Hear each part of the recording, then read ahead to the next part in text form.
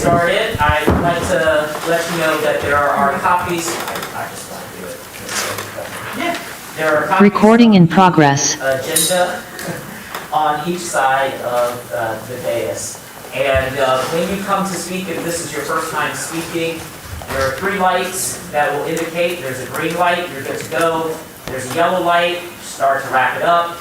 Red light, please stop and bring your comments to an end. We generally don't answer direct questions from comments because it's your public time. Though after the public comments section, we will provide an opportunity for commissioners to respond to anything that they heard that they'd like to address. Often, once you've made your comment, you may leave, so you may not actually hear a response to the comments that you have made during your public comments. So with that, Mr. Vice Chair, your microphone is off. turn it on. I'm going to call the meeting to order. Welcome to the Tuesday, May 6, 2025, regular meeting of the Ann Arbor Planning Commission. For detailed meeting information and procedures, please review the full printed meeting agenda provided. Manager Kelly, will you please call the roll? Noting that Chair Lee will be absent this evening, Commissioner Weish, Here. Commissioner Hammerschmidt, Commissioner Abrams, Here. Councilmember Dish, Here. Commissioner Mills, Here. Commissioner Weatherby, Here. Commissioner Adams, Here. Commissioner Norton. You have a quorum. Thank you. May I have a motion to approve the agenda? Moved by Commissioner Abrams, seconded by Councilmember Dish. All those in favor, please say aye. Aye. Any opposed? The motion carries. May I have a motion to approve the minutes of the April 29th, 2025 meeting? Moved by Commissioner Mills, seconded by Commissioner Weatherby. All those in favor? Is there any discussion of the minutes? Seeing none, all those in favor, please vote by saying aye. Aye. Any opposed? The motion carries. Next up are the reports to the Planning Commission and written communications. We'll start with Councilmember Dish.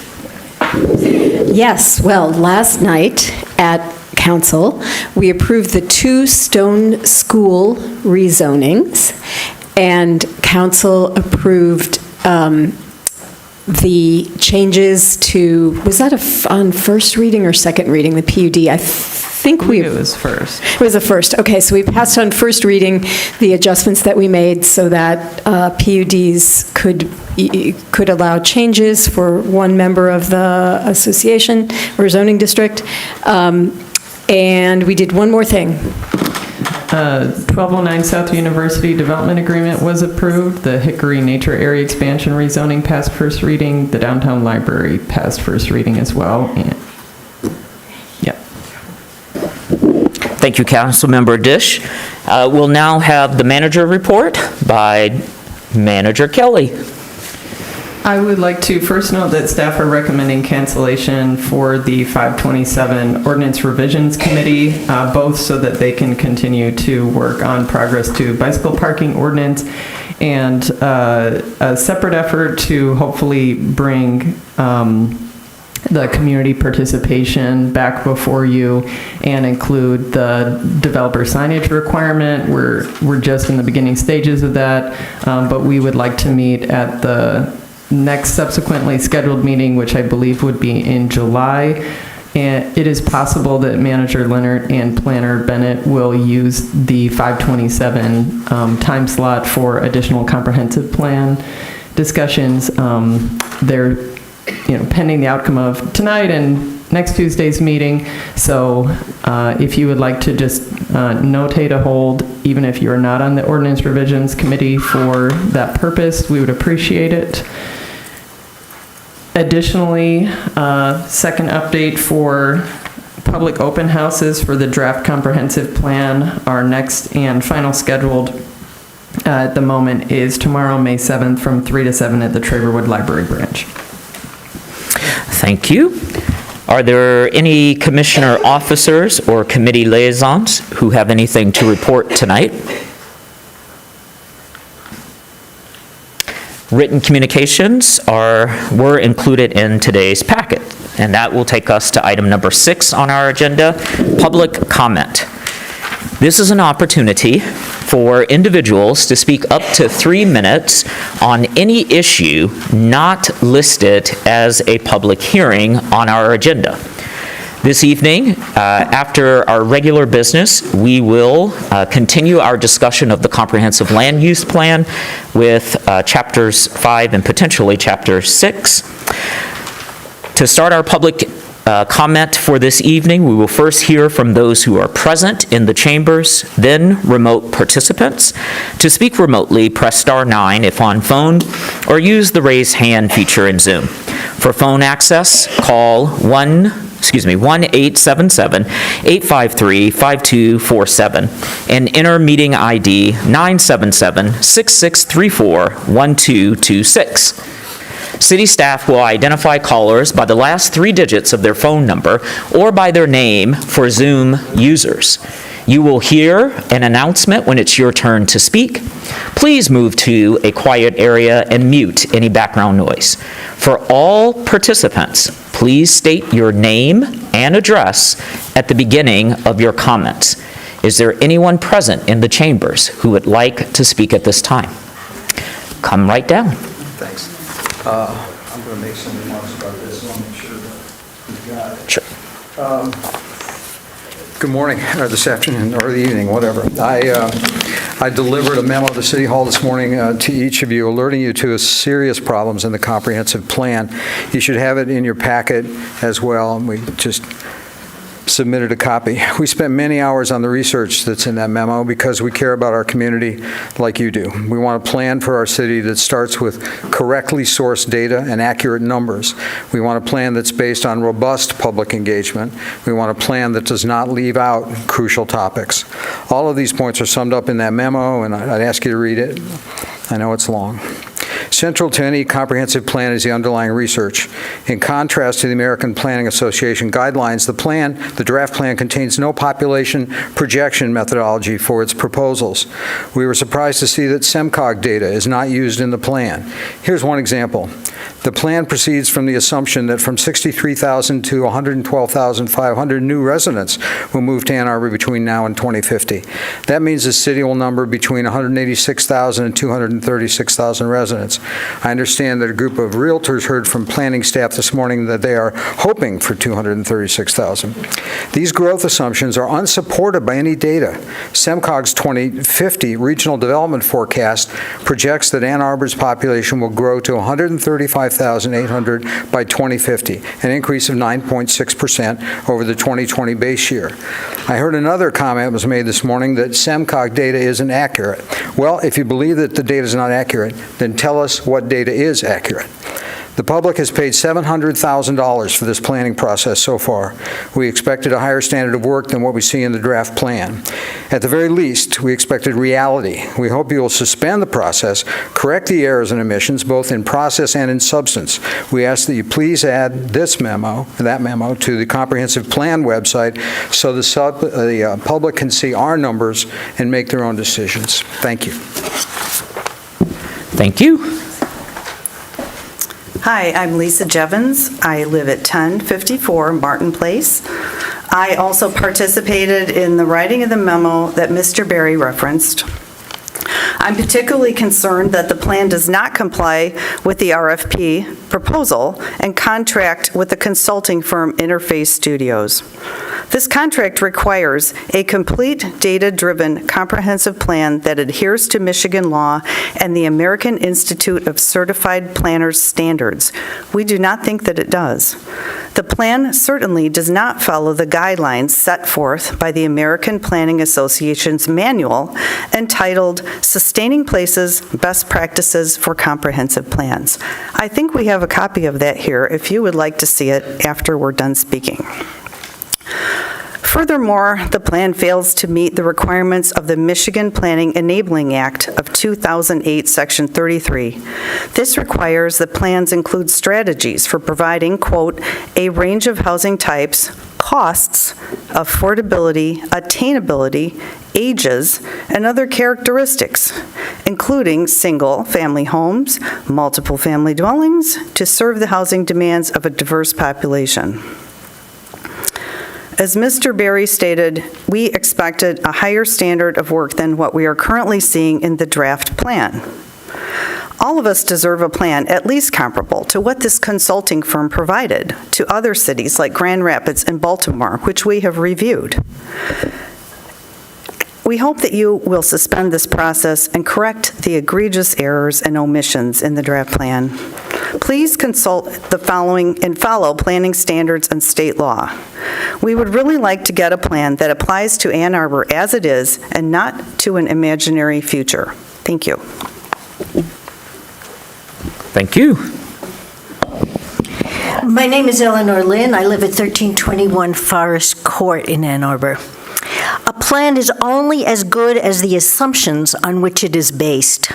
The proposed Ann Arbor Comprehensive Plan makes faulty assumptions about the future growth of Ann Arbor's population. It claims that our population will grow by some 60% in the next 30 years.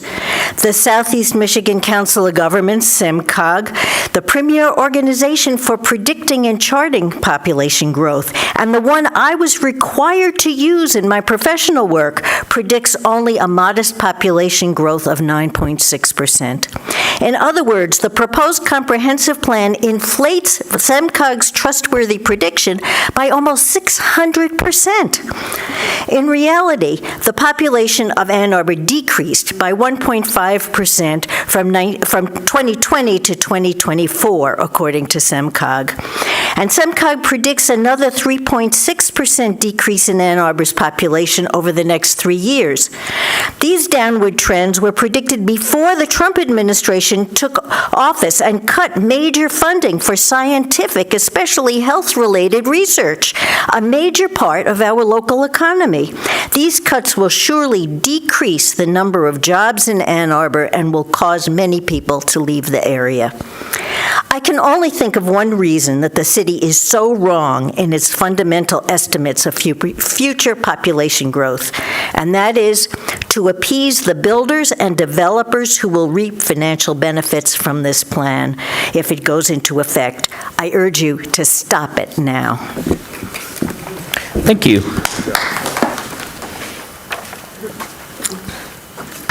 Good evening, Commissioners. My name is Irma Mayer. I live at 2809 Brockman Boulevard in the 3rd Ward. I'd like to follow on the other comments that you've heard about the memo that you received tonight and talk to you about employment, the employment projections that are in the plan. This draft plan presents a jobs growth picture that is not based on evidence and fact. The plan claims that employment in the city will increase by 30,000 to 50,000 jobs by 2050 rather. We ask that the plan be paused because this claim is not supported by the facts. The plan offers no evidence for this kind of rapid job growth, nor does it include a workable strategy to create all these new jobs.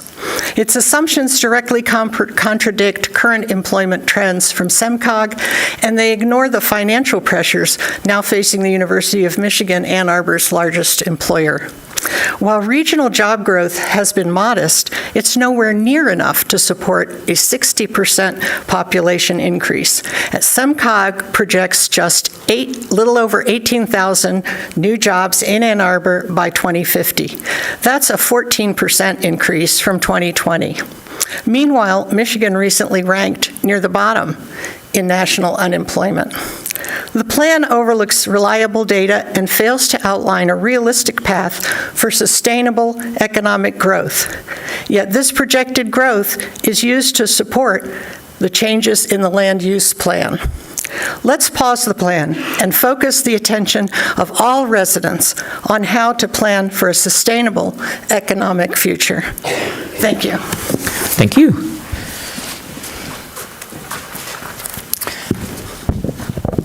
Good evening, Town Stolberg. I live at 1202 Traver Street in the heart of Lower Town. You know me as a realtor, a developer, a landlord, and as a staunch advocate for affordable housing and for attainable housing. As you've heard, this plan estimates that the city will need between 30,000 and 45,000 housing units by 2050. But this is wholly at variance with SIMCOG's data. Based a more realistic projection, that the city will add about 4,700 households by 2050, according to SIMCOG. The plan offers no methodology for reaching these inflated housing needs assessments. It also fails to mention or account for housing planned to be built by the University of Michigan in its campus plan of 2050. I wrote you briefly this evening about that. It's in your packet. Last week's edit at this body's meeting seemed dismissive of U of M's 2050 plan, yet that plan shows the university's intent to build a significant amount of housing on property that it already owns, for students and for its workers. The university added about 12,000 new students in about 15 years, which really skewed our private housing market. There's no doubt about that. The U's playing catch up now. It would have been better if they'd done it earlier, but they have plans now. We have to take their plans into account in the comprehensive land use plan if they're planning on building a lot of housing that will help to rectify the problem that they created and building it on their land. I know that isn't part of our maps, but we have to take it into account in our plan because that's a significant amount of housing, and that's what has skewed our market so dramatically. The population of Ann Arbor outside of the student population is actually declining. The proposed comprehensive land use plan will not result in attainably priced housing. It simply will not. It's going to add more expensive housing. There's been theories about how that might trickle down. It's not going to work. The people who need attainably priced housing will be driven into the townships. The developers know that. The very same developers that are building within our city boundaries at the edges are building in the townships. They call it the greater Ann Arbor area. It goes to Grass Lake. It goes to Hamburg. It's considered a reasonable commuting distance within a half hour of Ann Arbor. That's where our attainable priced housing will be for our community if we don't work into the comprehensive plan something that will address direct measures to achieve attainably priced housing, both for rent and for ownership.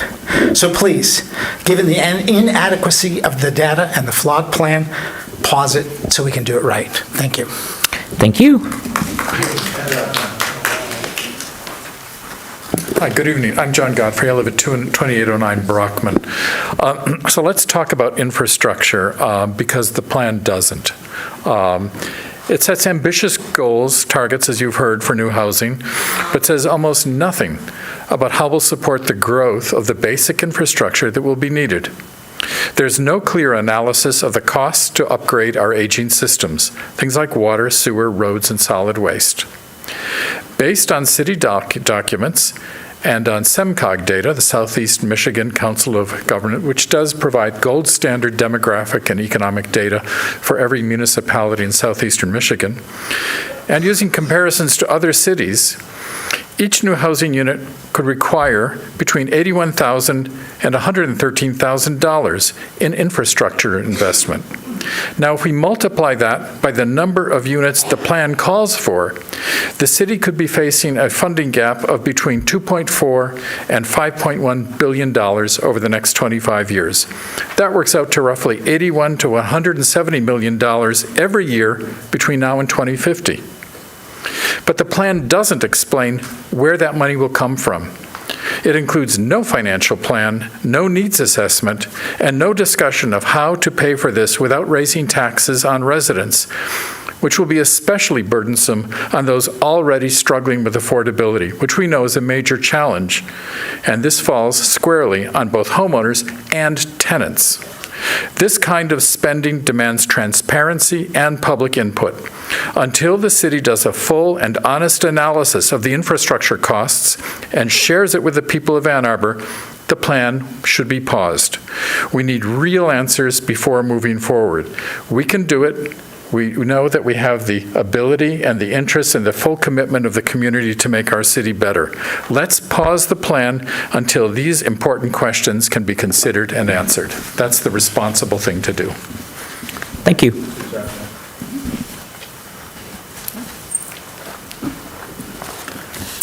Hello, my name is Ann Arbor. I live at 1915 Austin Avenue in Ward 3. I am adding comments to the memo that you were given. The plan calls for more housing but lacks solid data or analysis to support how it will address affordability. The plan does not define what affordable means or explains how it will help moderate income people, especially young renters and first-time buyers. Instead, it pushes for broad housing expansion with no evidence that more market rate units will lower prices. This approach risks inviting speculative development that could displace existing residents in vulnerable neighborhoods. The plan leans too heavily on a basic supply and demand theory, ignoring factors like developer control over pricing, income inequality, and speculative investment.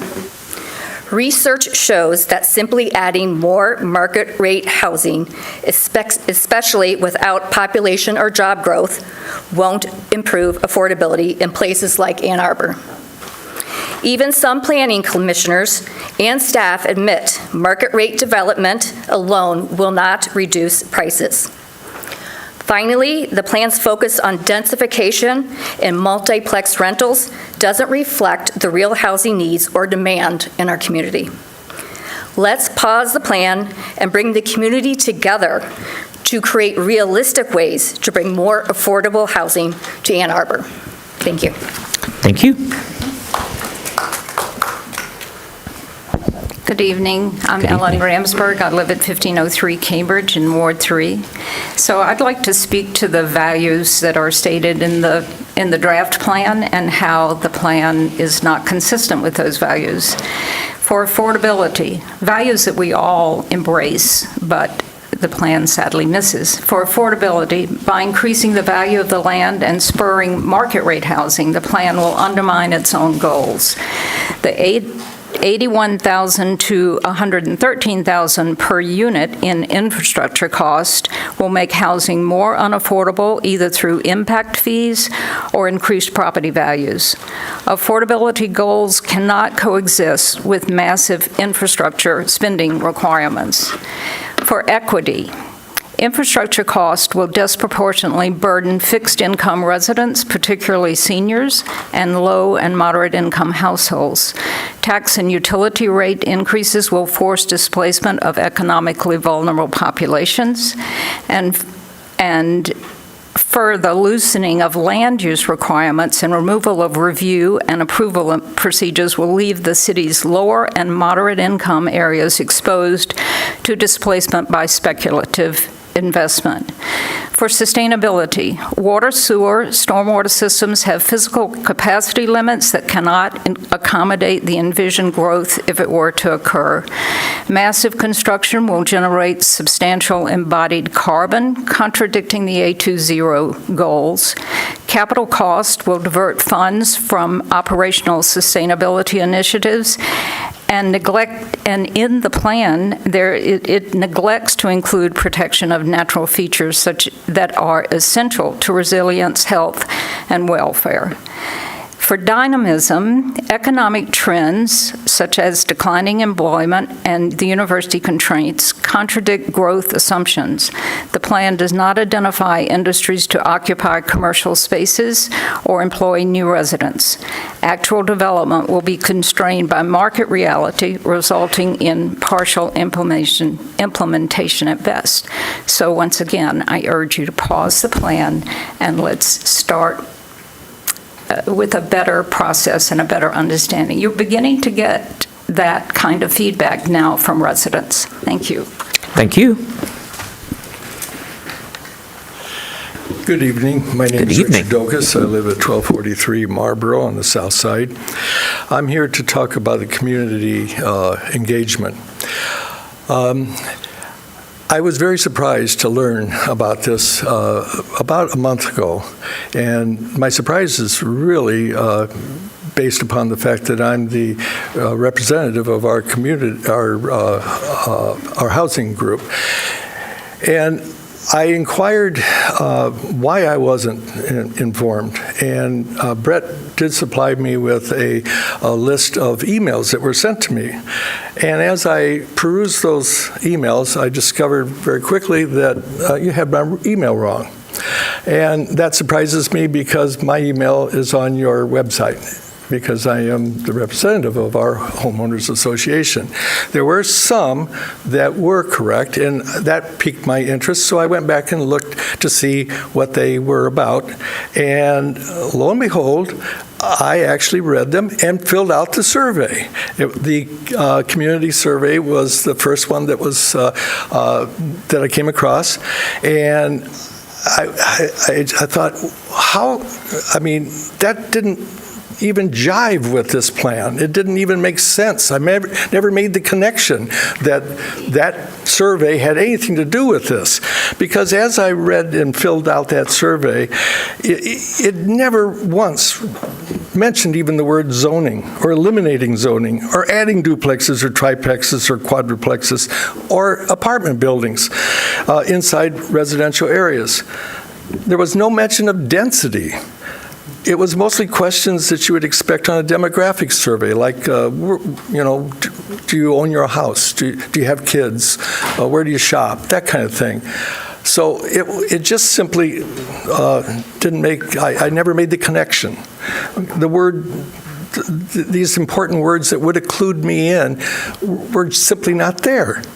Okay, so, and as I read on and looked further into my emails, I came across the meeting in the box. And I was actually one of the 200 people that read that and filled it out. And again, in that meeting in the box, there's no mention of apartments in neighborhoods, no rezoning mention at all. That would have, trust me, had perked my interest. Well, there was some mention of duplexes and triplexes and quadplexes, and I remember it being at the very bottom of one of the pages, and there were some diagrams, but there was no reference that these were going to replace existing single-family homes. I think that what we need to do is pause the plan and do it right. Send out emails or send out postcards. Thank you. Good evening. My name is Nancy Villa-Bright. I live at 1222 Woodlawn Avenue in Ann Arbor. I'd like to respond to the claim that community engagement on the plan has been substantial. In reality, most residents don't even know it exists. I only learned about it recently myself, quite inadvertently, in talking to a neighbor, casually. The city has done very little to inform the public. The Michigan Planning Enabling Act mandates public notice, hearings, and opportunities for community input into the master planning process. The city failed to take the minimal measure of mailing notices to all residents to inform them and seek their engagement in the planning process. There were no serious efforts to engage residents directly. Most people are unaware of the process and what it could mean for Ann Arbor's future. We know this from talking to our neighbors once we found out about this process. In 2024, consultants ran an unscientific survey that was not scientifically valid. It had no random sampling and allowed repeat responses that included non-residents and was vulnerable to bots. Only about 2% of Ann Arbor residents responded. Public meetings and open houses were poorly attended and used informal tools like dot maps, which don't provide meaningful or measurable feedback. Overall, genuine and meaningful inclusivity of the public was not a priority. There was no effort to meet people where they live, no outreach in neighborhoods to understand residents' priorities, concerns, and visions for the future of our town. No outreach to learn what residents considered to be challenges and priorities for residents in planning for the years ahead. We need to pause the plan in order to include more robust and inclusive engagement with residents and to learn from the residents about the issues facing the variety of areas across Ann Arbor. Thank you. Thank you. Hello, my name is Sam Homan. I live at 1451 Kohler. I want to take a minute to talk about the business flex district as it's presented in the plan currently. Basically, what you're doing is you're creating this industrial zone that also allows residential, which is a very bizarre zoning category. And I would really advise against creating a residential and industrial zoning. What that will do functionally is push all industrial uses outside of the city, at least outside of the freeway belt. And it would also allow residential uses in Research Park, which is not an appropriate part of the city for residential. And really, we want diverse uses of land within the city.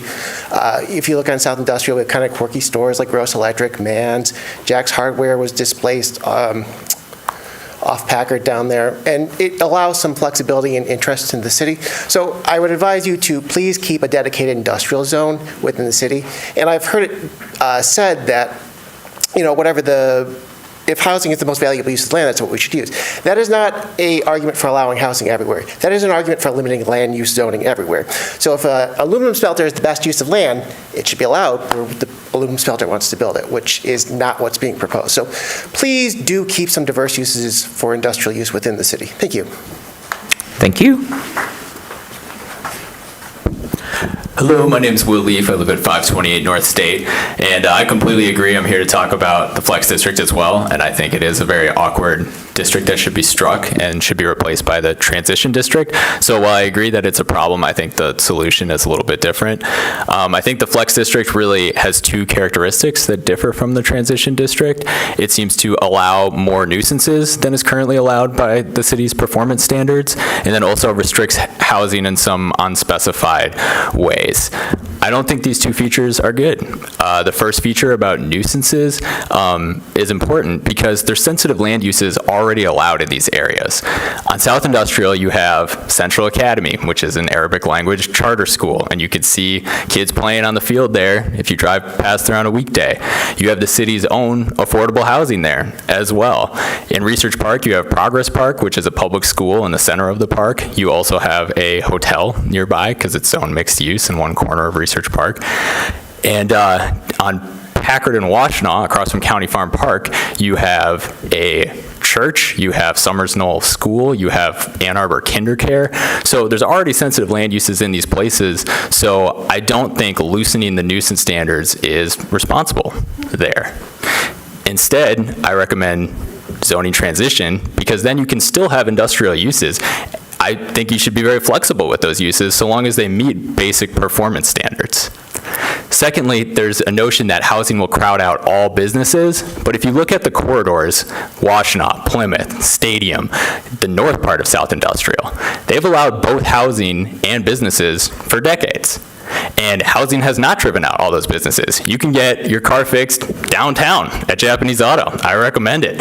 And there's a Firestone right at here on in Division. So even where there's been maximum residential pressure, not all these businesses have been driven out. In fact, there's been very little housing development in the other commercial corridors. So I think you have a clear choice between mixed-use development with performance standards or this kind of awkward, maybe residential, but also we're going to weaken the nuisance standards with flex, which doesn't really make sense. I think the latter could create problems and would also encourage the university to continue to buy up more land and take it off the tax rolls. So I think for economic diversity, for housing, and for I think safety, I recommend transition. Thank you. Thank you. Hi, I'm Mary Jane Warden. I live at 2127 Wallingford Road. I live in the Ward 3. And I just wanted to talk about the importance of neighborhoods. When I moved back to Ann Arbor, I chose to live downtown. I wanted to be in a busy, vibrant, crowded area. But with time, my life changed, and I wanted to have a more space, and I wanted a quieter neighborhood in which to raise my family. So I moved. So I bought a house downtown, and then or a condo, and then I bought a home in the neighborhood I live in now. I think a lot of people buy homes that fit their needs. And when I bought in a neighborhood that I saw and liked. And now the plan says we can change your neighborhood. without me having a true choice in it, per se.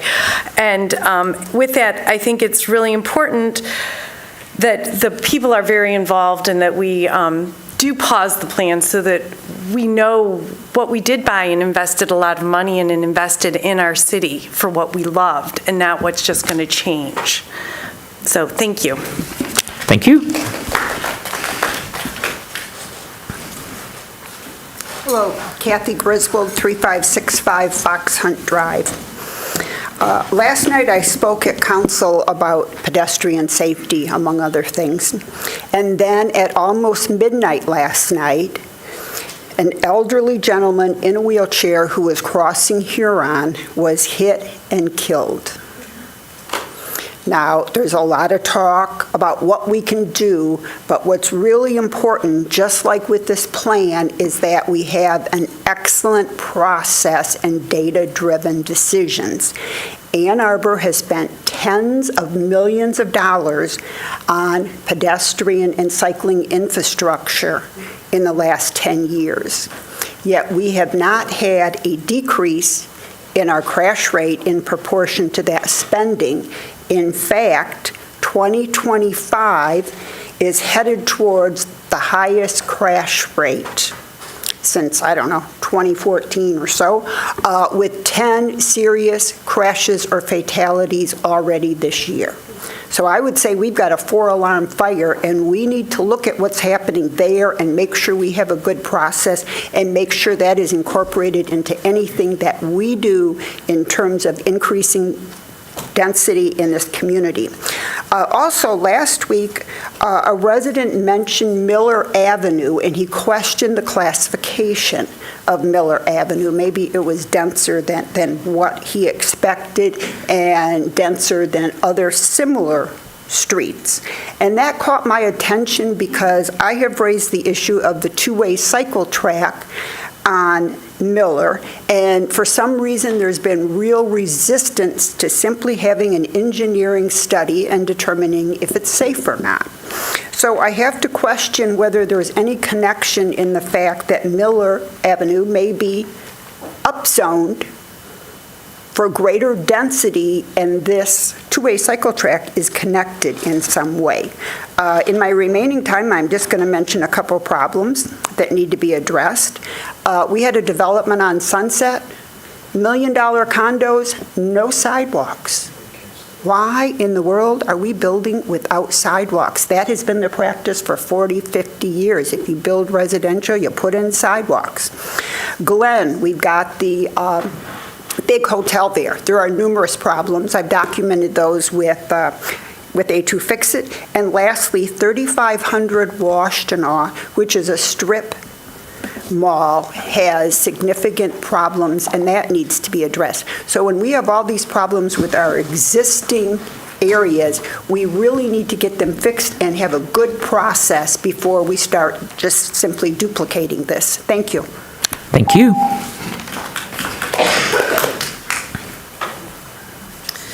Hello, Planning Commission. I was also here last night talking about safety for Stadium, and one of the comments that I made is that I'm glad that I'm young and able to run across 5-lane roads quickly. I didn't think that just a few hours later, an older gentleman in a wheelchair would be crossing Huron and killed. I've been out of it today thinking about that.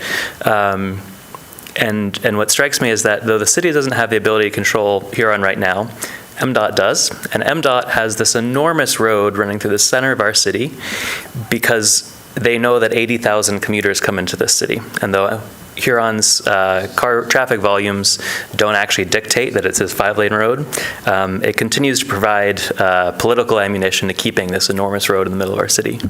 I think that we need to find housing so that some of those 80,000 commuters who would like to live in the city, and we know they would like to live in the city, can do so. I've talked to you before about the low-rise district. Council has already forced the commission's hand and capped the low-rise district at 35 feet or 3 stories.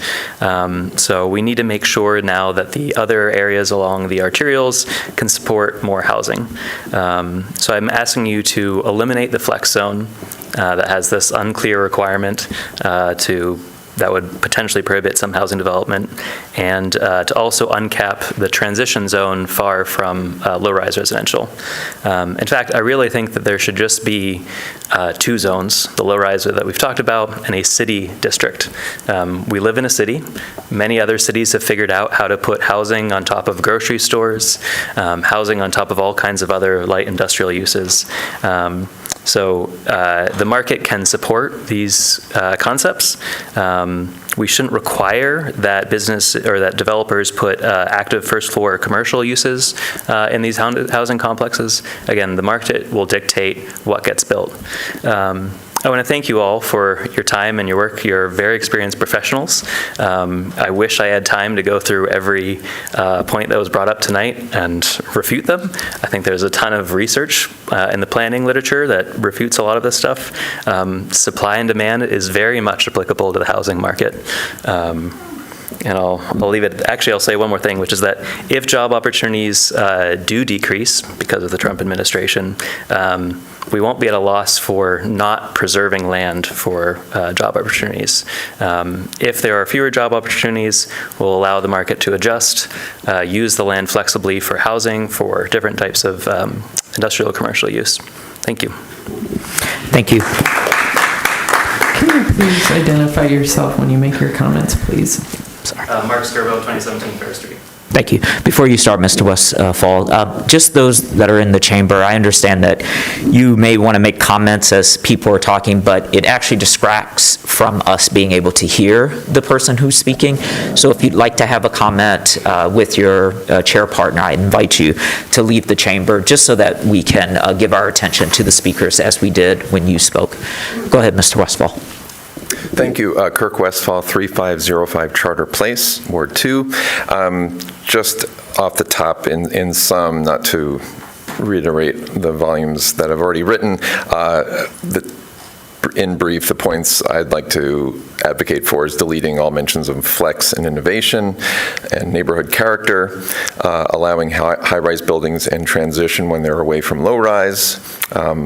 This is the best way to stop forcing students from living in places they don't want to live, or it seems like other people don't want them to live, and also allowing all non-R1 and R2 parcels to be in transition, or else they will likely end up being downzoned. I provided a map that a U of M student created a while ago. I would just advocate for looking to that map as an objective, sort of defensible starting point for transition. And as I mentioned in my last remarks, I could find at least 3 communities in my neighborhood that are currently slated for low-rise that have building forms that would never be acceptable in low-rise. So I'd encourage you to look at that map for your own neighborhood. There are also small areas that were recently zoned TC1, like Trader Joe's and Baskin Robbins, that are for some reason now transition instead of hub, or anyway, there are issues with the map. And on the point of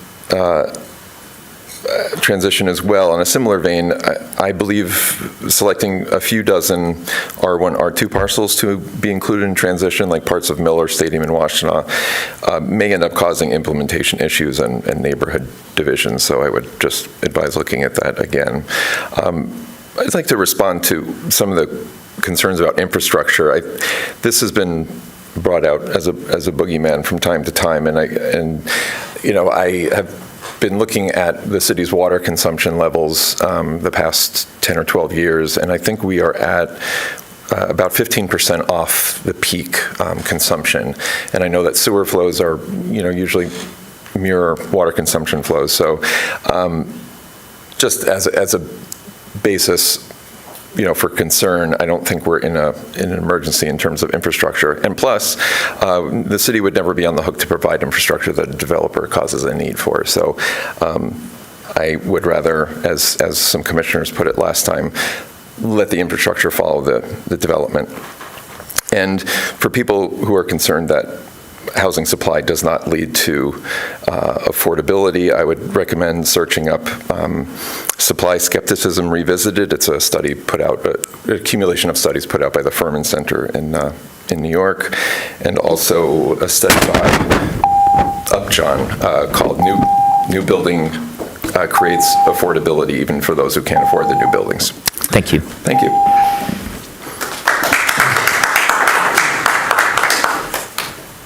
Hello. Hello. Jamie Hodges. I'm at 1225 Kensington Drive, and I have quite a few concerns, but most of all, I believe that we should step back, see how the transit corridors work. I'm seeing that we are already giving into developers who are insisting we build parking structures for it, and we are doing it. How about when they want to put extra gas lines in or geothermal, and we want to build so much that we give into things like that? And I think that's where we really have to be careful. And a lot of these new projects are new builds, and what restrictions are going to be on those new builds to take us to 820, our goals. I think our infrastructure, parking, cleaning the roads. Can you imagine if an apartment is in my neighborhood and they go to try and clean the roads twice a year? It will never happen. I mean, certain things are not going to work. We will work through them, but we also need to think about them also. My particular property is it backs up to, it's not a zone, it's light manufacturing on industrial. I butt right against Hutzel Heating. I cannot get a commitment that my property might not be changed to light manufacturing. What am I going to do? What do I do? Just kind of sit here and go, oh, maybe I'll be lucky. How would I sell my property? Our neighborhood has been through a lot, and this is just one more thing that we're having to deal with, and I'm very nervous. I think we should send out information. More information is better. Have a community plan or get together. We come up with some other ideas. That's all I'm asking. Let's just hold off. Please, I don't want to be part of the manufacturing zone in my house. Thank you. Thank you.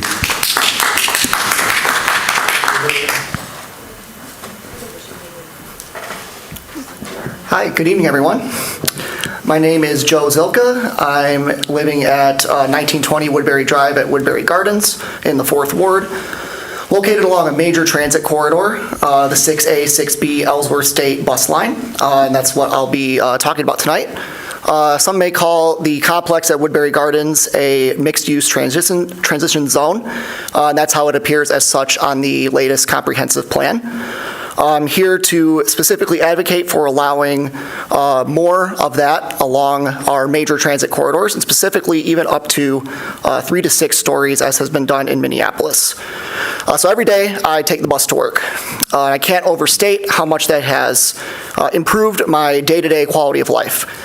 I still do own a car, but I rarely use it anymore. I saved thousands of dollars, money that doesn't go towards gas, insurance, tires, oil changes. And spending that money now, back into the local economy, at small businesses, at local restaurants, at local events, and not spending it on parking either, or sitting in traffic worrying about my next oil change or my next fill-up. Beyond that, I've experienced real mental health benefits. There's less stress, more time to think, maybe read, chill out, whatever. This lifestyle really works, and Ann Arbor is one of the few cities in Michigan where I'm able to live this way. And I'm not alone. Every day at my stop at Woodbury, there are dozens of my neighbors that join me on the bus to get to work, school, events, and more. As everyone here is probably aware, we passed a large bus millage in 2022, and we're now seeing the positive results move in. Routes like mine on Industrial, Washtenaw, Plymouth, State, Jackson, and more are already offering frequent and reliable bus service. And developments such as Packard Row next to Fraser's Pub are already showing us what this type of development can look like. Housing that's walkable, transit-oriented, fits into the neighborhood fabric, but still allows for a car if you want it. If we expand this type of housing along our high-frequency transit corridors, we make Ann Arbor more accessible, not just for those who can afford to live downtown, but for teachers, police officers, firefighters, hospital workers, grad students, restaurant staff, retail employees, people who make this city run. They'll have the freedom to live further away from downtown like I do, pay less in rent as a result like I do, and still get to work, campus, events, jobs, and economic opportunity more quickly and affordably. This is about people. This is about economic mobility, environmental sustainability, and mental well-being. I'm living proof that when a city supports transit-oriented living, people thrive. Thank you. Thank you.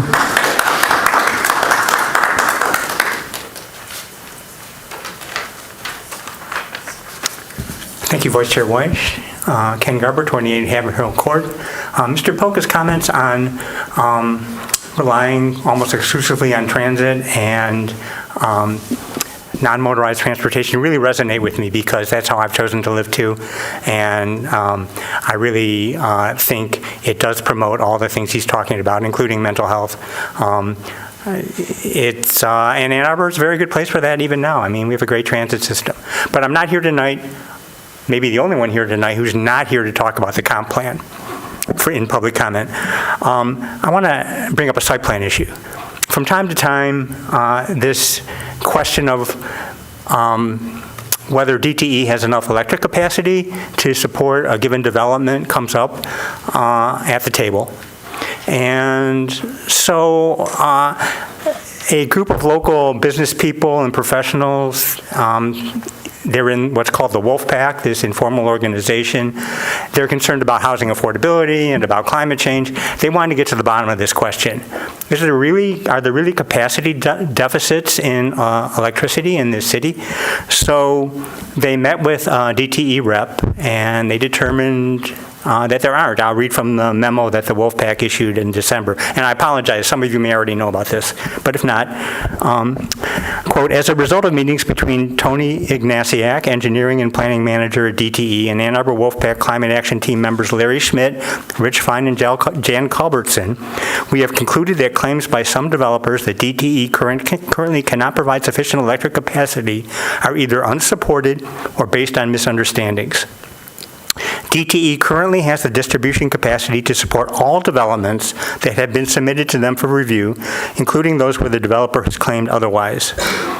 Also, based on their modeling of future electricity demand, they expect to be able to support future all-electric construction in Washtenaw County. And the memo goes on to make some other recommendations. So based on this,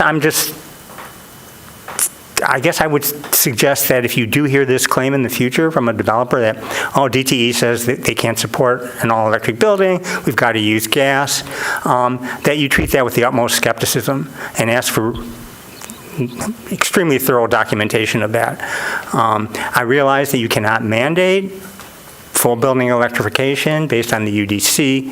However, I think that this particular loophole, I think, can be ruled out, at least for the time being. So again, I apologize if you already knew this, just wanted to bring it to your attention, and I'll let you get back to the business of discussing the comp plan. Thank you. Thank you, Mr. Garber.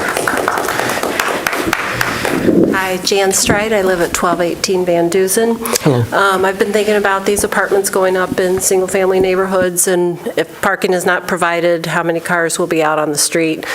Ideally, people would be working downtown, maybe taking mass transit, but you can't guarantee that. So maybe a car for every adult that's in the house. And I started thinking about, when I drive around Ann Arbor, it's crowded enough already. So have traffic studies been done about bringing in this many more people into our city, how that's going to affect our roads? And especially mentioning bike lanes and how that narrows the traffic and potentially makes it worse. The other thing is, since this is such a dramatic change for people that live in single-family neighborhoods, have we thought about bringing this to a vote at some point so that everybody becomes aware of the issue and has a voice? Thank you. Thank you.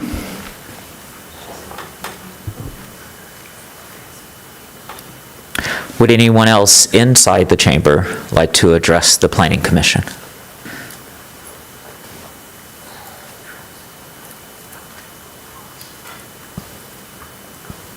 Seeing none, Manager Kelly, do we have participants on Zoom who have indicated they'd like to address the Planning Commission? We do. There are currently 5 hands raised. The first caller is Anthony DeVee. You have permission to address the Planning Commission for 3 minutes. Hi, thank you. My name is Anthony DeVee. I live at 2434 Laurelwood Circle, Ward 3. I work as a library technician for the Ann Arbor District Library, and I'm again speaking in support of the Ann Arbor Community Land Trust. I was fortunate enough to reserve a house, small house, on 1369 Jewett Ave for $225,000 as a result of a lottery through the Ann Arbor Community Land Trust. But before they can break ground on these new smaller homes, they need the city's approval to build 2 small homes like mine on this deep lot on Jewett and on others that they own throughout the community. They also need their housing TIF request approved so they can obtain additional funds to build these homes at affordable prices. This could take over 2 years to happen, I recently learned. I'm just asking that you please consider expediting the approval process for their efforts. I worry that families and individuals that are ready for these homes at these prices today won't be able to in 2 years due to tariffs possibly increasing the cost of new home construction.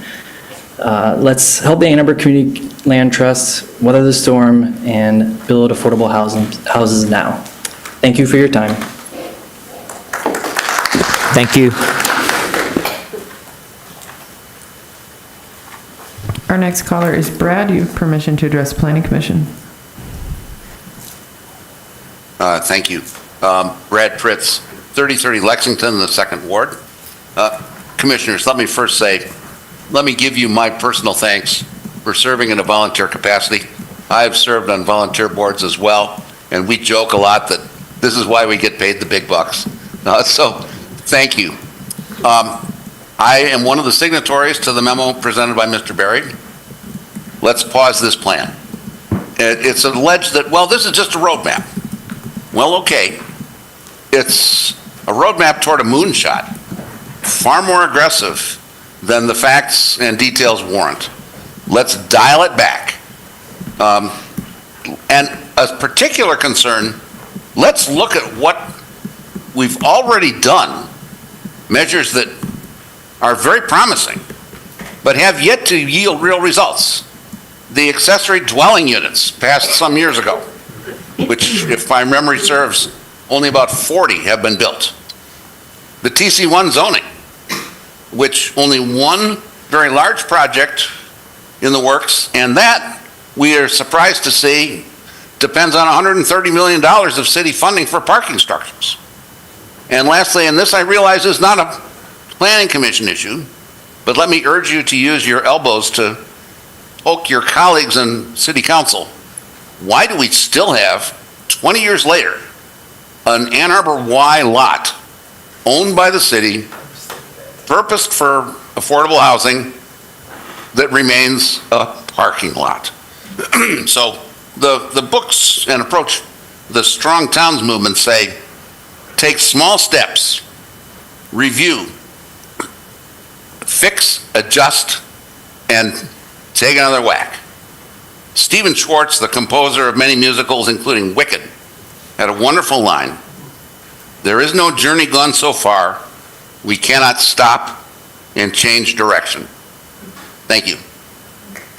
Thank you.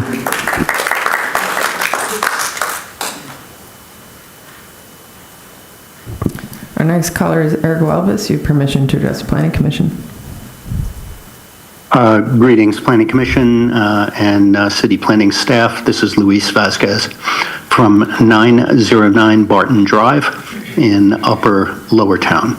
I'm calling tonight to urge you not to delay this process, not to stop this process, not to pause this process.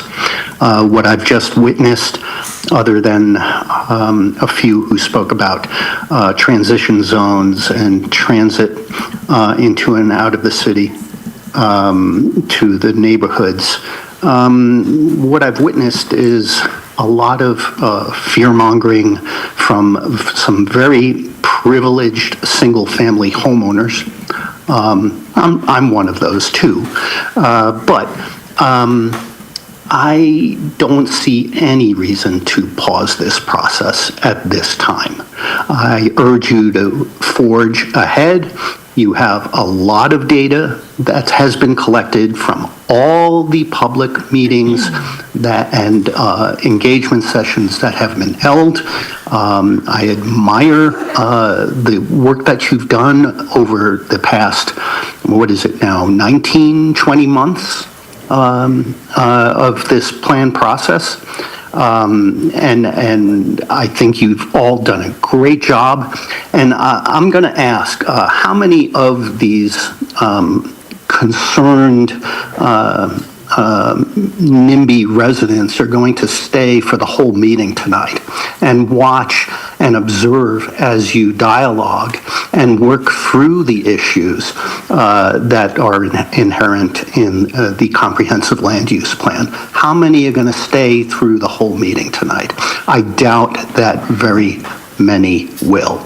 Thank you for your time and have a great night. Thank you. Alex Lowe, you have 3 minutes to address the Planning Commission.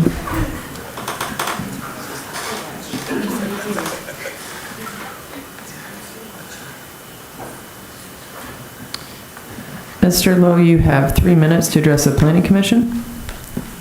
Hi, this is Alex Lowe from 2532 Pittsfield Boulevard in Pittsfield Village, Ward 3.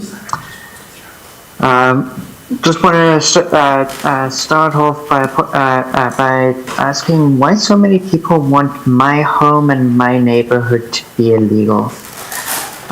We've had a lot of public comments here saying how it's just impossible to build neighborhoods like the one in which I'm living and homes like the one in which I'm living, saying that street parking for us would be impossible, never mind the fact that my car is currently parked on the street outside my house. It seems to be very backwards to me. And people are then worrying about their neighborhoods changing while other people are literally living on the street because they cannot find homes that fit their needs, because we have this massive housing crisis. Our comprehensive plan is at least 5 years overdue. I think that slowing down even further is a huge mistake. There have already been mistakes in this comprehensive plan. Please, let's not compound them. Thank you. Thank you. 2 more callers. Phone number ending in 326. You have permission to address Planning Commission.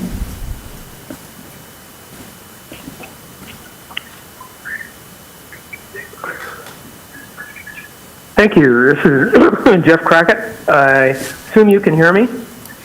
We can. Okay, thank you. I live at 506 East Kingsley. Increasing density is a central goal of the comprehensive plan. Yet, there are virtually no density data provided in the plan to establish a baseline. According to the World Population Review, and you can check out their website, and I quote, Ann Arbor has a 2025 population of 116,561. It is also the county seat of Washtenaw County. Ann Arbor is currently declining at a rate of 1.2% annually, and its population has decreased by 5.7% since the most recent census. which recorded a population of 123,611 in 2020. With an area of 28.33 miles, the density is currently 4,114 residents per square mile. The data should be included in this plan, and it is not. More problematic. The plan calls for removing single-family zoning without any data to indicate the comparative density in neighborhoods across the city. Differences in density across the city should be considered in determining whether or not citywide upzoning is warranted. Interestingly, the DDA once provided population data on the downtown in its State of the Downtown reports, but the last annual report was in 2019. Why would these reports stop? According to Maura Thompson, the DDA director, the DDA currently lacks capacity to produce the reports. To me, that translates to producing a report as a low council priority. With the current focus on densification, it would seem that the DDA's State of the Downtown reports merit a much higher priority. These reports provided important information that could have been used in the comprehensive plan, but weren't. To see these reports, go to the DDA website. Unfortunately, I was unable to find out how many current residents live downtown or what the downtown density currently is. With these large developments being planned for the area near the public library, there are potentially more than 2,000 new residents downtown. How will that impact, just a second, how will that impact density downtown? Voters should be told prior to the August Prop A and B vote. Do other city departments have this information? It would be useful to find out. Adding 2,000 new residents without adding park space seems like a very bad idea, and counter to the 2023-2027 PROS plan. The absence of density data in the comprehensive plan should give you all pause. Please include density data and goals before finalizing the comprehensive plan. Thanks for your consideration. Thank you.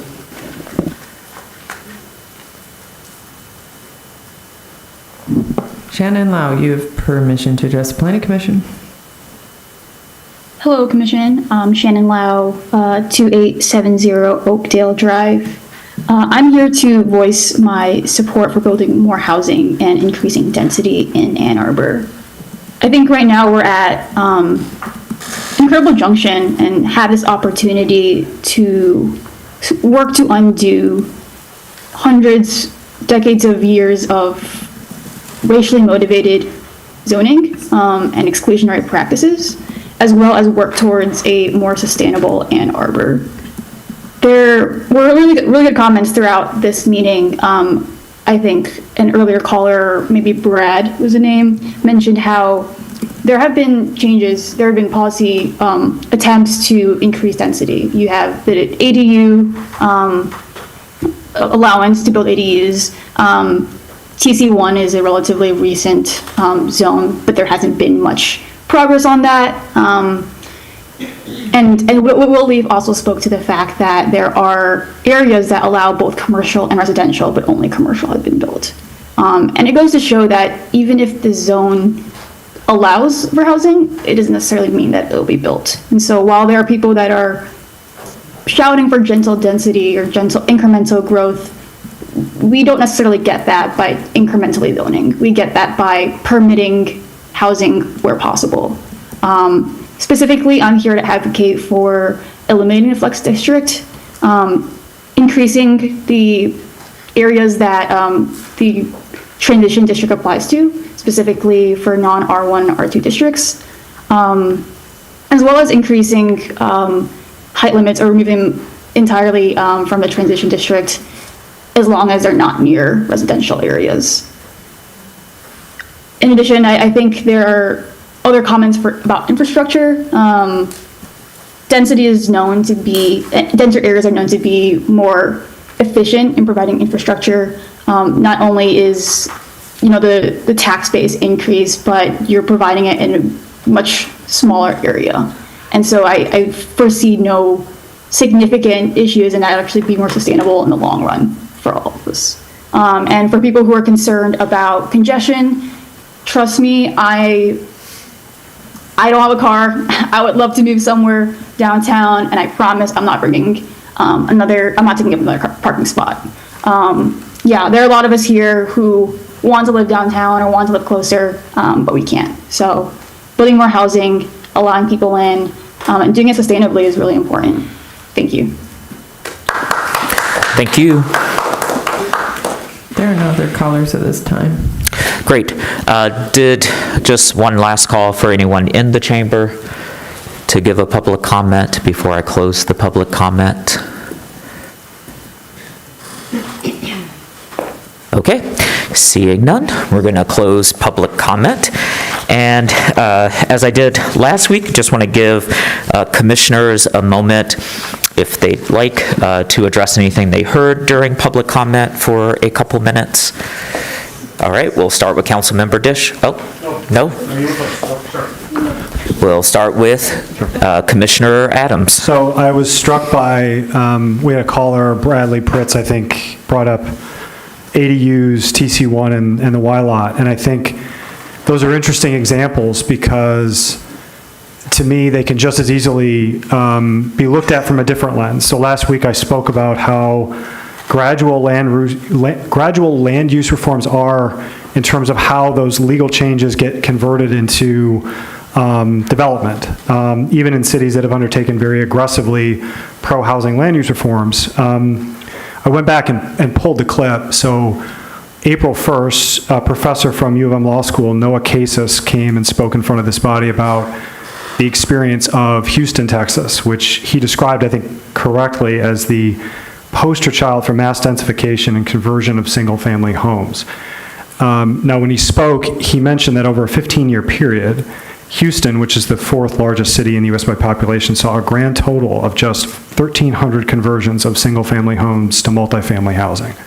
I would encourage folks who are concerned about the changes to single-family zoning to go back and watch Professor Casas's remarks, but also to look at the examples that Mr. Pritz just provided, because there were once very similar concerns articulated about the impacts of these reforms as well.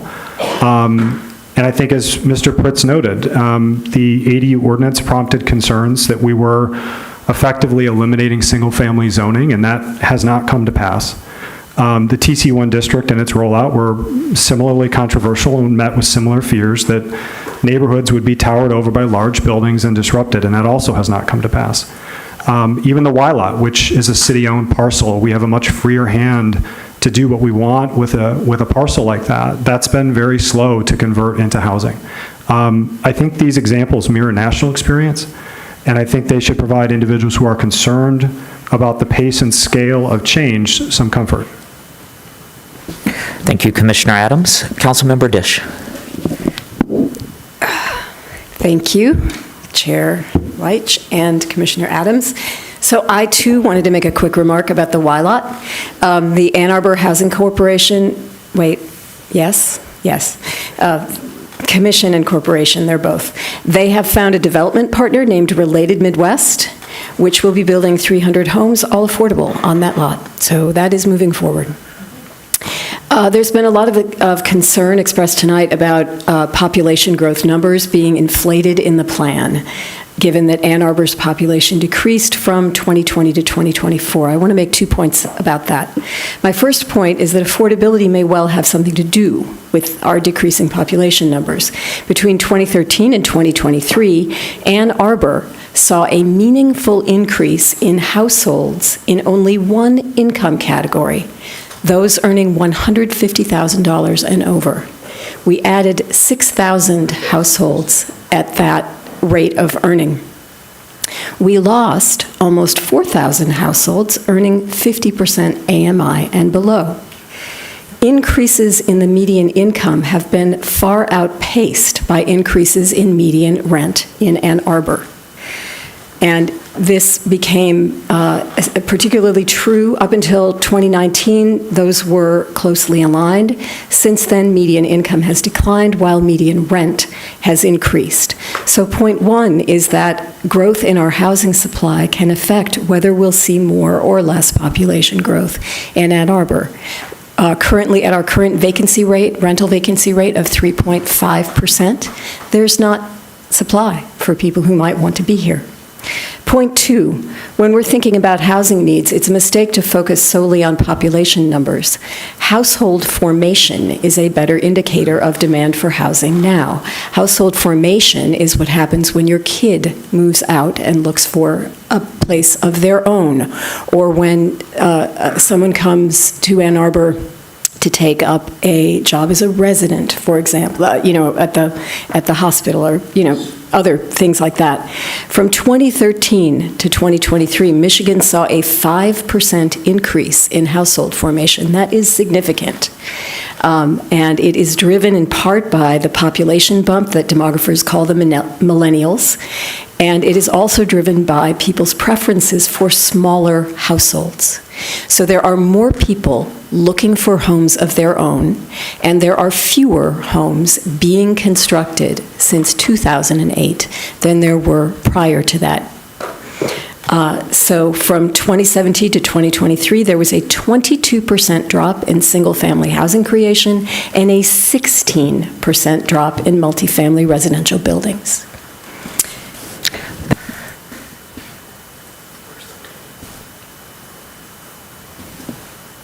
Okay, Commissioner Mills. I just want to continue to thank people for participating in this process, for people who've come before and sharing your thoughts again with us. For people who this is the very first time, thank you for coming out and participating. Part of why we've been doing this and having many meetings over this and starting them earlier in the day for people is so that we can have public engagement and public comment about this. This is a first draft. And so I want to, again, thank you for coming out. Thank you, Commissioner Mills. Mr. Leonard, I just have a quick question from a commenter that I wanted to put on your radar, which was around, I think it was Kensington. It is currently zoned R1B, but it abuts M1. If the land use designations, which do not immediately translate into zoning designations, are to take effect in that space, how likely is it for that to become light industrial, the R1B that abuts M1? Unlikely. When we get inquiries often about transitional properties, what we do is communicate how the map is rendered at this time. We are very transparent and honest to say that it's a draft plan, and until the plan is adopted, things are possible, but that we are not recommending wide changes to those adjacent land uses. Thank you, sir. So that should answer the question that you posed in your comments. And then for the commission, the Berry memo came in.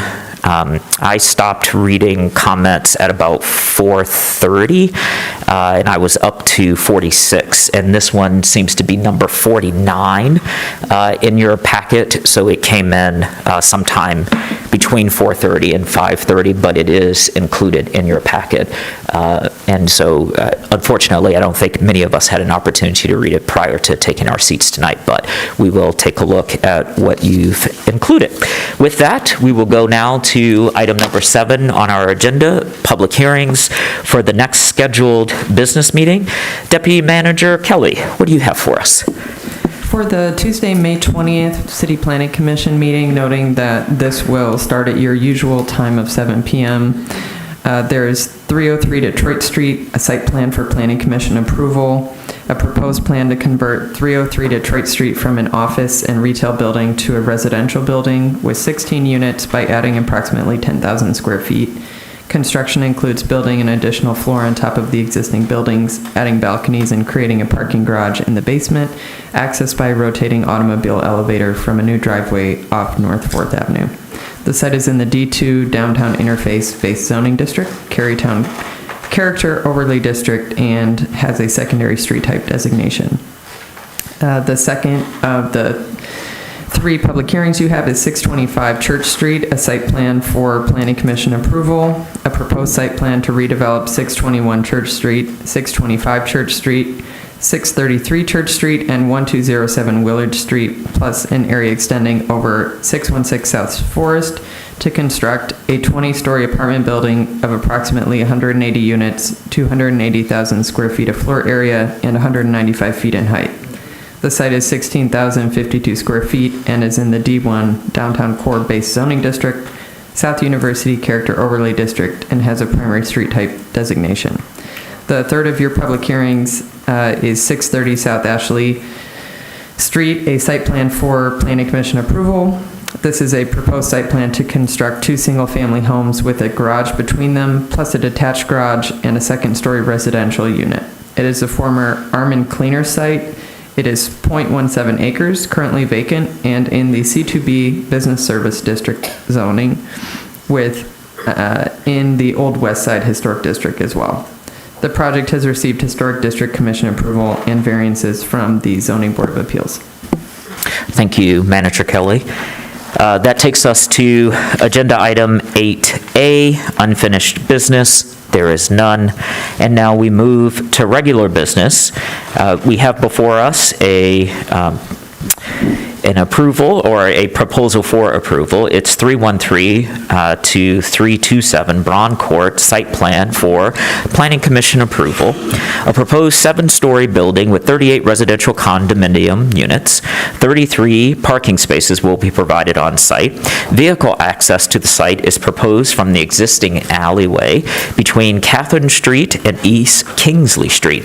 The development would require demolition and removal of the current structures. The project is pursuing a LEED Silver certification and is zoned D2 Downtown Interface. Staff recommendation for this is approval. So we're going to start with the petitioner's presentation, so you can come to the podium. You'll have 10 minutes to make that presentation. Then we will hear from staff, and then we'll have a public hearing, and then the commission will have its discussion. Welcome.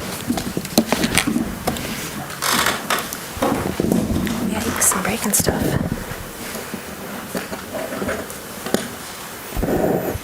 Good evening, everybody. I'm Candace Breyer with Midwestern Consulting. I am here tonight with Lorcan O'Herlihy from Lorcan O'Herlihy Architects, as well as some representatives from WRE Braun LLC, the ownership group for this property. And I'm happy to talk about Braun Court.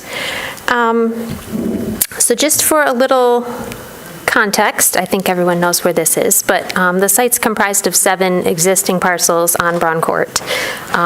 It's along the west side of North 4th, immediately west of the Farmers Market. Dunbar Tower is currently under construction immediately south of this site.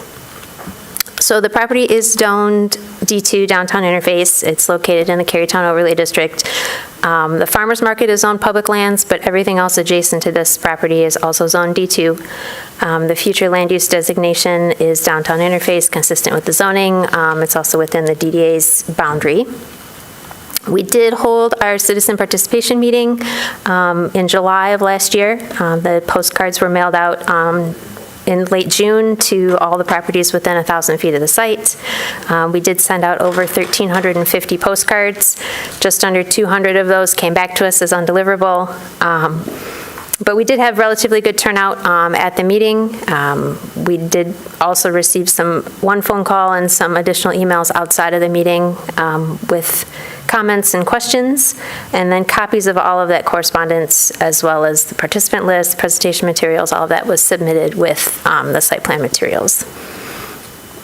So as far as existing conditions go, the site is comprised of 7 parcels, as I mentioned, which together are just under 4/10 of an acre.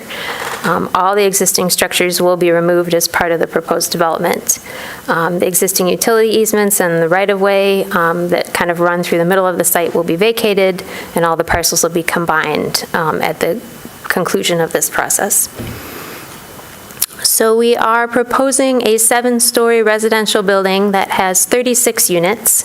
Sustainability components are being provided to achieve the 30% increase in maximum building height. So it would increase the maximum height from 60 feet to 78 feet. We're proposing 77 feet, I think. Vehicle parking is within and beneath the building. So there are 5 spaces at grade that are tucked inside the building, and then there's an additional 28 spaces on a level underneath that's accessed from the alley. All vehicle access is from the public alley on the west side of the site. There are 4 existing on-street parking spaces on 4th that are immediately adjacent to this property frontage. All those spaces will be maintained. One of them will be shifted a little bit south to accommodate access for a new fire hydrant, but there will still be 4 spaces there in total. There's also 24 bicycle spaces being proposed within the building, and then a new hoop on North 4th Avenue within the amenity zone. We have been working with the DDA to provide a streetscape that's consistent with what's being constructed as part of the Dunbar Tower project. So some of the improvements that you'll see along this frontage include new globes on the streetlights, new street tree planters. The sidewalk is being widened. Currently, it's about 5 feet, and it's being widened to 8 feet. And then there'll be new brick pavers within that amenity zone along 4th. As far as solid waste collection goes, it will be collected and stored in an internal trash room, and then the dumpsters will be wheeled out by the building maintenance staff to a staging area that's along the public alley for collection. As far as the utilities, there is an existing 6-inch water main in North 4th Avenue, which is not large enough to service a multifamily building. So we are proposing a new 12-inch water main to be constructed within the right-of-way that would extend from Catherine, and then it would reduce back down to a 6-inch just north of our site, and then reconnect to that existing main. And then the portion of the 6-inch would be abandoned. There will be new domestic and fire suppression service leads at the southeast corner of the building. As I mentioned, there's a new hydrant. The new sanitary sewer lead at the northeast corner of the building, which would connect to an 8-inch main that's existing in 4th Avenue. In the alley, there are currently existing utility poles and overhead utility lines that run the length of that alley, DTE lines and AT&T lines. As part of the Dunbar Tower project to the south, the utility companies relocated those overhead lines to be underground, extending from Catherine up until the southwest corner of our site. So we're working with DTE and AT&T to relocate the overhead lines underground in the alley from that corner until a point north of our site, where it would reconnect to a pole that's farther up there and then continue on overhead. So all that work would be done by the utility companies in conjunction with this project. As far as stormwater management, there's no existing stormwater management system on the site. We did do infiltration testing. The soils are all clay, so not good for infiltration, unfortunately. We are proposing an underground detention system that's beneath the building, so it would be beneath the lower level parking deck. And then that system would outlet to the existing 12-inch storm sewer that's in the public alley. And then at this point, I'll turn it over to Lorcan, and he can talk about the building and the sustainability components. Thank you. Pleasure to be here. My name is Lorcan O'Herlihy, architect of the project. Just wanted a quick overview. We're deeply involved with urban cities in terms of building apartments, among others, housing, always recognizing the scale and density and trying to deal with context, meaning manipulating and massing the building so it's reflective of the environment. These are 6 different projects in Detroit. The top 4 is Brush Park and affordable housing on the right-hand side, and then a cultural project I'm doing in the East Village in Detroit, deeply involved with work in Michigan. Additionally, we do quite a bit of work throughout the U.S., and these represent a number of projects that we've done, primarily in Los Angeles and vicinity of Los Angeles, all of which a hybrid between supportive housing top left to market rate on the right, and then student housing. So these are a variety of market rate, student housing, and affordable housing, all of which recognizing value of design, which we think is awfully important for context and where you're building. In this particular project, as I mentioned to you, what drives our work is context in terms of scale. So this image represents the overall context in terms of size of buildings next to it and around and adjacent. So we try to look at our project as being recognizing the value of that in terms of the street and adjacent buildings. So this is the driving force of this. As you can see, we have a number of larger buildings. Certainly one to the left is under construction, well under construction. So you can see the scale of our building with regards to that. Big idea is that if you're given this building envelope, is to manipulate that building envelope to bring light, very important. Also pushing back to show opportunities for outdoor spaces and terraces, which is very important as well in terms of manipulating the massing of the building so that it has breathing space. Also bringing light from 3 sides, so each of the units will have light from multiple sources, which is a really good passive design strategy when you have that opportunity to bring natural light and air and circulation in buildings. Again, sustainable strategy is very important in all our projects. That has to be embedded in all of our projects. So collectively, good architecture has that. So we are, needless to say, embracing the idea of a cool roof, geothermal. We're looking at multiple other strategies as well, including high-efficiency doors and windows. Also durable and low maintenance in terms of landscaping and other materials on the building. All those is a comprehensive passive design strategy, which is we take with all of our projects. How do we look at this building, and how can we actually push it forward in terms of recognizing the importance of a healthy building? View, as you can see here, from one side again. What's awfully important here is looking at the massing of the building so that it has the scale of residential, and I think that's awfully important in terms of these type of buildings. And also, needless to say, bring in light from multiple sources. Materials are interesting. We want to work with 2 different types of materials, which are both brick and metal, and that's what we think is the right mix on this project. So as you can see here, pulling back, pushing back, opening up the street, making sure the sidewalk has breathing space, and those all play a big role in the design. Here's a more zoom-in area looking at the 2 materials. So we are recognizing detailing is awfully important. So we'll make sure as these materials meet each other, that's resolved well. And that's also plays a big role with buildings to make sure we build a good project. And that's our commitment to this project. Very, very interesting material palette we're choosing to move forward with this. Typical plans, you can see parking below, needless to say, on the first level, we have townhouses and units that are fronting forth, and then behind that we have EV parking, among other things. So we have bike parking, as was mentioned earlier as well. So these are all part of the comprehensive approach to the programming on the project. And as we go vertical, as you see, both sides are equally as important. It's not just fronting one. So very important. You can continue. You can go back to your slide and show the level 5 and roof level. Go ahead. So here, as you can see, that the typical plan is we want these units to have light and air for all the units, which is extremely important. As you can see on the roof, that's where the solar will be. So all these are comprehensive approach, trying to create a good building, and design is an important element to this to bring forward for this building. And I want to thank you. Thank you. We'll now hear from Planner Thatcher, who will give us a staff report. Thank you. I have very little to add to that. I just want to point out that it's in the D2 zoning district and also the Carytown Character Overlay District with secondary street frontage, and that the site plan is utilizing the sustainability component exception to height limits per Unified Development Code. That means that they met the requirements for sustainability to give them an extra 18 feet of building height in this case.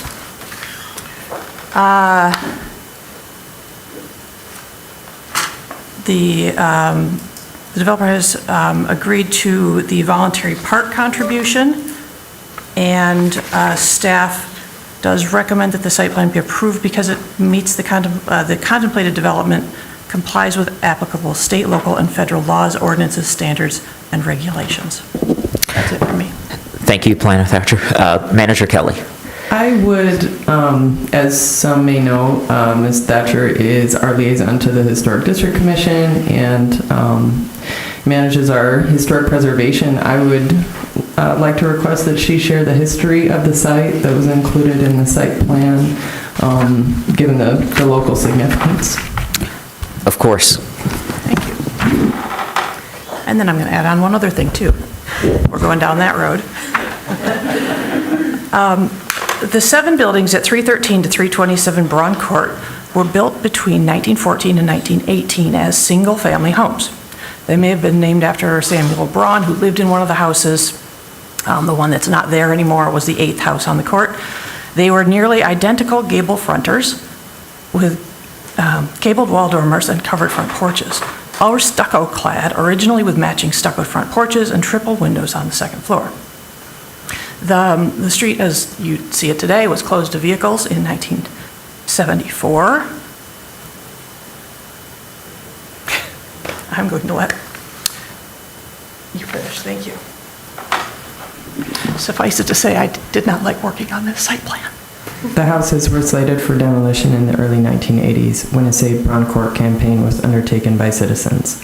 The buildings were remodeled shortly after with second-floor connections and ramps between some buildings to accommodate restaurants, bars, shops, and office space.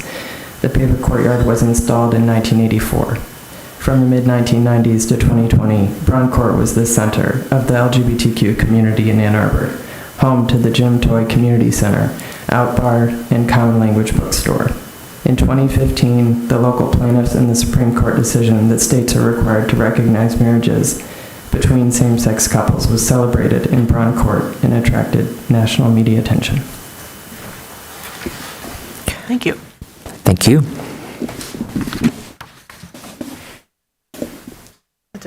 Okay.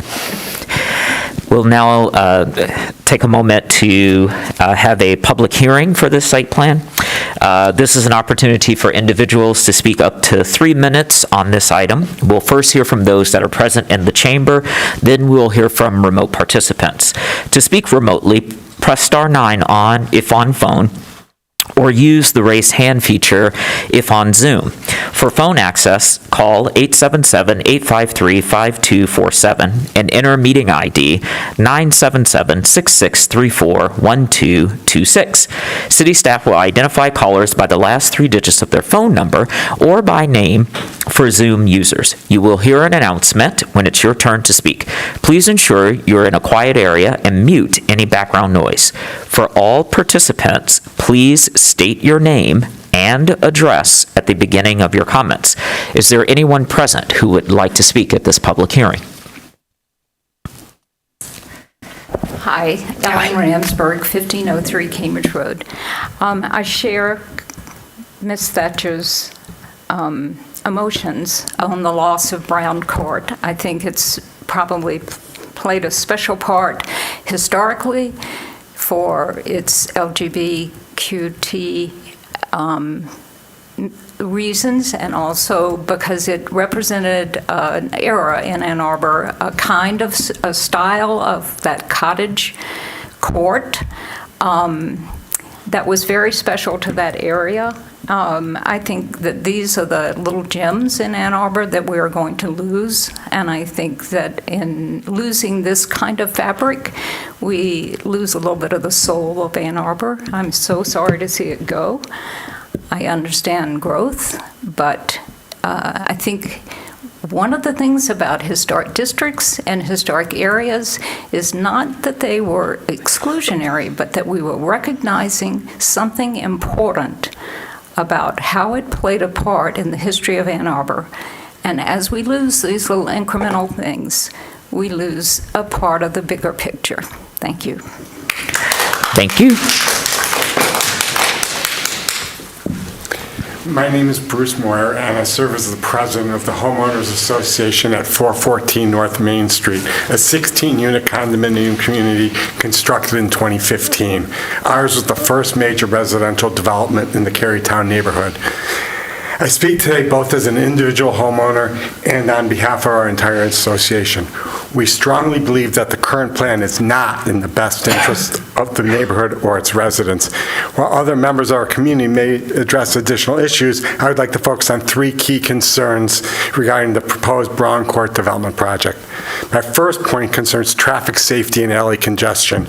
Even before the Dunbar project began, the alley behind our homes was already a serious traffic hazard, with a couple car collisions and numerous near misses between cars, and more alarmingly, between cars and pedestrians. The addition of 63 units at the Dunbar towers, combined with the proposed was 36, 37, 38, I've heard different numbers, at Braun Court will significantly increase traffic, making the alley more dangerous than it already is, and pushing this safety issue beyond manageable limits. Despite repeated community requests, the city has done nothing to address the current danger, and we are fearful the pattern will continue. So we ask, will the city install stop signs, directional signs, and speed bumps at the blind, pedestrian, and auto crossings? Will there be traffic enforcement to prevent increased wrong-way driving on Kingsley and in the alley? Will the alley surface be well-maintained, including pavement management and snow removal to handle the higher use? The Braun Court proposal only includes 33 parking spaces. That's simply not realistic. While many residents may sometimes walk, bike, or use public transit, most will still own cars for grocery shopping, appointments, and travel. The already very limited street parking will be further stretched for current homeowners, renters, new tenants, and Carytown shoppers, especially on farmer market days. My second point regards height and scale of development. Just a few years ago, it was a clear 5-story height limit. A 6-story project on Main Street was rejected due to these heights. Now, we not only approved the immense 6-story Dunbar project, but we're considering a 7-story project. This marks a concerning trend, what we might call building height creep. The proposed project dwarfs surrounding structures and introduces zero green space. The historic district of Carytown is famous for its charm and unique sense of community. If we continue to allow these exceptions to become the rule, the Carytown neighborhood will be turned into wall-to-wall high-rise buildings and become unrecognizable. Let's remember Ann Arbor has always been known as Tree Town. In closing, it's too tall for a neighborhood, lacks sufficient parking, exacerbates current traffic and parking issues, and presents multiple serious safety risks for current Carytown community residents. Thank you. Hi, my name is Bev Seaford, and I am the Vice President of the 414 North Main Condominium Association. Bruce had a third piece that I'll read now because he didn't have time to read it, and that was, this has been, the Dunbar project so far has been a tremendous construction disruption and has really impacted us as residents. The noise begins well before 7 o'clock, even though it's supposed to not start till 7 o'clock. We're very, very concerned about the alley and the two-way traffic that will be taking place now for several years during construction. As it is, the alley is way too small. It's not a street, it's an alley. And it has garbage pails, and it has dump trucks and all the things that would be going in there. And the amount of traffic that would be going back and forth with the two-way traffic would just be crazy. Also, the vehicles, the construction vehicles that have been parked in the alley have kept us as residents from getting out of our garage or getting into our garage. And the construction people have been less than pleasant about moving their stuff. And basically, the disruption, we are not against development. That's not the case, but it needs to be done sensibly and caring for the people who already live there. And I also support Ms. Thatcher's sense of community and what Carytown, the district Carytown, means to our community, means to the town. We are supposed to be known as Tree Town, and we are afraid that we will eventually be known as Tower Town, something we really would not like to see. Thank you.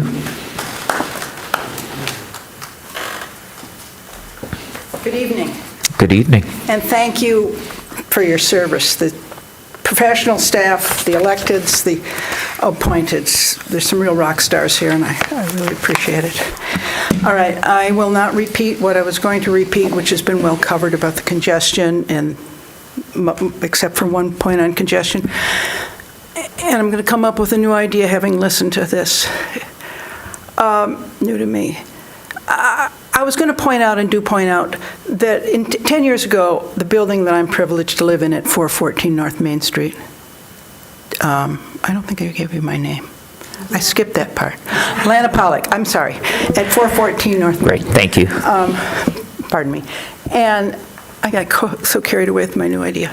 And thinking of the history that is, it's not being crushed because history is history, and unless it's denied, which happens more and more these days, it's with us. But the problem I was going to point out, and has been pointed out, there's no setback on these new buildings. The Flatiron building, which has gone up to 5 stories, they didn't leave room for a bench. Not a pocket park, but even a bench. And the 7 stories that is being rewarded for efficiency, important, they're going to make money back on that. They need to be rewarded with extra. That should be normalized. The kind of wonderful energy that you're putting into it should be normalized for every large building, not rewarded with 18 more feet. That you're getting the light because you've designed, you're a good architect, and you've designed it that way. We're losing the light. And everybody, and I don't just mean we, I mean the people who come to farmers market. I mean the thousands of people who use that as pedestrian, as community space. Why not, first of all, limit the buildings in that area, except for Dunbar, which we appreciate deserves the extra height because of what it is doing for the community. This is building, they're going to be million plus. There's nothing going to be $1 million in there. Well, maybe something really small, I don't know. This is not for your affordable housing crisis in Ann Arbor. Make it lower and have a courtyard that is public space that recognizes what was there, what happened there. Doesn't have to be big, but it has to be real. And I think you could bring the values of this city together and the needs of the city together, but they're going to lose some saleable units. Thank you. I appreciate that. Thank you.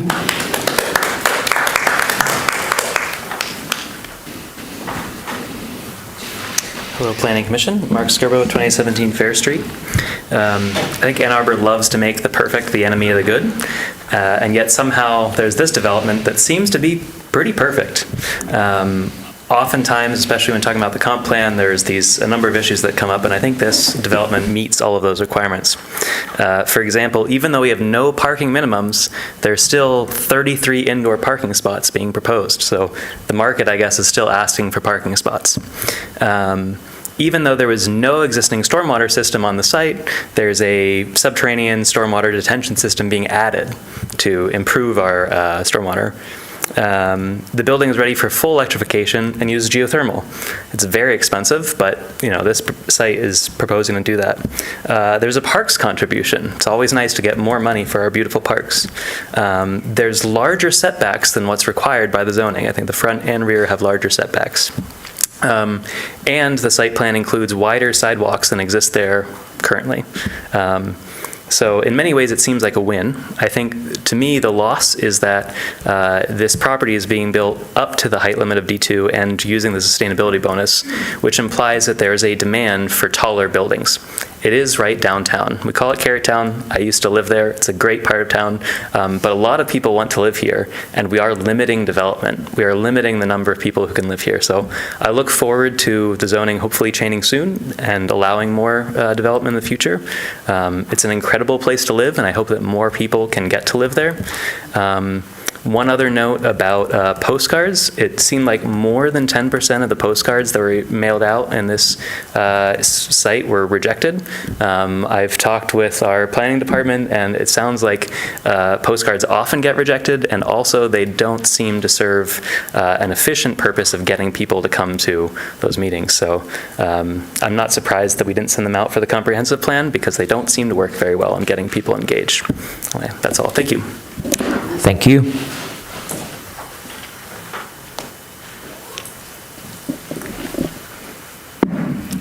Good evening, honorable members of the commission. My name is Monica Warline. I currently reside at 618 South Main, apartment 426, and I am in the process of purchasing a home at 401 North 4th Avenue, directly adjacent to the Braun Court development.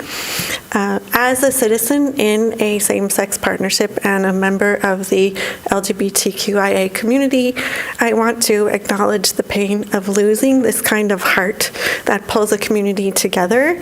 It is a shame to lose this character of the city, and it would be desirable to honor it in some way. I'm a newcomer to your beautiful community and just getting to know the city of Ann Arbor.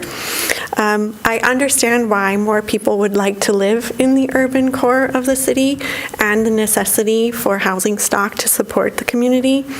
I also understand that I'm coming into a process that has been underway for quite some time, and the site planning process has been before you multiple times in the past. So I've chosen to speak tonight simply to introduce myself as a new neighbor and an interested party, to register my interest in the planning process, and in hopes that I can express something that will be taken into account as the site continues in development.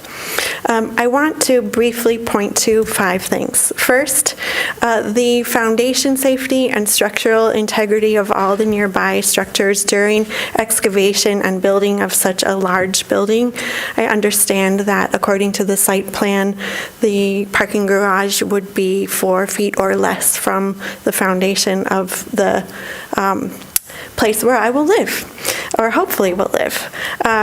We have discussed the opportunity to install monitoring devices for movement and for vibration. And the second thing I wanted to point to was the possibility of monitoring for vibration and asking that there be some kind of stop work provision or other kinds of thresholds for excessive vibration if that were to happen.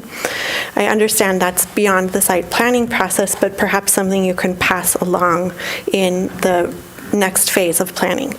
The third aspect I wanted to mention was that there is quite nearby mechanical equipment already sitting on neighboring properties, and while they are shown on the site plan, I understand it's beyond the scope of the site plan to make plans for what happens when those are no longer set back properly. And finally, I wanted to just thank Jill and the other members of the staff who have been very responsive to my questions as I've gotten to know your process. Thank you. Thank you.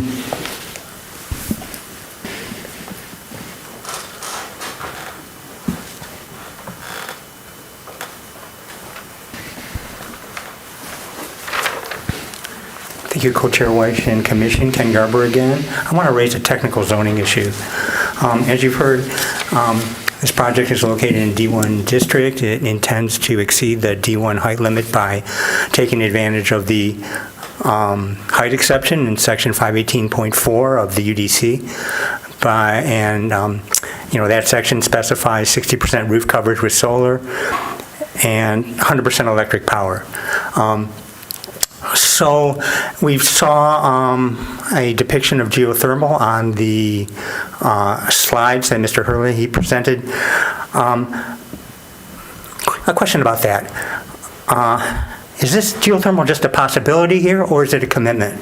I ask because the petitioner commissioned a 25-page geotechnical investigation by the PEA Group Consulting Company. In that report, there is no mention of geothermal. It's concerned entirely with the underground parking and with foundations and such. So how solid is this geothermal commitment? Has there been a geotechnical feasibility study done to see if it's feasible? And nowhere in the presentations by Ms. Breyer or Mr. Hurley did I hear the words 100% electric power for the building. And if there is geothermal, will it heat the entire building, or will there be supplementary air source heat pumps? Also, a big question for me, is there going to be a gas connection? The way I read 518.4 in the UDC, it's got to be 100% electric power. That means no gas connection. Yes, you need a backup system in case of outages, but a battery system is what would be called for in this case. And that's also what's specified in the 820 plan. Starting in 2022, all new construction shall have no gas connection at all. So those are my main questions about the sustainability features. Again, to sum up, is this going to be 100% electric power? Because it could technically be in compliance with 518.4 with less than 100% if it provides conduit and electric panels for future electrification. But as we know, DTE has sufficient capacity for electrification on day one. So my question again, will this be 100% electric on day one? Will there be a gas connection? Is the geothermal a commitment, or is it just a possibility, one possibility among many?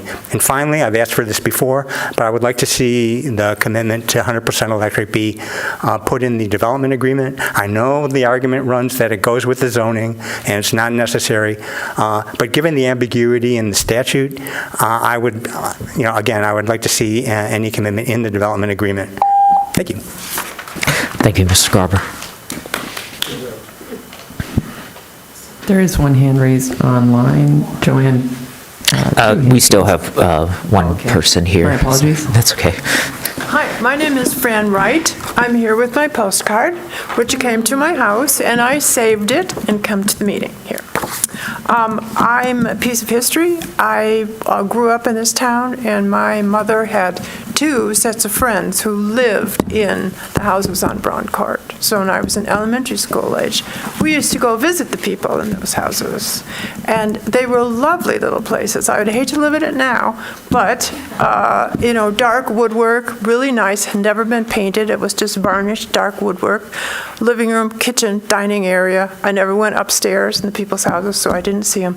And the space in between the two houses, I don't know where the people put their cars. I have absolutely no idea, especially since Jill said there was another house at the end, which was probably taken down for the parking lot for Sandy Smith Realty. Yeah.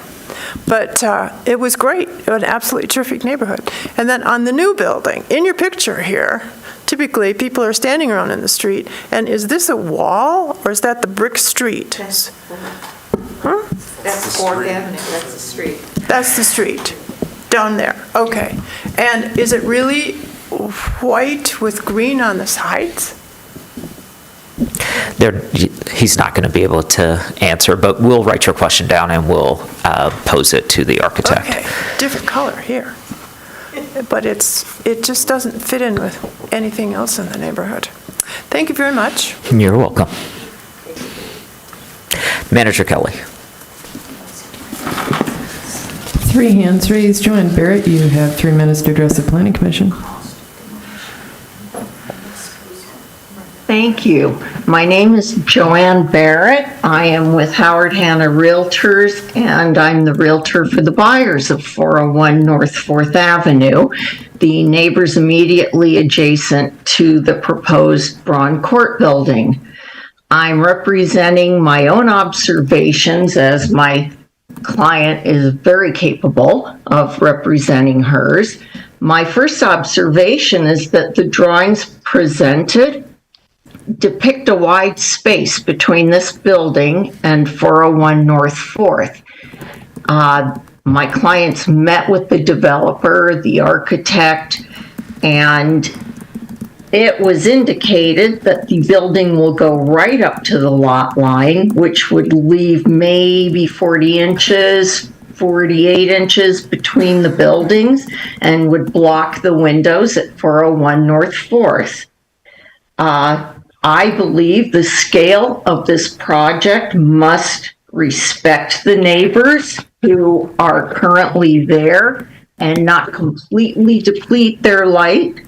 Also, the developer requested permission to build under their property at 401 North 4th because apparently the Braun Court property is not large enough to accommodate the scale of this building. They were also talking about digging right up to the foundation of 401 North 4th. Currently, the building of the Dunbar building has actually cracked the siding on 401 North 4th in several areas. I just think that we have to be very careful with what is drawn here and what is actually being planned, and respect all the neighbors and possibly scale back this building to live within its means. That's all. Thank you.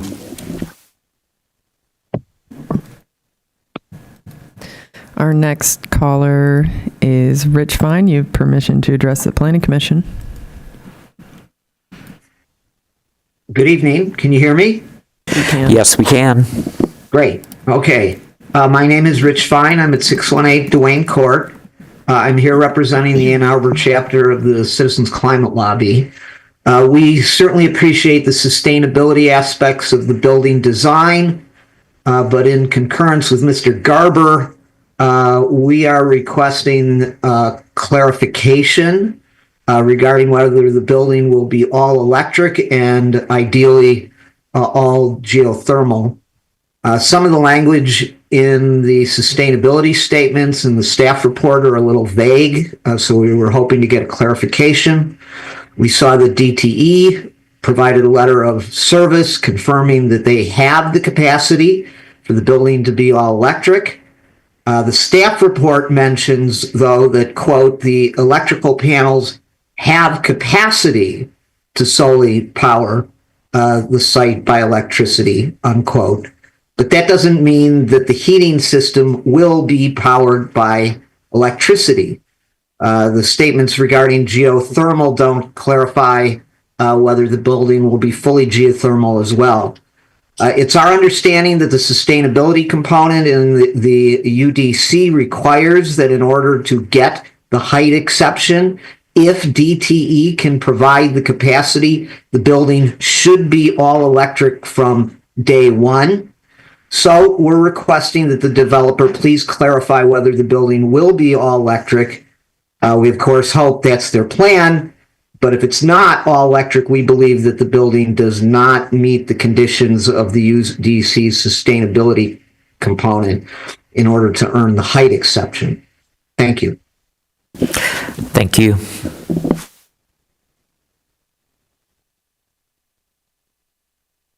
Alex Lowe, you have permission to address the Planning Commission, and noting there's one more caller after Alex Lowe. Hi, thank you. I just find it really interesting how people are concerned about parking. If I were moving into that location, I would be so glad to sell my car. There's a Zip car right next door, just across the street. There's the farmers market, catty corner. There's the People's Food Co-op. I would have everything that I needed within walking distance. So I'm honestly surprised that there's even any parking there. I also am interested in people talking about the things going right up to the lot line, which is allowed, as far as I understand, in D2, and has been for years, decades. So it seems to show that that what people were talking about earlier with the comprehensive plan about the things being changed out from under them doesn't really hold up if people are now concerned about changes that are already legal under their zoning and have been for ages. This this doesn't seem like the city's suddenly changing anything. So this all seems quite weird to me. Then added on top of that, residents of a building that is only 10 years old complaining about construction in next to them seems like a bit like pulling the ladder up behind one. All in all, I find the other comments tonight to have been thoroughly confusing, and I would really like them explained a little bit more. Thank you. Thank you.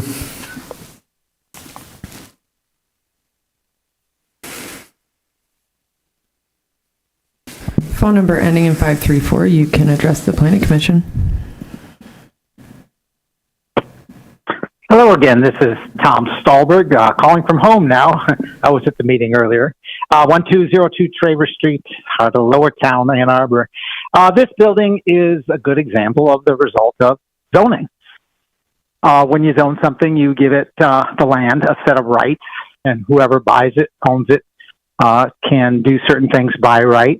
In this case, it's D2, and we have an option in our zoning that allows for additional height with some conditions. And using these by right scenarios, this is what I won't quite say is induced. You look at the area, this is appropriate D2 area. You want to compare that to, say, some of the stuff we're looking at in the comprehensive plan revision, where we're taking things that are low-rise residential in nature, but they're zoned R4C, and then we want to make them transition. Then you're going to end up with this kind of thing, or higher, or more dense, whatever, in residential areas that are not appropriate, like this might be appropriate in D2. So I want to remind everybody that when we make zoning decisions, zoning is law, and that anything in the comprehensive plan isn't just a prelude to, but a prerequisite for future zoning, and then the zoning is going to dictate what's going to go there. It's not at all fear-mongering to worry about the worst case scenario. It's actually how every single person who is well trained in this area is supposed to think. When you create a zoning condition, zoning is law. You're giving a set of rights to that land for what it can be. This particular project is using what the code gives it by right to create that. I see that from other commenters there are some concerns about to verify that that's happening, and I hope that will happen. But I will remind people that, some people lament losing this court. Well, we've got another court somewhere that I know of that's zoned R4C, but it's all residential around there. But then we could end up with inappropriate development if we give it by right this type of development capability. So please consider that in your future decisions. But as far as this decision goes, the court's lost. This building's going to be here or something very similar to it because it's D2 with options available in the UDC, and that's a by right. Thank you. Thank you. One more hand raised during that public comment. Mr. Vice Chair Luis Vasquez, you have 3 minutes to address the Planning Commission. Yes, thank you. Luis Vasquez, 909 Barton Drive in Upper Lower Town. Speaking of zoning, oh my goodness, would you be able to build something similar to what currently exists at Braun Court in any of the exclusionary single-family zoning, which occupies 70-something percent of all of Ann Arbor? Would you be able to replicate that? I too lament the loss of Braun Court, but I am excited about this project, so I'm calling in support of what's going to be built there. I only wish it could be a little taller, and wish it could also accommodate and plan for affordable housing units within that building. So thank you very much again for your time, and have a great night. Thank you, Mr. Vasquez. There are no other hands raised at this time.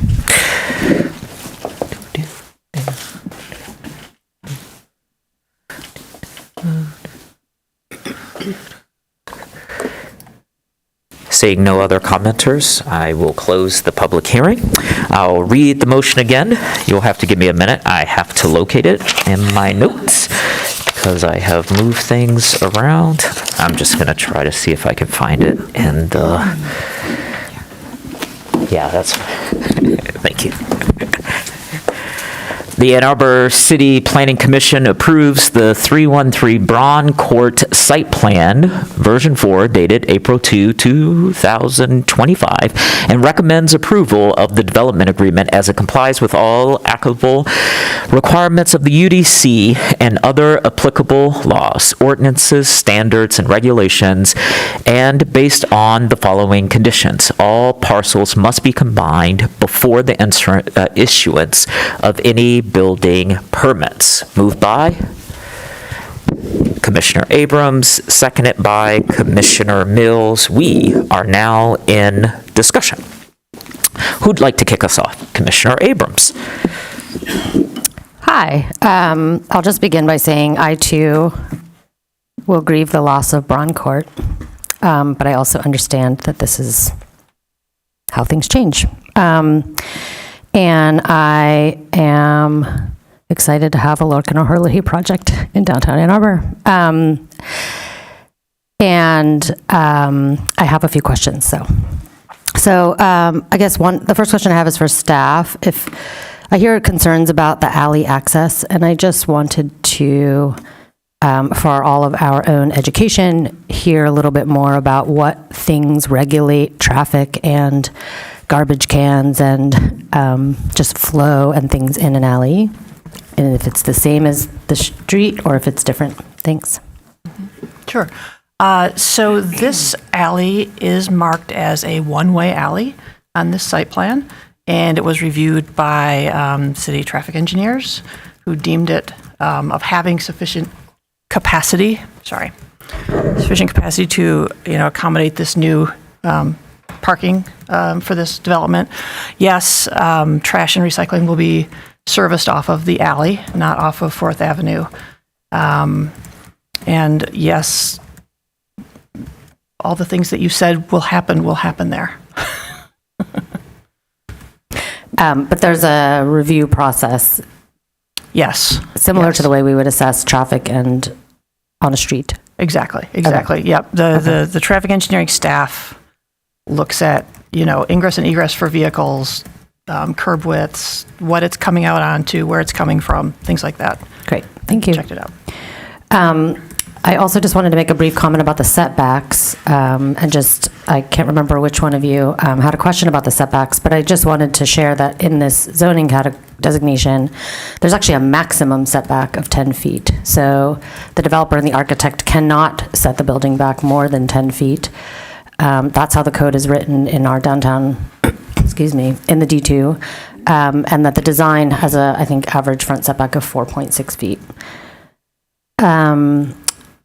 I wanted to invite the development team and the architect to come to the podium and maybe address some of the questions around the sustainability aspects of the project, since that seems like something there are a lot of questions around. So that would be around geothermal, electrification. Is there a gas line or a gas generator? So you could come do that now. Thanks.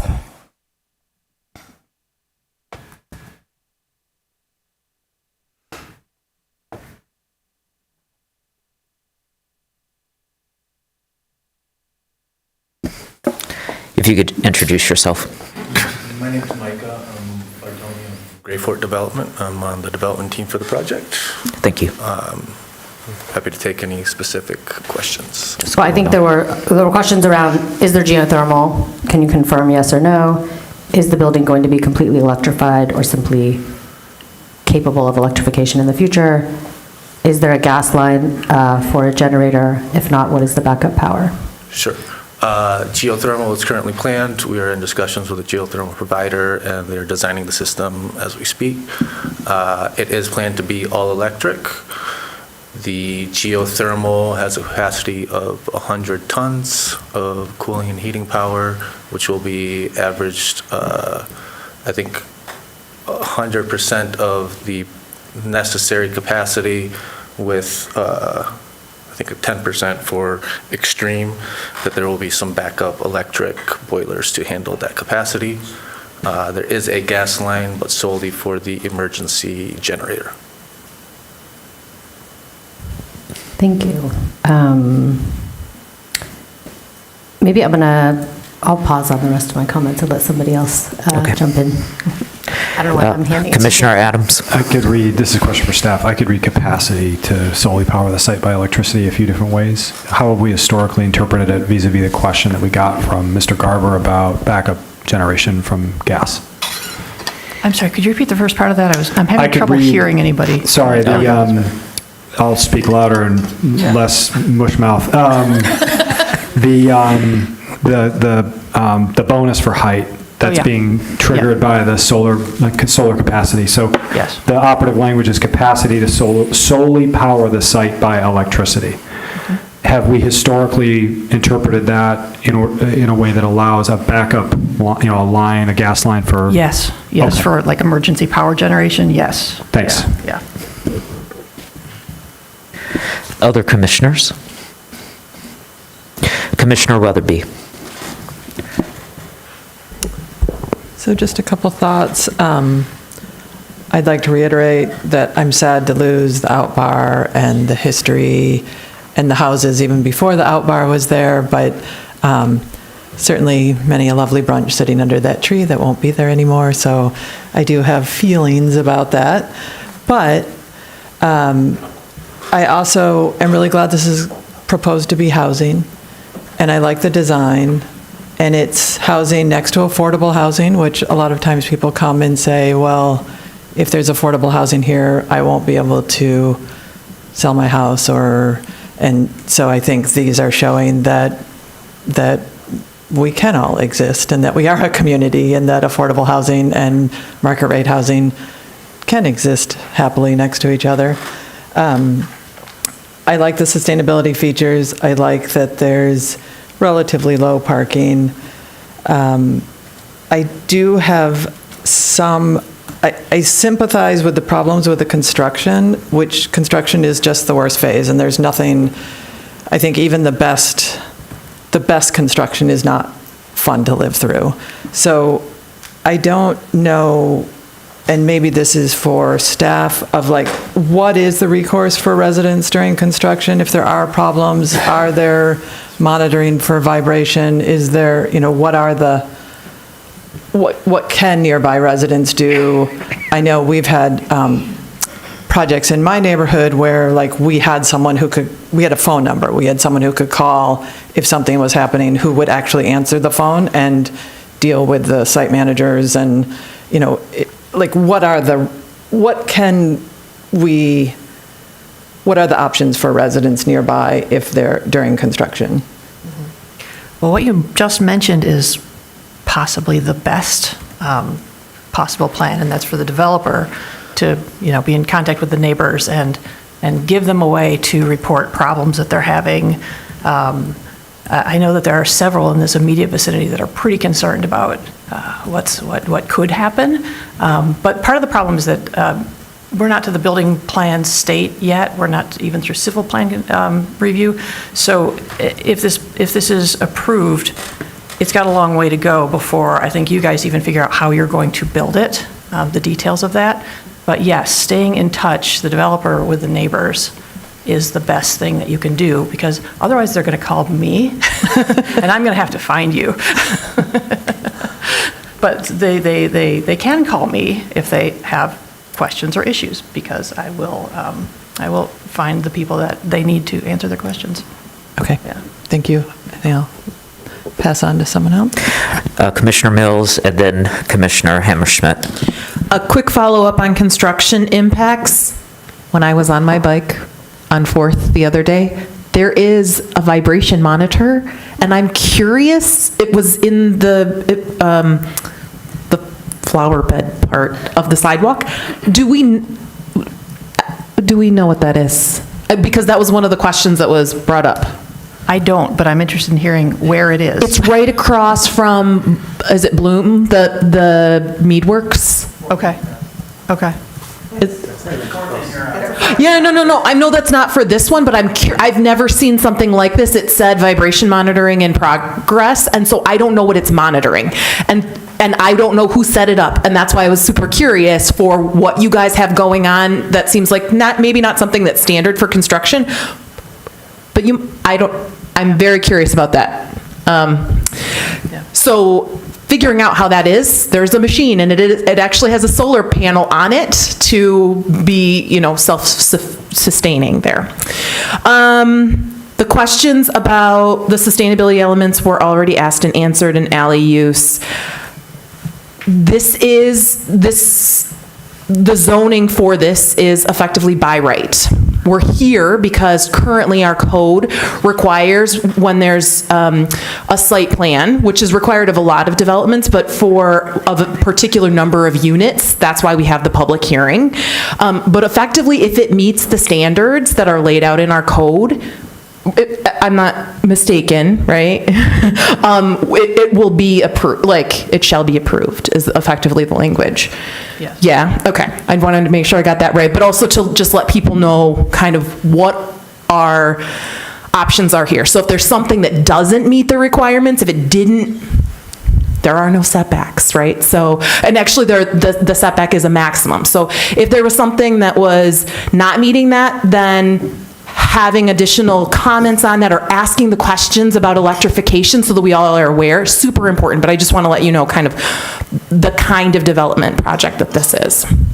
To a comment about the sustainability that they're providing, why don't we have that in all developments? It would be awesome, and that requires a change to state law because we can't require, there's a uniform construction code in Michigan, and we're not allowed to require exceeding that or require all electrification. So actually this height bonus is one of the ways that we have creatively encouraged more sustainability.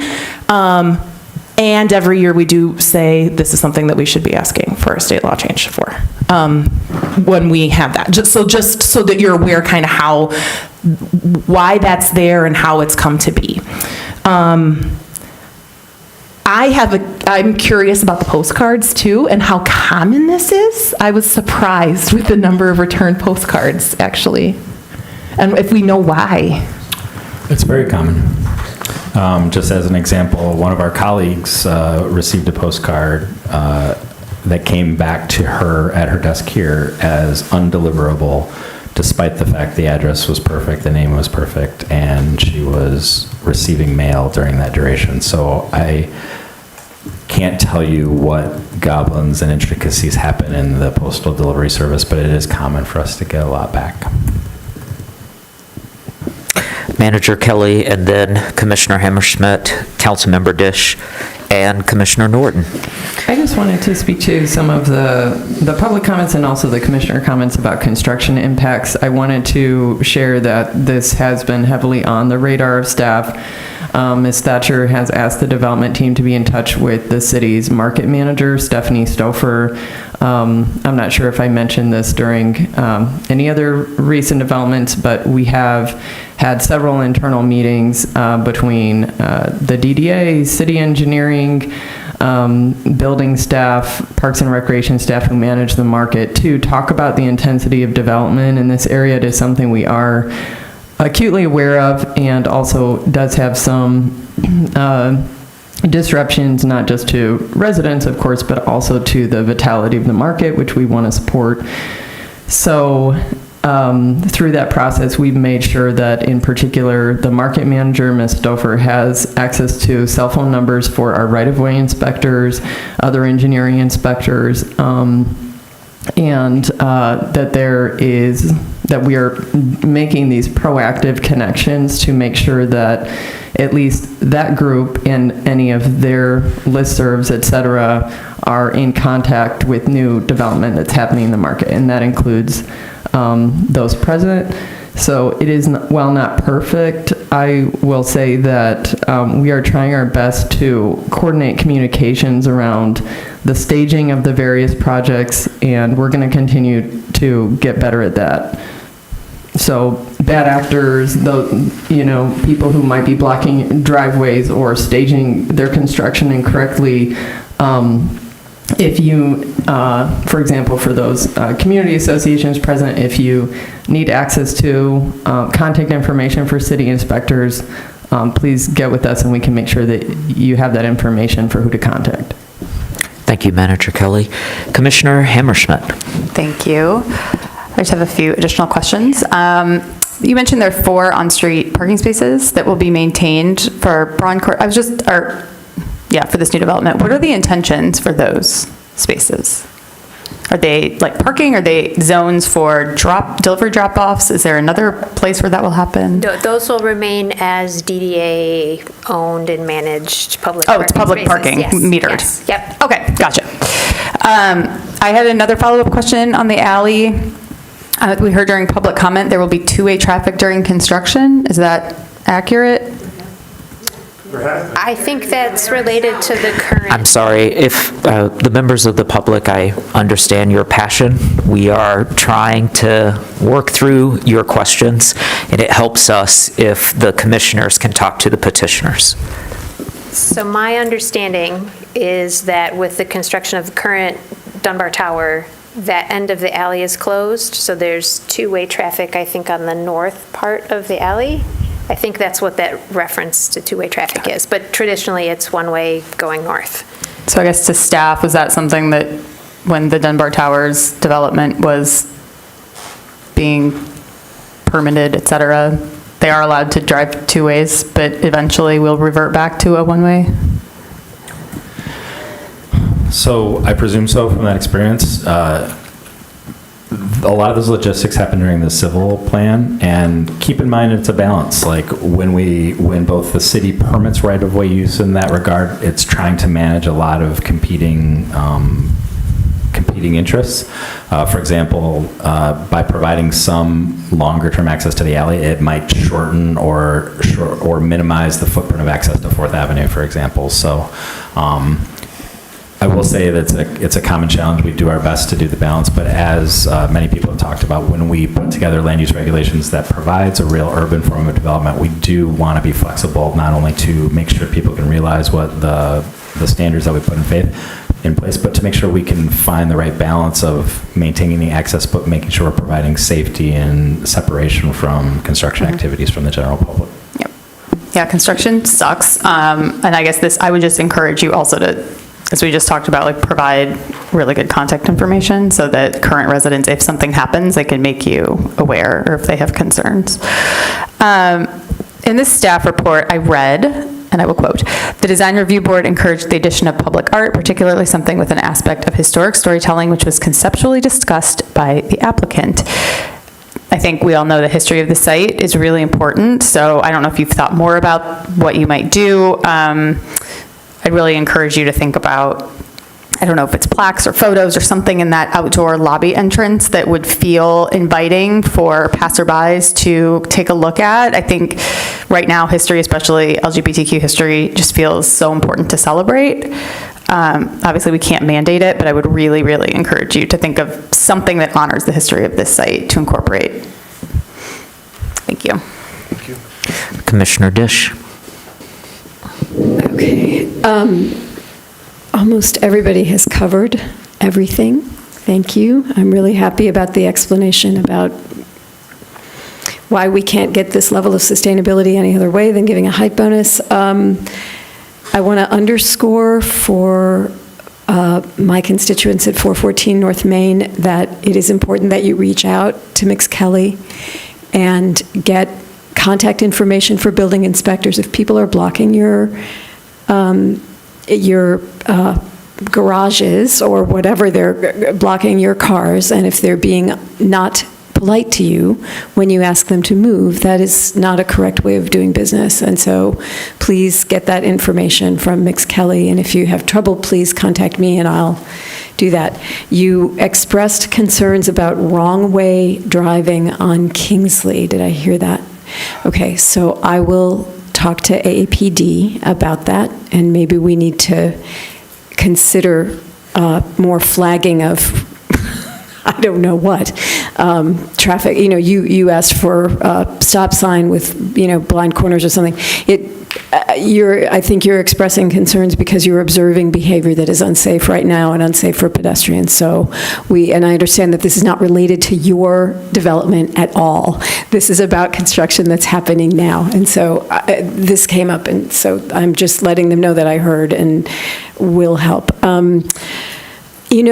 It is really a shame that something like Braun Court couldn't be reconstructed today. And I think that you've done a very conscientious job in trying to bring an interesting building, which is not what was there, because even if you wanted to, you couldn't replace what was there. So, I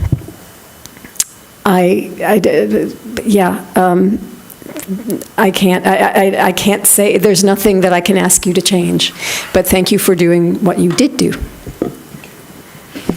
Thank you, Councilmember Dish. Commissioner Norton. Just a few quick points.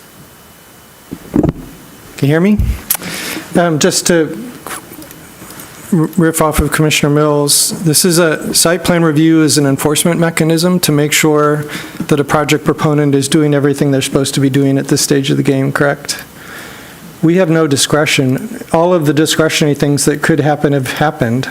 Is that true? We have no discretion at this point that we can inject into this process. Is that correct? That's correct. That's correct. Thank you. I want to just tie some points together. This is why we had a long discussion a few sessions back about not having public hearings in front of site plan approvals, because it gives the impression that we have discretion to make a decision here, and we don't. Everything that the project proponent is proposing is complying with the laws that are in place. We have to approve it. So I want to get that on the table. We have no room to now tell them you need to do something different because we don't like it. We just can't do that. We're in that position now. So I want to make that clear. I'm sorry, you can't have this kind of dialogue with the commissioner at this time. Please continue your comments, Commissioner Norton. It's a stilted public comment. It's a constilted public comment process.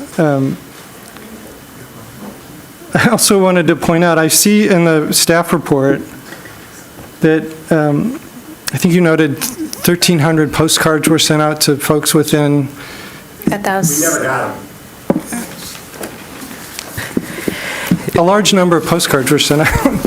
Yes, we sent I see in the 1,350 postcards to all properties within 1,000 feet of the site for Okay. the list that the city provided. And then I saw in the staff report 26 people actually attended your meeting. So you interacted directly with about 26 folks. That's about 2% of the folks who were sent postcards, even if they somehow didn't get quite delivered. If you take that number and apply it to the total population of the city of Ann Arbor, that would be about 2,300 people. Now I'm making a point with regard to earlier comments that were made about how this whole planning process has been totally flawed. I'm leveraging your process a little bit here because we didn't send postcards to the whole city. We've already received more comments and had more in touch and comments from what we would have gotten had we sent postcards to everybody and we got a similar response rate. So I wanted to put that on the table as well. And I understand there may be faults with the mail delivery system, and I'm sorry for that. I'm not going to defend the Postal Service.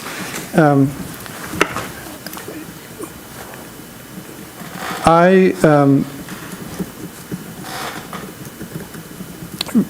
wasn't involved. I'm just a fairly new member to the Planning Commission, so I wasn't involved with the earlier iterations of this project. There's a little bit of history being lost. That's sad. this is a project that fits in the place that it fits.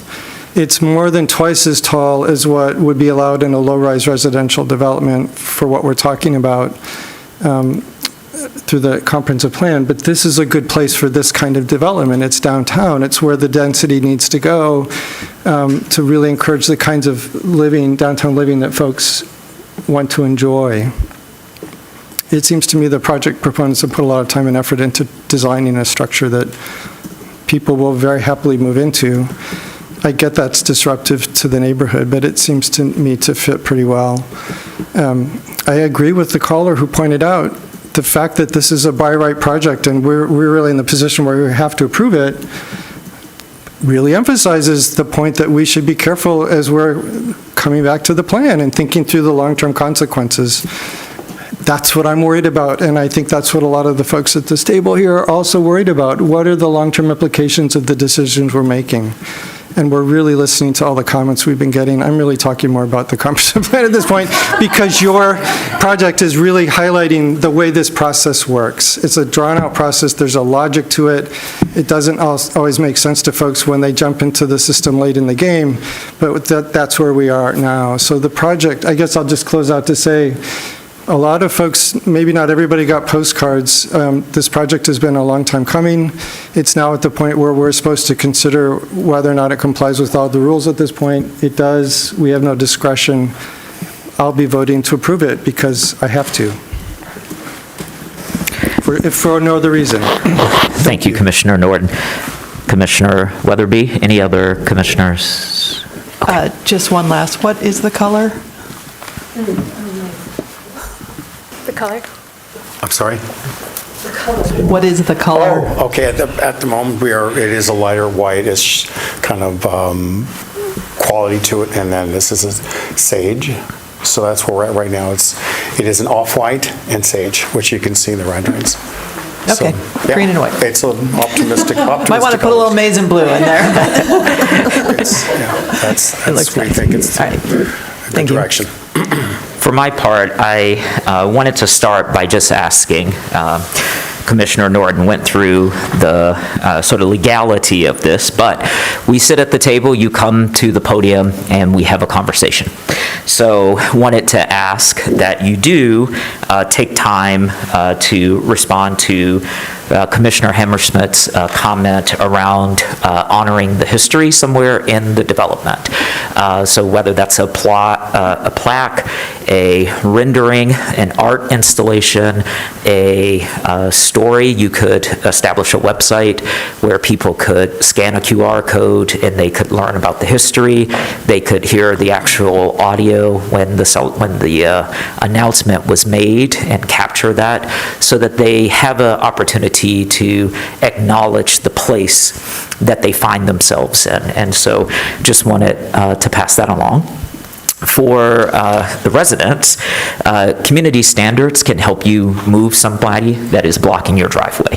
I live very close to the stadium, and people do not know the law of how far they can park close to my driveway, and unfortunately, they have become acquainted with community standard because they have blocked our driveway. So that is available to you even if you aren't able to get to planning staff, and they are very responsive, and they come out and they will ask you, do you want us to ticket or do you want us to tow? So you actually get a choice, which I think is really good. I wanted to ask staff, or maybe Mr. Leonard, because this is sort of like a comprehensive land use future look ahead, will we be able to now build cottage courts in our low-rise residential? Yes, the vision is for in the residential district, we would be opening up a lot of new housing opportunities, such as cottage courts, townhomes, multiplexes. I think the conversation this evening is an example of how, over time, we have regulated away some typologies that have held a very important history and an important function in the evolution of housing in a variety of communities, including ours. Thank you. The residents also are concerned about the condition of that alleyway. So any assurances that you can pass along, either now or in the future as you go through this process, I think would be appreciated. They're also concerned about who is ultimately going to be responsible for snow removal. Does that fall to the city, or is it because of these two developments, it's a shared agreement for snow removal in this alleyway? That's an excellent question.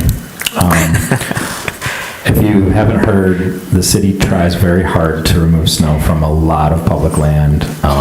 If the city takes that role for this public alley, I'm sure it's a lower priority compared to a lot of thoroughfares. I don't know the answer. I am happy to follow up, but I don't know the answer off the top of my head. Not that I have any right to tell you this, but your condominium association may want to reach out to the developer to see if you can come up with an agreement that would be amenable to both of you.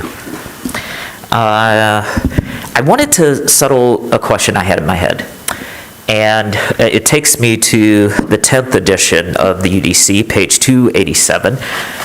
It's under alphabet S for the sustainability component. Can you lay to rest for me a bit of confusion that I have? Does it require that the building is all electric from day one, or does it just require that it is electric capable, or all electric capable? Yes.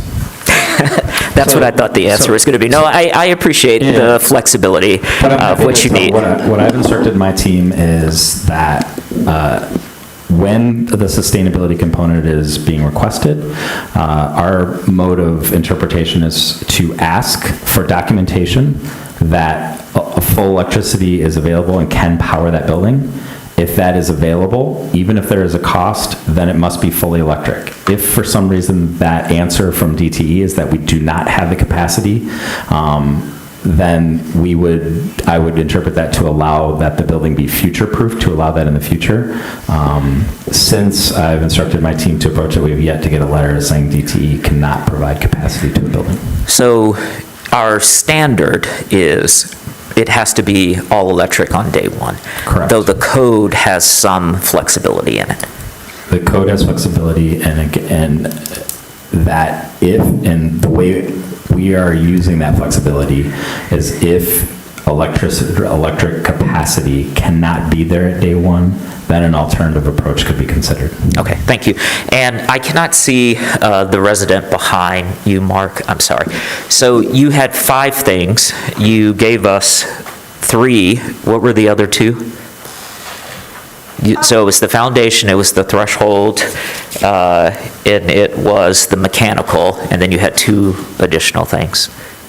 Yes, I wanted to express appreciation for the care around the storm water and water management issues that I know I've looked at in the plan and you all have helped me understand. Also the consideration of the traffic and the overall project management that involves the neighbors. Sure. And part of what we try to do is, even though this is a by right development, we do listen to everything that you say. We take it serious. We're residents. We're your neighbors. We care about the city in the same way. I work across the street from a development, and just this week, the developer decided to park some equipment in my parking lot. We had an all-day event for Narcotics Anonymous at our church on Saturday, and I had no way of knowing, was that equipment going to be there, or was it going to be moved, and it was going to impact that use. And what we were able to do, which is what we are commending to you, is to get someone's telephone number so that, like I did, you can call someone and say, here's what needs to happen. It's either going to get towed or they can come and move it. And guess what? One call 30 minutes later, everything is resolved. And I think the more we can exchange, I think the better the outcome can be. So thank you so much for this development. Thanks for bringing it. It looks incredible. I love the attention to the light. I'm especially appreciative of it coming where it is in Carytown, and I look forward to this development happening. The other question that I had was the farmers market's main building was condemned, correct? And it's being reconstructed at some future date. And the majority of the farmers market is under awnings. Is that correct? Okay, because someone talked about the building potentially blocking sunlight to the farmers market, so I was having a hard time seeing how that was all going to flow together. All right, we have moved, we have seconded, we've had our public discussion. Does anyone have a final word before we go to a vote? Oh, Manager Kelly does. I'm sorry. I just wanted to keep you from having to find me later, or, I may exit after this agenda item. You can email planning@a2gov.org, and it will find its way to me, and I can compile some resources related to enforcement and how to, if needed, make a connection between your neighborhood association, community association, and the developer. Or you can reach me specifically at hkelley, HKELLEY, @a2gov.org, and I'd be happy to share resources with you. Your assigned planner for this project, Ms. Thatcher, J. Thatcher, THACHER, @a2gov.org. All right, you can have your seats. We're going to vote now. At this time, Manager Kelly, would you do a roll call vote, I think is what is required. Commissioner Weish. Yes. Commissioner Hammerschmidt. Yes. Commissioner Abrams. Yes. Councilmember Dish. Yes. Commissioner Mills. Yes. Commissioner Weatherby. Yes. Commissioner Adams. Yes. Commissioner Norton. Yes. That carries. Thank you, and good luck with your project. We're going to recess for 5 minutes. We'll be back at 8:22.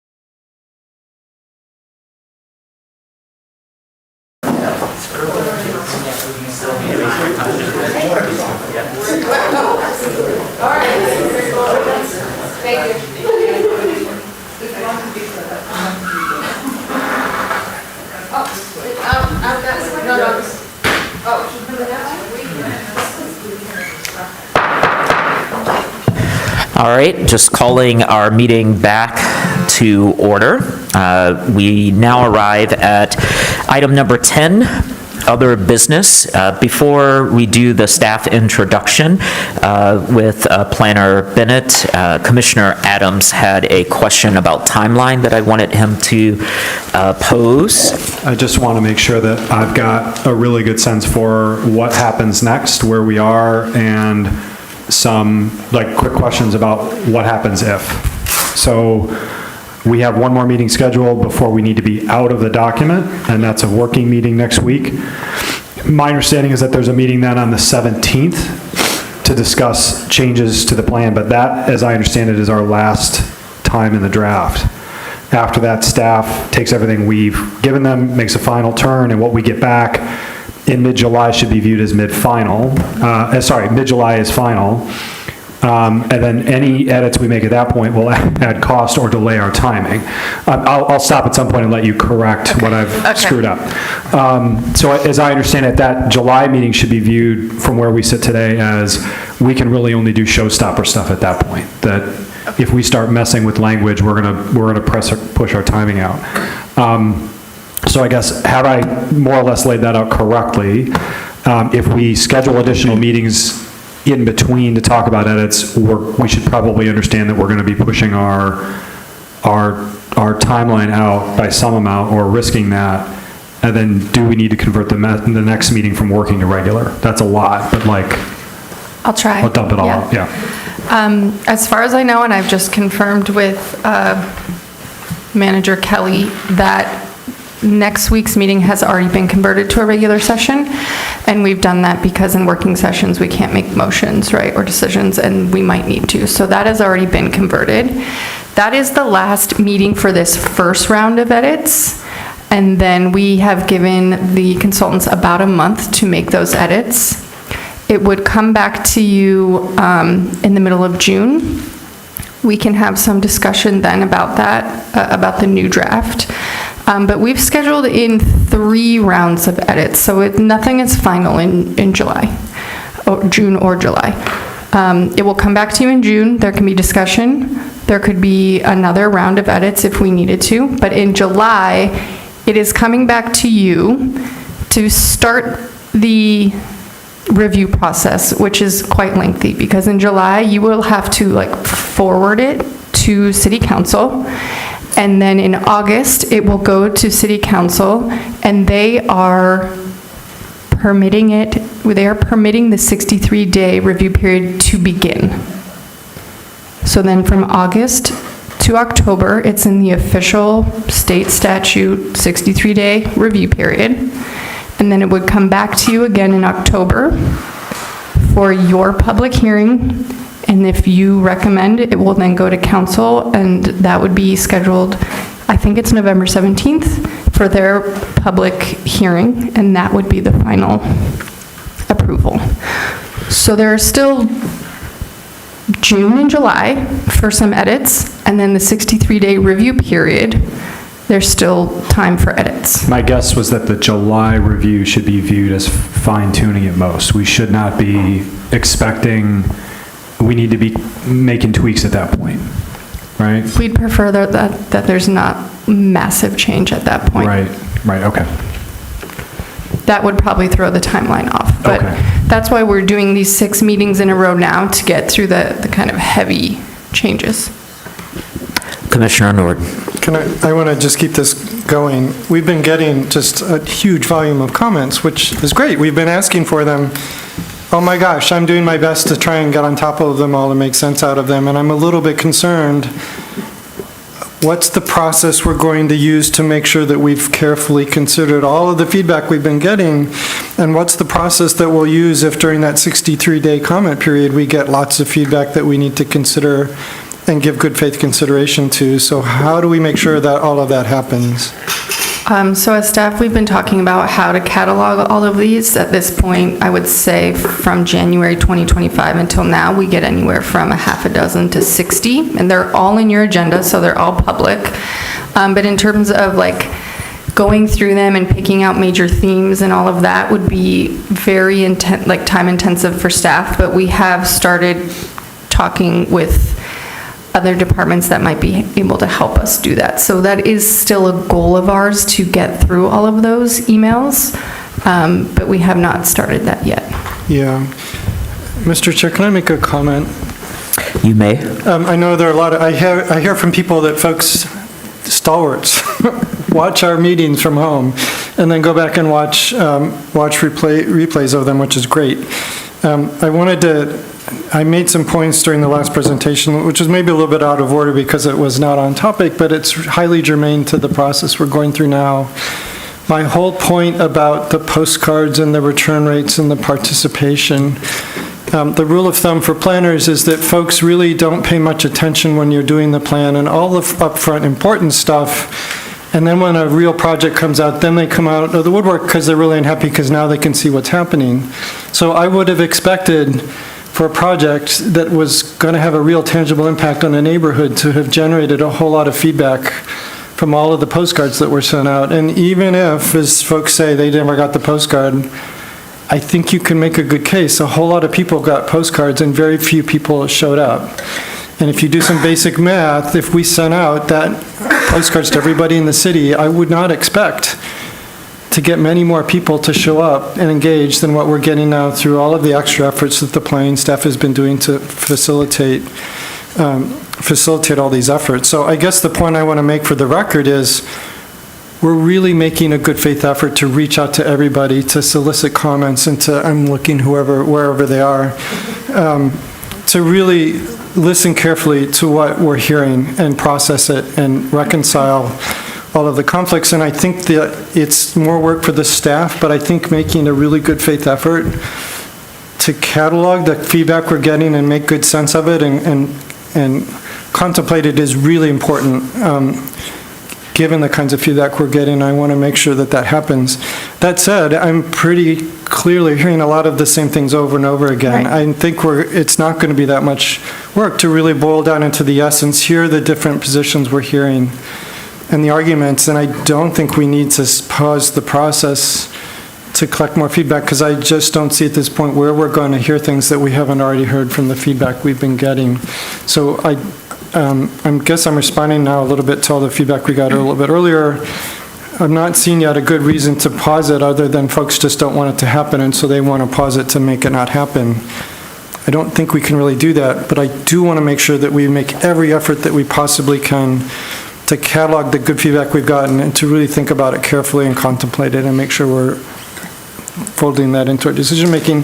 And I kind of want to be open to maybe not hitting the deadline if it turns out we need the time to really process the feedback we're getting and make sure we do it right. So I guess I'm not trying to bandstand a little bit, but I want to go on the record that we should try and stay on schedule. We shouldn't skip over really important stuff for the sake of staying on schedule. Thank you for letting me be on the soapbox a little bit. You are welcome. And with that, Commissioner Abrams. I think this conversation around process is really important and helpful, and I wonder if we can just either discuss more detail now or let me know when would be the appropriate time to discuss more detail. So what detail do you want? If in June we get the second draft back, will we do this same process? Will we schedule 5 long 6-hour meetings and go page by page? There are people laughing, but I think it's actually, I need to know what is the process by which we are going to confirm that changes we requested were made, catalog new changes, disagree with the ways in which changes were made, and argue about, so I'm not saying we need to do it this way, but it's one way, we've tried it, but if that was the case, then I would say we should schedule those meetings now, because June it's May, so.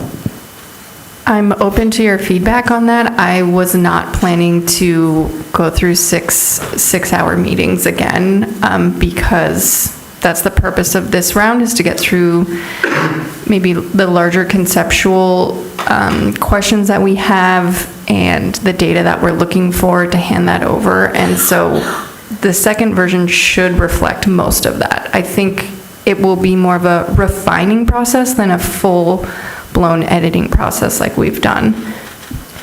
Would it be safe to assume we could do it in half the time and we should schedule 3 long meetings? We don't have to decide tonight, but maybe I just want to put it out there. We should decide soon. I would urge us to decide soon. Okay. And I don't know who the us is there, like whether that's, is that something we debate as a body and take a straw poll on, or you want to, or staff wants to think about it and, well, I don't want to hold us, I don't want to bog us down, so it's like we could move on from this as long as I feel comfortable knowing when we're going to. This is our table, this is our conversation, so we'll go to Commissioner Weatherby. So kind of just to add on to that, I noticed that some of the comments that we're getting back now are the results from the public meetings, and they're linked often to a street or a neighborhood, and I didn't think that we were really necessarily going to be at that level at this point, but I know we also have a big map, love a big map. You know, when we get, like, where are our limits? Are we talking about, what is the specificity we're getting to in the comprehensive plan relative to all this, or versus the zoning? If we're looking at street names now, like, that to me adds a whole nother level of specificity that I wasn't sure we were going to get into at this point, but maybe we are. The streets aren't to say, like, this is how you should zone on my street. I think that was a request either from this commission or council, that if we're going to collect feedback, that we know generally where people are coming from. I mean, some of the comments, though, are specific to, like, this street should be transition, or this street should be X or Y. And we are taking some of that up. So the Miller, for example, there's some conversation around Miller, whether it should be in transition or not. And so that has been at the table. And I think when we get to some of the conversation around the transition zone tonight, that would be the place that would come up. I don't know if that goes all the way down to Kensington, which came through public comment. I just wanted the broad conversation to happen there, which was, there was a neighbor who was concerned that their street, which is currently R1B, was going to go to light industrial.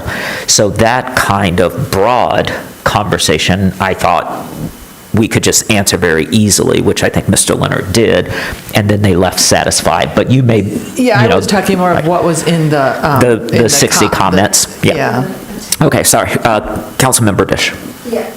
Just the same, I just wanted to specify again, I thought that you're raising the question about the adjoining residential to the M district was really good, because it reassured someone who clearly was needing reassurance. But I also saw in the engagement summary a number of references to Jones Drive and Traver and all kinds of things that I don't really want to talk about. I mean, it just seems very strange to talk about it right now, because my understanding was from an engagement event that we were all at, that these aren't meant to be exactly, this is exactly where the lines are at this stage, and I just feel like we will bog ourselves down if we get it to that level of detail. So I wasn't going to raise any of that, and I just want to make sure, because since Commissioner Weatherby raised it, that my instinct was okay on that. I think that's fine, and especially as we come to the transition zone, because I think that's the place where we're going to have the most conversation, because some of it makes sense vis-a-vis our conversation last week with Commissioner Adams and the underlying zoning and where we are placing transition, but I would agree and concur with you, Councilmember Dish, that we don't want to go street by street based on that feedback, and I trust that staff is aggregating that and bubbling that up if we need to give attention to it. Yep. So we're still in that process. You have a really hard job. You have to not only do your edits to this plan, but you have to simultaneously consider what we're delivering tonight, which is some city staff perspectives and some public perspectives. And so we're going to continue to share those public perspectives. It was raised tonight another desire for us to do some synthesis of some of that we've heard. To Commissioner Norton's thoughts on that, I want to be clear. All response that we have gotten on this has been shared with you. It has been in all of your packets. It is publicly shared. I understand that that is not a quantitative analysis and graph breaking it down to say that X percent of the people in those emails say that you should stop the process. So we're going to continue to work on that, but the goal of that future land use map engagement that we included was tonight, if we have time, we're going to spend some time with the future land use map. And I thought it was apropos that to share with you some of the feedback that we were getting from the public as part of this. Yeah, I wouldn't envision that we would go through that on a line by line item, but I wanted to arm you with the tenor of the conversation, some of the feedback that we are getting. And to be clear, community building is not linear often. It's not always quantitative or qualitative. Sometimes it's a mix of both. And so I don't present those to you that they need to be resolved on a line-by-line basis. I present them to you in the corresponding map in case there was something of a theme that you were interested in exploring. But as part of your review of Chapter 5 and the land use map, we do want to hear from you if that map reflects your vision for the community or if it doesn't. Okay. All right. With that, go ahead, Commissioner Adams. All right, with that, I will introduce Senior Planner Michelle Bennett, who has asked that we refer to her as Michelle during these conversations as she does a staff introduction. We had a small conversation. We're going to talk about some of the housing, some of the infrastructure, some of the feedback that has been received, and then we'll go to Chapter 5. Yes, and so as part of my recommendation is that maybe this evening we're not going page by page because there's a lot of content here and it's already almost 9 o'clock. I think a lot of the content that we're sharing tonight will be very informative for you, that we could pick up this discussion next week going page by page. And that's partly because we had scheduled next meeting to be for Chapter 6, but Chapter 6 is the implementation matrix, which is based on our goals and strategies, and many of those are in flux at the moment. So I think that we could pick that up maybe on the second round of edits and really devote more of our time to Chapter 5. But we're going to do it all by time. So we'll see where we are, and then we'll figure out which part we will continue tonight and which part we will defer to next week. So with that. Okay, thank you. Yeah, you're welcome.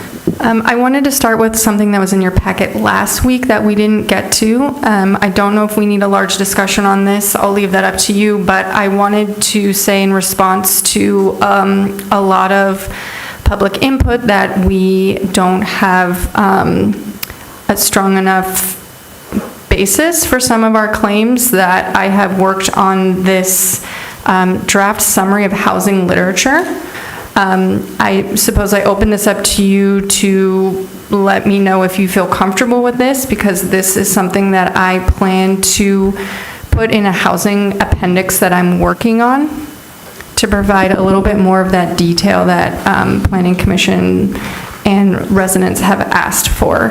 So I think there's about 10 sources here. They're largely academic, but they are also referencing some of our own city studies, like the Washtenaw County Housing Affordability Economic Equity analysis, our economic development report, and then largely, like I mentioned, academic, with some references here to the American Planning Association and the Michigan Association of Planning Resources.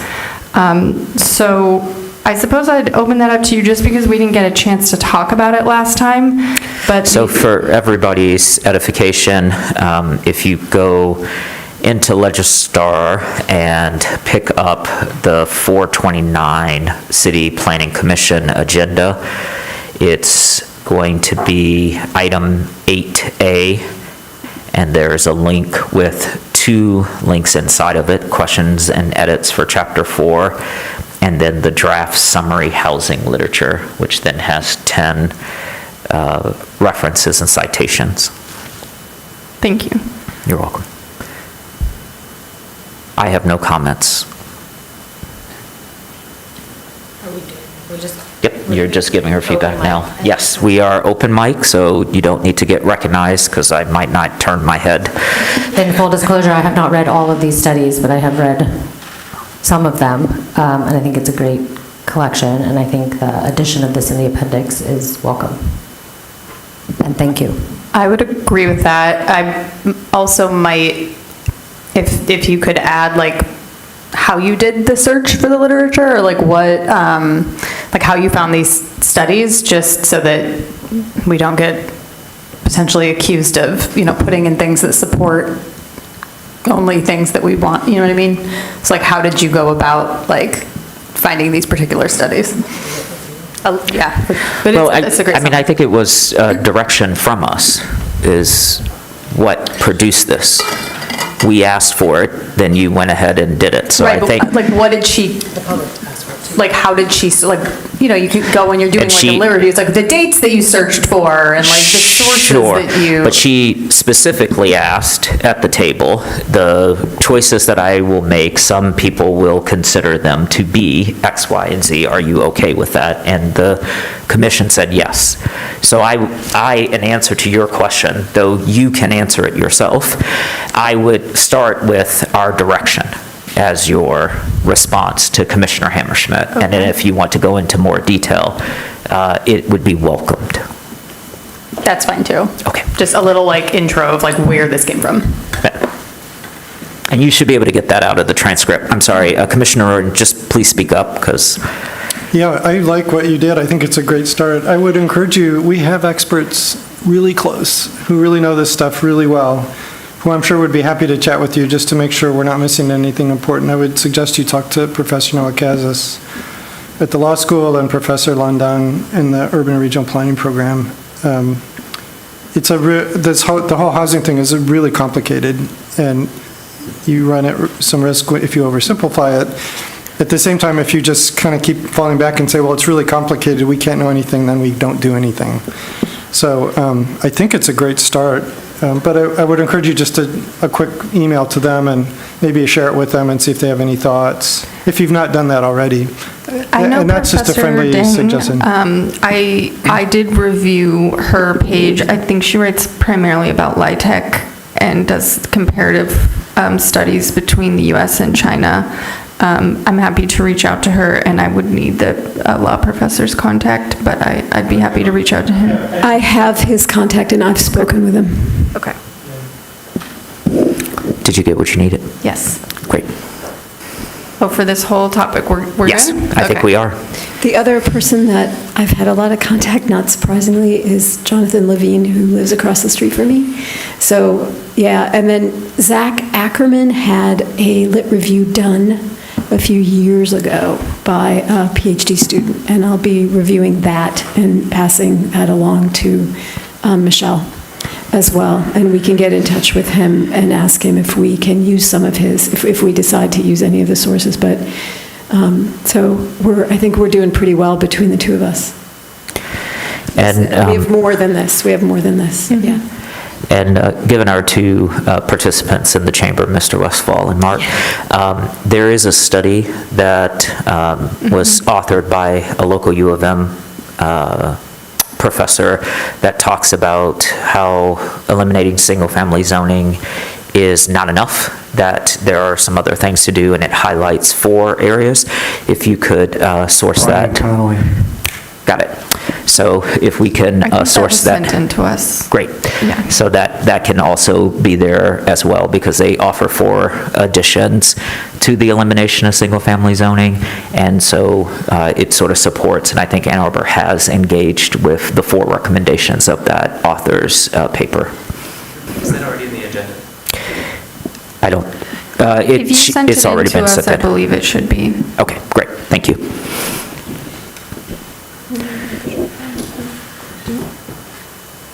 Let's talk infrastructure. All right, Infrastructure Week. Have you heard anything about infrastructure? So, first of all, I want to give some kudos to our public services and public works colleagues. They're doing great work in this regard, and they're doing it serendipitously the same time that you're drafting a comprehensive plan. One of the aspects of that is included in your packet and was shared, which is a summary of some of the evaluation of capacity at our water and wastewater plants. So just to broadly talk a little bit about this, when we have been undertaking this comprehensive plan, we have been broadly talking to the community about our visions and our goals, and I think that's appropriate. That's what a comprehensive plan should be. It should be visionary. It should be aspirational. It should be an opportunity. When I talk about all the ways that we interact with the public, talking about comprehensive plan is kind of the most wide open and the most broad and the most flexible about the areas we go into and the visions and aspirations we get to. And as Commissioner Norton sitting next to me here talked about in another context, by the time you get to site plan approval, there is almost no room for discussion. It is very narrow. It is an administrative process. And of course, a lot happens in between that. But as part of that, we've been talking about the city comprehensive plan in a very broad base. That means, rightfully so, as plans are intended to do, to not only talk about our land use plans, but also carefully correlate those decisions, those land use decisions, our regulatory decisions with infrastructure investments. That is one of the core values of a comprehensive plan and the corresponding capital improvements plan and the decisions that the city makes. So this memorandum is intended to just highlight that, unsurprisingly, I think, to anybody, we are a several century-old city with a lot of old infrastructure, and we've got a lot of needs. The public services teams are in the process of putting a lot of fine points on what those needs are, and they're going to be varied. Here, we are trying to just at a very high level talk about when we're talking about just plant capacities. So I want to be clear, this memo is not talking about distribution systems, which is a detailed analysis that's being undertaken now. But I also want to be clear that not all detail about our infrastructure distribution system is also going to be publicly accessible. There are security reasons why we're not going to be mapping out the details of all of our infrastructure system. So that work's underway, which I'm really excited about. But in the meantime, this is trying to collaborate some of the housing production targets that were in the plan that you subsequently removed, that were double and triple what our current housing productions are, and how those might translate over the time period of our comprehensive plan. And so I'm really grateful for Public Services that they have helped to frame some of those decisions, and I'll particularly draw your attention to a couple of the charts. What you see is basically where different growth rates might hit 80% capacity in these plants. And that 80% capacity is important for a couple of reasons. One is when you're talking, for example, about water delivery specifically, we source a lot of our water from the Huron River, and so we want to build in some flexibility to make sure that in the case of higher or lower periods of drought or moisture, we have the ability to continue to serve. But it's also more practically a good trigger when we actually start talking to the state about, hey, we're getting at our 80% capacity. It's time for us to start talking about what our long-term investment strategies are. So this is intended to just be honest and forthright about some of the challenges that we face. There will also be infrastructure distribution systems, that is both our sanitary sewer collection system and our water distribution systems, that those aspects are typically more addressed on a project-by-project basis. You heard an example of that tonight with some water main investments happening to support that specific project. But here we're starting to articulate what we're talking about more broadly about our plant capacities. What this means is that my advice and the language that is going to be reflected in the plan, we've already started talking about this with those reviews of the plans, is as we're talking about the implementation of these plans, it's going to have to be really calibrated towards these infrastructure investments, right? It's not like we're going to be able to flip a switch, expect that we're going to realize the full growth potential of this plan in year one, nor will that happen. That's not how community development, we don't have the capacity of developers, of capital, and probably market at this point. But over time, as we start building it, this is something that we need to be mindful of, and it may very well prioritize the areas of the city that we move quickly in land use provision and changes, and areas that might have to be more carefully calibrated with timing with infrastructure investments, whether it's water or sanitary sewer or other systems for that matter. So we do think that this is another opportunity in that sweet spot after we get through this first round of plan edits, that if you'd like to hear more, we're happy to bring public services staff who are probably going to be emailing me after they watch this and tell me what I got wrong. But I'm happy to stop now and see if you have any questions. Okay, sorry. Yep, go ahead. Who has questions? This is great, and I just have one clarifying question. The low-end population projection and the high-end population projection, is that from the plan, the numbers that we had? Yeah, if you look Well, it was in the objectives. It was in the objectives. In the objectives, yeah. So it was 25 times blah, blah, blah. Okay. 1,200 or 1,800 Yes. units per 2 year. times or 3 times our current rate. Yep, I just want to confirm that. Okay, thanks. Oh, I see the table now. Let's get right by that. I would add in, I think that this is really, really helpful. I feel like I know just enough about it. Probably more than I do. Water infrastructure to be dangerous, right? The fact that particularly on our wastewater side, we're below capacity, there's a lot of capacity, it suggests to me that there is opportunity, that there's a fixed cost associated with it. There's some incremental cost, but there's a fixed cost associated with just keeping the wastewater treatment plant going. And so, again, for some period of time, things get cheaper, like on a per unit basis, by using it to its capacity, right? It's effectively, I don't want to say overbuilt, but it's built for growth. It's anticipating that. So I think that is, when I look at the wastewater treatment one in particular, I think like, oh, this makes a whole lot of sense. It feels to me like on the drinking water side, the way that I read those graphs, like already things were going to get close. And so we should be thinking about what that looks like. And it also makes me wonder, what are some of the bigger users of water? And I know that we've since I've lived in town, we've moved to pricing water where the first like basic human needs are cheaper, and then we escalate the prices if you are a super user of water.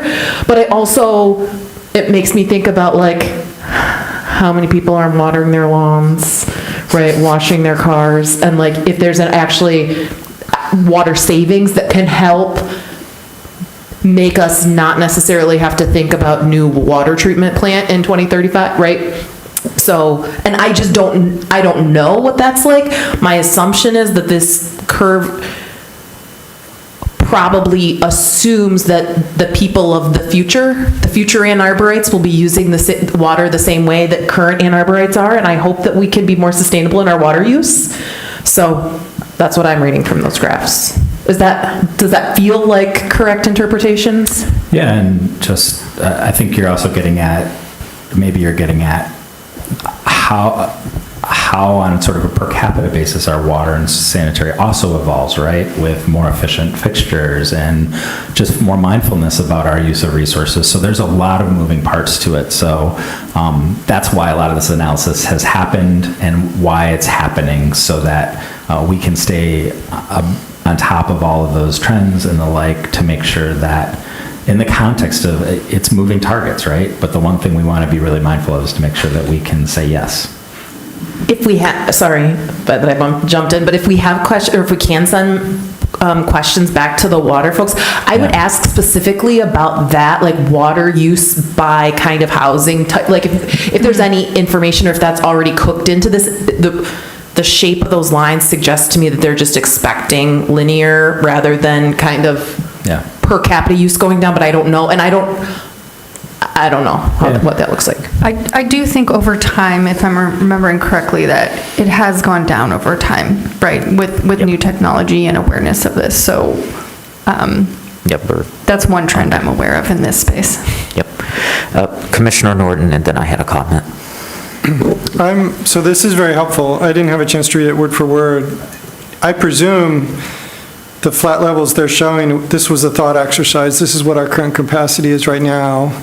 If it never changed, here's where we would hit it. But I gotta believe they're looking at long-term planning constantly. And yes, that was going to be my comment. Things as they go along, and I know that the Huron River Watershed Council has been quite interested in demand management, trying to better, instead of making more and more water, trying to get people to use it more consciously, effectively. And I think I imagine the city water and wastewater treatment folks are paying attention to that too, right? So this is a thought exercise just to show folks we are aware of what's happening, and we're aware of how increases in development that might be prompted because of the master plan could affect water planning, but we're actively engaging in water planning all the time. Is that a correct statement? Yes. Yes. Yeah, and that's just to be more glowing on my colleagues. I'm really grateful that they spent the time with their experts to we sort of gave them the challenge. Can you contextualize the analysis that you're doing to our comprehensive plan? Because it might be of value to this body and to the city council to understand that. But absolutely, that's exactly why they're doing this, because they need to be planful, and we as a community need to be planful, regardless of this comprehensive plan, the last one, or the next one. So I wanted to ask where the strategic plan for the water sits vis-a-vis this report, because they are replacing the 1939 and the 1940 plant. They have that in their horizon. And then I imagine that will increase capacity as long as there is adequate source. Yes. And none of that is reflected in this chart. So my concern is a lot of what we hear from the comments is we can't build anything because we don't have the infrastructure to build it. But what I see in these strategic plans, both in the water department, I'm reading their 2023 strategic plan right now, which I think is the last one they produced. And then the the wastewater strategic plan, which was presented to council at their, what is the meeting called? The work session. Both of those groups are working towards increasing capacity. So it is not, I want to be careful. How do I want to say this? I want to say it is not factually accurate that our infrastructure cannot handle the development that we anticipate in the comprehensive land use. Well, so two things, if I could just start. There are limits to there is a limit to our source, and I think that's stated here in the beginning. Eagle only allows us to draw a certain amount of water from the Huron River. But we have a secondary source. The secondary source, as far as I know, are wells. And we are getting 15% from there right now. Correct. And while they were under some of the transition, they were going to increase that draw so that they could. The increase, I don't think, is going to be substantial. Significant? Sure. Okay. But yes, I mean, they are looking at how to expand. I think one thing that's important to note, though, is that this is saying 10 years is not that long for long-term planning, right? That with our current projections, by 2035-ish, we're going to be hitting our limits. So at the high-end growth. At the high-end growth rate. So the answer is yes and no. I mean, part of this process, right, is we're determining how we want to grow, and then we can work through the capital improvement plan to invest where we can to provide this growth over time. Okay. Commissioner Weatherby, sorry. So kind of along those lines, so one of the things that I don't see in here, and it's fine, like this is helpful in itself, but then there's also, and I know this is opening up a big old can of worms, but we hear a lot, again, of like new development is a drain on the system. And is there a way of sort of succinctly putting like what new development contributes money-wise, what, like this is sort of like, oh, okay, our water is really close, we shouldn't build any more. And I just don't, like, is that a rational response? And then the other thing, which I think I remember from Mr. Dehoney's report, is one of the problems is people are conserving water, which means that the city is getting less money for water, and that can be a downstream problem. That there are a lot of kind of unintended consequences, or it's not an easy thing of like, oh, we'll use less water, we'll build a new plant, we'll do that. Like there's a lot of kind of things that are built into that. And I don't know if there's an easy way to say that. I think, so that'd be a better question to have that team address. I will say that funding utility investments is incredibly complicated and limited in the state of Michigan. Development generally pays for its way in development as it relates to the proximity of the site that it's happening. So again, tonight you heard an example where they are investing in public infrastructure to accommodate their needs for that site in the context of our system. They are also, in addition to that, they actually also are making a contribution to the city that is sort of a legacy calculation of if they had been, their contribution to the legacy of this system operating and being invested in and being built over time that they have not been a user and part of, that they're not going to benefit in the future.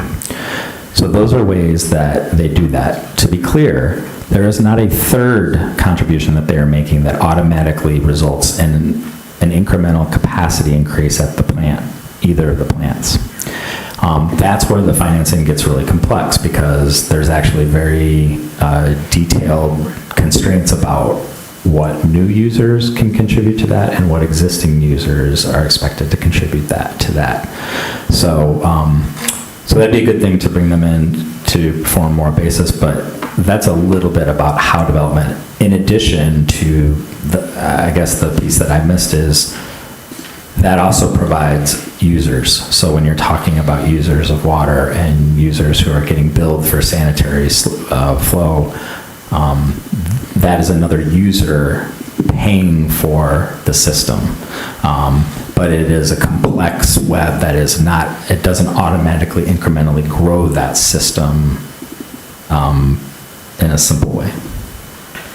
So is it correct to say we couldn't divert the park's contribution to infrastructure because there are hard limits on what new development could contribute to that infrastructure? Well, the park's contribution is voluntary. You can divert that to whatever a person wants. All right, great. Thank you. Okay, Michelle, did you get what you needed? I just wanted to make another comment, and I think Brett alluded to this, that there are spatial constraints as well. So here we're talking purely about numbers, and they are still in their study investigating what parts of the city are going to be more constrained. So this is important to start because it is kind of showing us some constraints in our vision. but we still need to know the where as well. And we're waiting on that and would like to also put that in the plan where we can. I think there's just a kind of an issue of people not understanding what those build-out scenarios are. I hear them talked about as targets. Right. And sometimes as projections. Those are already different. And I have been personally thinking of them as capacity estimates. And zoning alone does not determine capacity. Capacity turns also on, there are limiting factors of construction costs, infrastructure capacity, and residents' tolerance for diversity. So I feel like what we're getting is a sort of a misunderstanding that, well, you guys are aiming to do all of this, and I don't think that that's the way those numbers were meant on the slides when they were shown, and I didn't find them. There's a section where there are some numbers, but it's not quite as stark as it was on those slides, so maybe we could just be more clear. Yeah, I was confused by the idea that we are establishing, this board is establishing the growth of the city of Ann Arbor. I have actually said, no one has told us what the growth is going to be. We are creating an environment where growth can occur, and if it occurred at its sort of low-end projections, it would produce this. If it occurred at its high-end projections with available capital, it would produce this. But I was surprised to hear that conversation, especially tonight in those comments, because I was like, I know we had that conversation, and I was like, no one has told us what the growth of Ann Arbor should be. Should it be 225? Should it be 250? Certainly, Commissioner Norton has said we can't stop growth, and we have appreciated those comments, and so since we can't go out, we must go up. And so anyway, did you get what you needed? Yes, I think the only note I have here is that we probably need them to come in and give us more detail as they're uncovering it themselves. And maybe as we're talking about the future land use map, we need to talk more about this relationship between what we have here in front of us, our constraints, and what we've visioned for and how we want to address that in the plan. Yep. Okay. On to...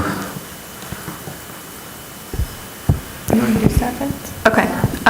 So while you all have been reviewing this plan, staff has also been reviewing specific sections that are, relevant to their expertise. I felt that it was necessary to show you all some of their comments in which they diverge from you, and in general where there is alignment.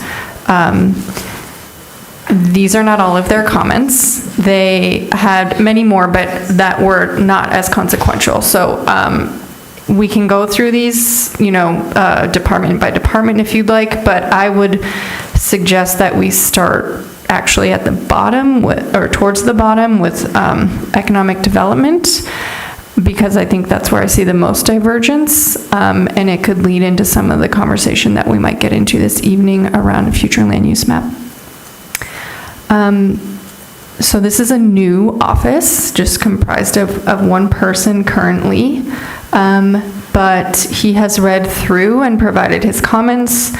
Overall, from his perspective, I would say that there is a priority on housing over other aspects or other goals that we're trying to reach, and that there is a concern that there are a few parcels in the city that are really related to job growth. And so this kind of harkens back to some of the conversations we had in the beginning, right, about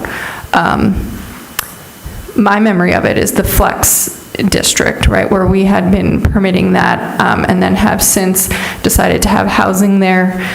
So there is some concern there that when housing is allowed, that it will outcompete and that we will not have as balanced of a city or balanced land uses that we should be thinking about for 2050.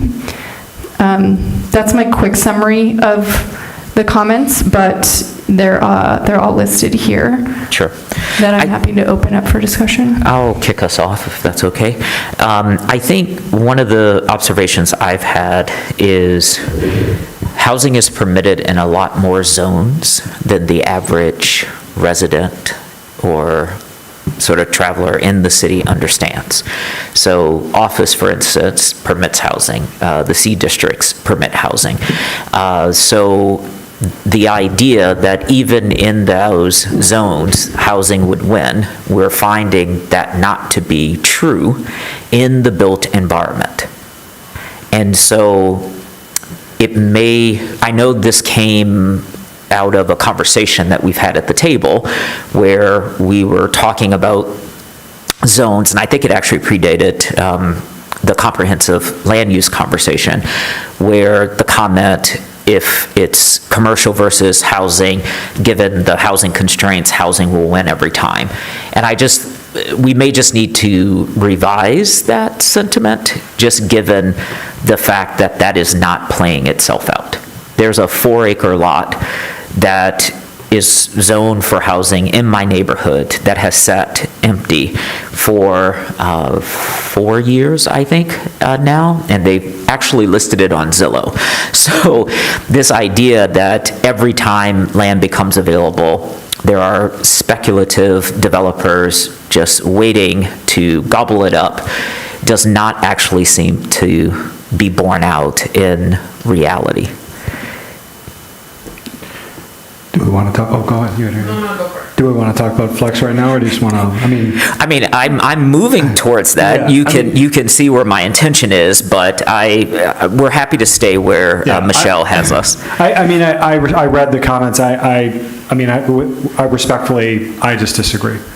I disagree with staff opinion there on the economic development and the zones that try to tamp down on housing to restrict housing to preserve other uses. I just don't find any, they don't seem persuasive to me. But we can get into that when we talk about flex.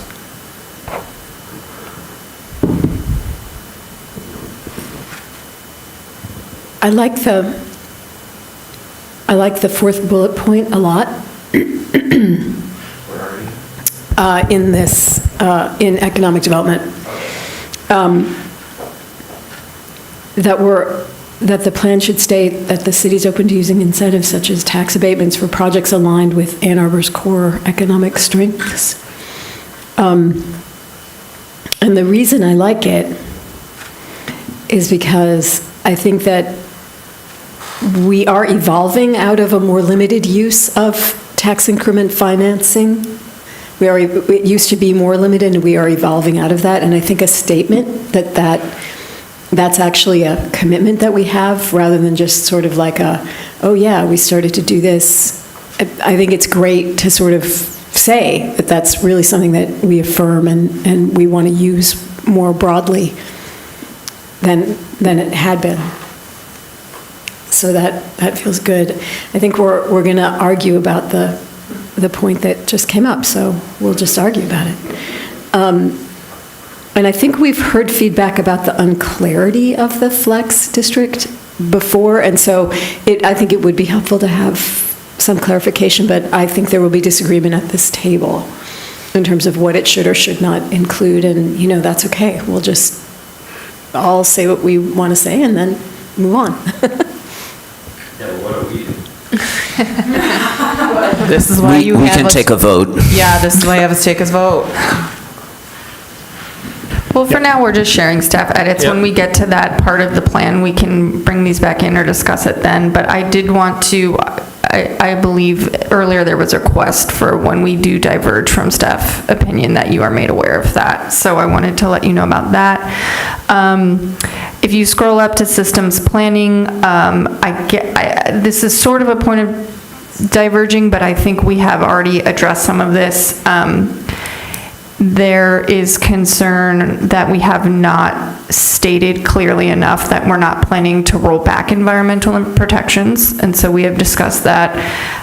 There is a section in strategy 10.1 that introducing more flexibility to site plan review will help ensure ecosystem benefits, and doesn't seem like they're buying that. They think that more flexibility could degrade natural features rather than protect them, so they wanted to bring that to our attention. What do they mean by, and what do we mean by, more flexibility to site plan review?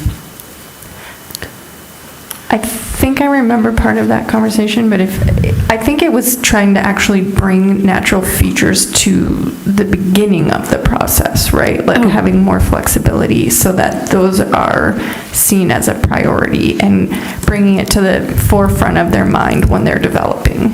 Does that sound right, Brett? Yeah, I think there was also a bit of conversation about whether or not we were protecting the right things. Like, you may recall, like with the Packard Street property, for example, we talked a lot about not only the landmark trees there, but also like sort of a maintenance plan that would really cultivate the naturalized area around those landmark trees. So I interpret the flexibility a little less than the process-oriented stuff, but maybe natural features is really constrained in our ordinances, right? We define it and you got to mitigate it if it meets these definitions. And we heard, particularly from the focus group, that not all landmark trees really have the same ecological value. So that's how I interpret it, but to be clear, the plan doesn't get into much more definition or granularity than that. It doesn't sound like flexibility is the right word exactly for what you're describing. If it's an idea that natural features should be brought to the forefront of the developer's mind earlier in the process, that's not the same as flexibility. And if there are things that are kind of rigid and things that are desirable but falling outside what's in the natural features, there might be a better way of expressing that than flexibility, because when I hear flexibility, I think, oh, we have standards, but, we'll bend them for you, and so I think that might be why this is a sort of anxious sounding response. And so again, I just think it's a problem of misunderstanding. It felt like, as I'm reading this, I'm reading down a couple lines to the over-dimensional standards alone. Like, it's easy to design to the setbacks. It's easy, so that's what they focus on, right? I have to meet those setbacks, where, at least the way that I took this, potentially, and maybe I'm just thinking of our old land project modification, where you could... Actually, there was some flexibility on those dimensional setback standards if it meant prioritizing really good, really good natural features. And so if that was the intention behind the way that this was written, I think that's, I think that's good. Yes. We want more of that. So then it would be flexibility in things like dimensional standards where beneficial protection of natural features. But that, again, seems like something we would not want to put in, that doesn't seem like you'd write that down, I think I have a question, because if I'm correct, because smaller parcels are exempt from site plan review, and site plan review is the mechanism that we use to protect natural features, we are exempting 36% of the land from participating in the natural resources preservation, i.e., a single-family homeowner can cut down all the trees on their lot because they don't have to submit a site plan. And so if I read these comments correctly under systems planning, it would actually be a more restrictive system that we would be imagining, because we would then subjugate all 36% of R1 and R2 to site plan review, and then that could be a mechanism for this preservation. One path. Why would we do that? I'm not suggesting that we do. That is my point. Oh, you're right, I see. You're reading that is what is, yeah. Well, because the only way this table speaks to that is through site plan review. And we have in our law, because we the UDC prefers single-family detached homes as a sort of housing type, because it exempts it from this kind of control, it is exempted from this kind of preservation. And to come towards staff, it would have to come in to that kind of control. Or you do it through something other than zoning.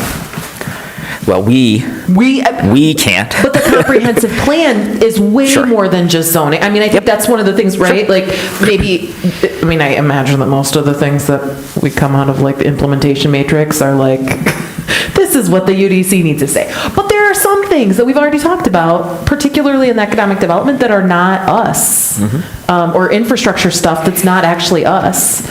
And so that's one way that you can kind of square that. So what if for now we discuss among staff what we mean by flexibility so that can be clearer for the next round? Yeah, I mean, I think it's a good question. I'm wondering if it should be, it's not site flexibility and site plan review, but it might be flexibility in land development standards. I think that's kind of what we're talking about is like, if we have rigid setback requirements, for example, that are robust, and that forces the development into a more narrow geography of the site than a more flexible framework that might have less demanding side yard setbacks or rear yard setbacks or front yard setbacks, we are adding to the potential that maybe they could work around a natural resource. On the flip side, without some other accompanying form-based standard, we might also very well just be mandating a larger building footprint on that same lot with the same impact on natural. So that might be, I don't want to speak for the staff comment, but that might be where it's coming from. Okay.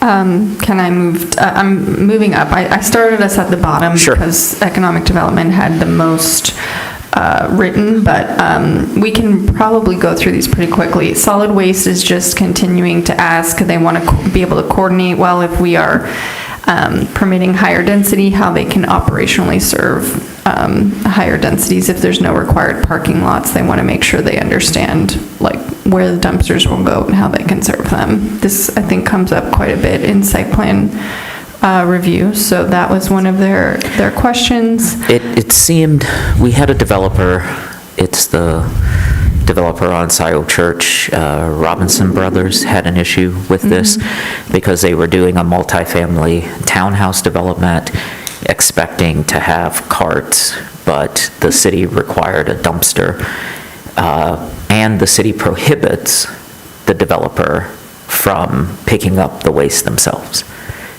Does that fit in here at all? This is slightly different as I read it. I think that was an issue, and that yes, it was. That is an important. Yeah, right. It was a big issue. But this one seems to say it.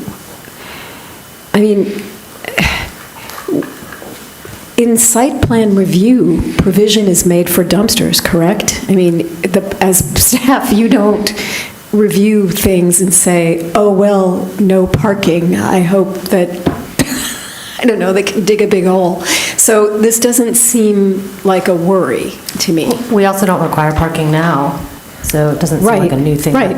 I mean, it's not, I mean, and things come in often with parking, but even if they don't come in, like, you know, the building on Forest, I'm sure that there was provision made for dumpsters because students live there. So, well, they need dumpsters. They create. We all need dumpsters. Yes, we do. But yeah, but you know, yeah, there's a lot of. You know, so they party more than we do. This is probably getting at as we embrace a more urban form, particularly solid waste service can be more challenging, and frankly, there are trade-offs. We have a project that's on the horizon for you that, in order to accommodate the service for an urbanized environment, it's going to mandate basically rolling dumpsters out onto the public sidewalk for a time of pickup. That has a consequence to transportation visibility and non-motorized mode flexibility and adequacy. So I think this is probably getting towards, as a pattern of development goes up, Not always, but it's easier to accommodate solid waste in a parking lot. As we start planning for a different typology of development, I think it's just recognizing that we're going to have to figure out what trade-offs are we comfortable living with. You know, this has happened, you've probably heard a lot of conversations about trash bins and bike lanes across the community. That's a great example of trade-offs, right? We got to figure out the ways that we can't always solve for everything 100%. Sometimes making a little progress in one regard is going to compromise our progress in another. So I think this is, again, I don't want to speak for the commenter, but it's probably talking more so about we are dealing with more and more projects that don't have big surface parking lots. That can create a challenge for some of these trade-offs, so we got to figure out how we want to account for it. And also in terms of staffing and vehicles, right? Do we need different types of vehicles? Thank you. That was going to be my point. I think a lot of what I'm hearing is we have decided on I'm trying to make this more abstract, but sort of a type of how we address this problem. So again, going actually back to the Robinson Brothers, the fire department required a second entrance because of the size of the engine. And then it also required that they put in fire suppression in all of the units, which increased the cost. But alternatives there could have been to put a substation right there, and it would have probably been about the same cost, and then been able to reach more people inside the thing. But as I was doing math, you know, one of those engines is like $1.5 million, so they could have just kept it on the site, and then they wouldn't have had to deal with that. So how do we, in the comprehensive land use vision, signal that we also need to be innovative as the city grows, that the tools and resources that we have used for the past 50 years may not be the tools and resources that we use for the next 50 years. And that infrastructure could imagine even something like solid waste being in tubes under the development that then goes to a station and is picked up there, as opposed to it's collected in a bin and a truck comes and so forth. So I don't know how we capture that language in the plan. But that's an infrastructure. I mean, it's not necessarily, you know, it's moving infrastructure, but I think it's thinking about how our infrastructure adapts. Mm-hmm. And so we have an adaptive, I think the signal, thank you. You are 10 for 10 tonight. Can we have an adaptive approach to our infrastructure to meet the density goals that we have? And that means we have to be creative, we have to be innovative, and we have to be willing to let go of things that have worked historically and pioneer new things. So it feels to me that like goes back up into one of our strategies, and this is back in chapter 4, right? And that's where thank you, by the way, for bringing all this stuff together. And I'm like, oh, there are some comments that are really chapter 4 comments that I'm not sure how, when, you know, but that where we talk about infrastructure and and goals related to that, that's where I would put that adaptive infrastructure kind of. So that's what this question is relating to, and I read this as like a very collaborative question, not as like, well, how would we possibly do this? Of like, how can we help you get to your goals? Yeah. No, I think solid waste is definitely planning for a larger city. Yeah. They said as much. Like fire has been planning for it, and some of that is collegial, and some of it is, hey, we don't have the right equipment, we need more money from council to buy the right equipment, so. And they might be in the same situation. Yeah. And that there is the hope to be collegial and to bring all these units together and have this discussion before we need to, but sometimes it comes down to resources, there's not a lot to go around, and if we're gonna do this, then this department's gonna say, we need more money, that department's going to say, we need more money if you want to do X, Y, Z. And I think I sense a lot of that in this comment of like, okay, but people are going to complain if we do this at 5 a.m. People are going to complain if we do this at noon. Where do we do it? It's currently goal 12. That's where this lives. And I think I think this has been a good conversation. Like, I would just make sure that we, in our list back to the things, I would work it into one of those strategies in goal 12, which I think Commissioner Hammerschmidt suggested that we like totally renumber. So whatever it is now. Yeah. Okay. Maybe it's not fun. Can I go to transportation? You may. Okay, these are, just to roughly summarize, we had a conversation with them. They just wanted to be clear that our references to complete streets in the draft need a little bit more description, in that there's a lot of things that are considered a part of a complete street, like lighting could be one if it makes a street more walkable, benches. It could also mean things like road diets. So they wanted to just be clear here that not every street can be complete, that there are trade-offs, just like everything else with design, depending on resources and right-of-way width and all of that. So that's just some more clarifying language there on how they feel comfortable talking about complete streets. And then the second bullet point is just they wanted us to add, they're currently developing some, or doing some studies for multi-lane roads that they wanted us to add in here and for us to be aware of, and that we can coordinate more in the future. Okay.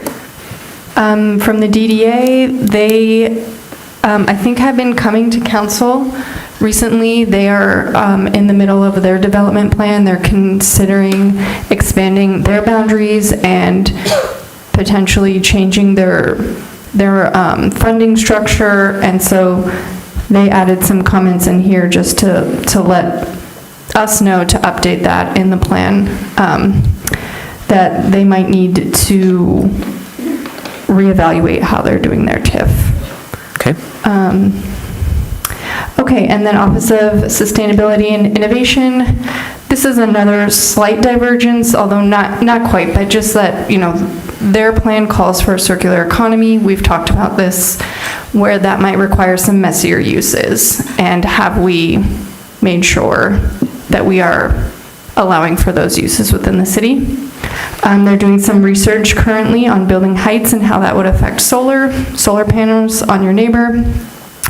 I wanted to bring up, because this was in the draft here, that there's a need for large-scale solar, and Dr. Missy Stoltz has corrected that here on the third bullet point, that it really focuses on small-scale generation and distribution. So, we raised that question, so yeah. Yeah, and then a call for using some of their local data on their greenhouse gas inventory, because it primarily comes from the built environment, and she provided a link there, so I can include that in the plan.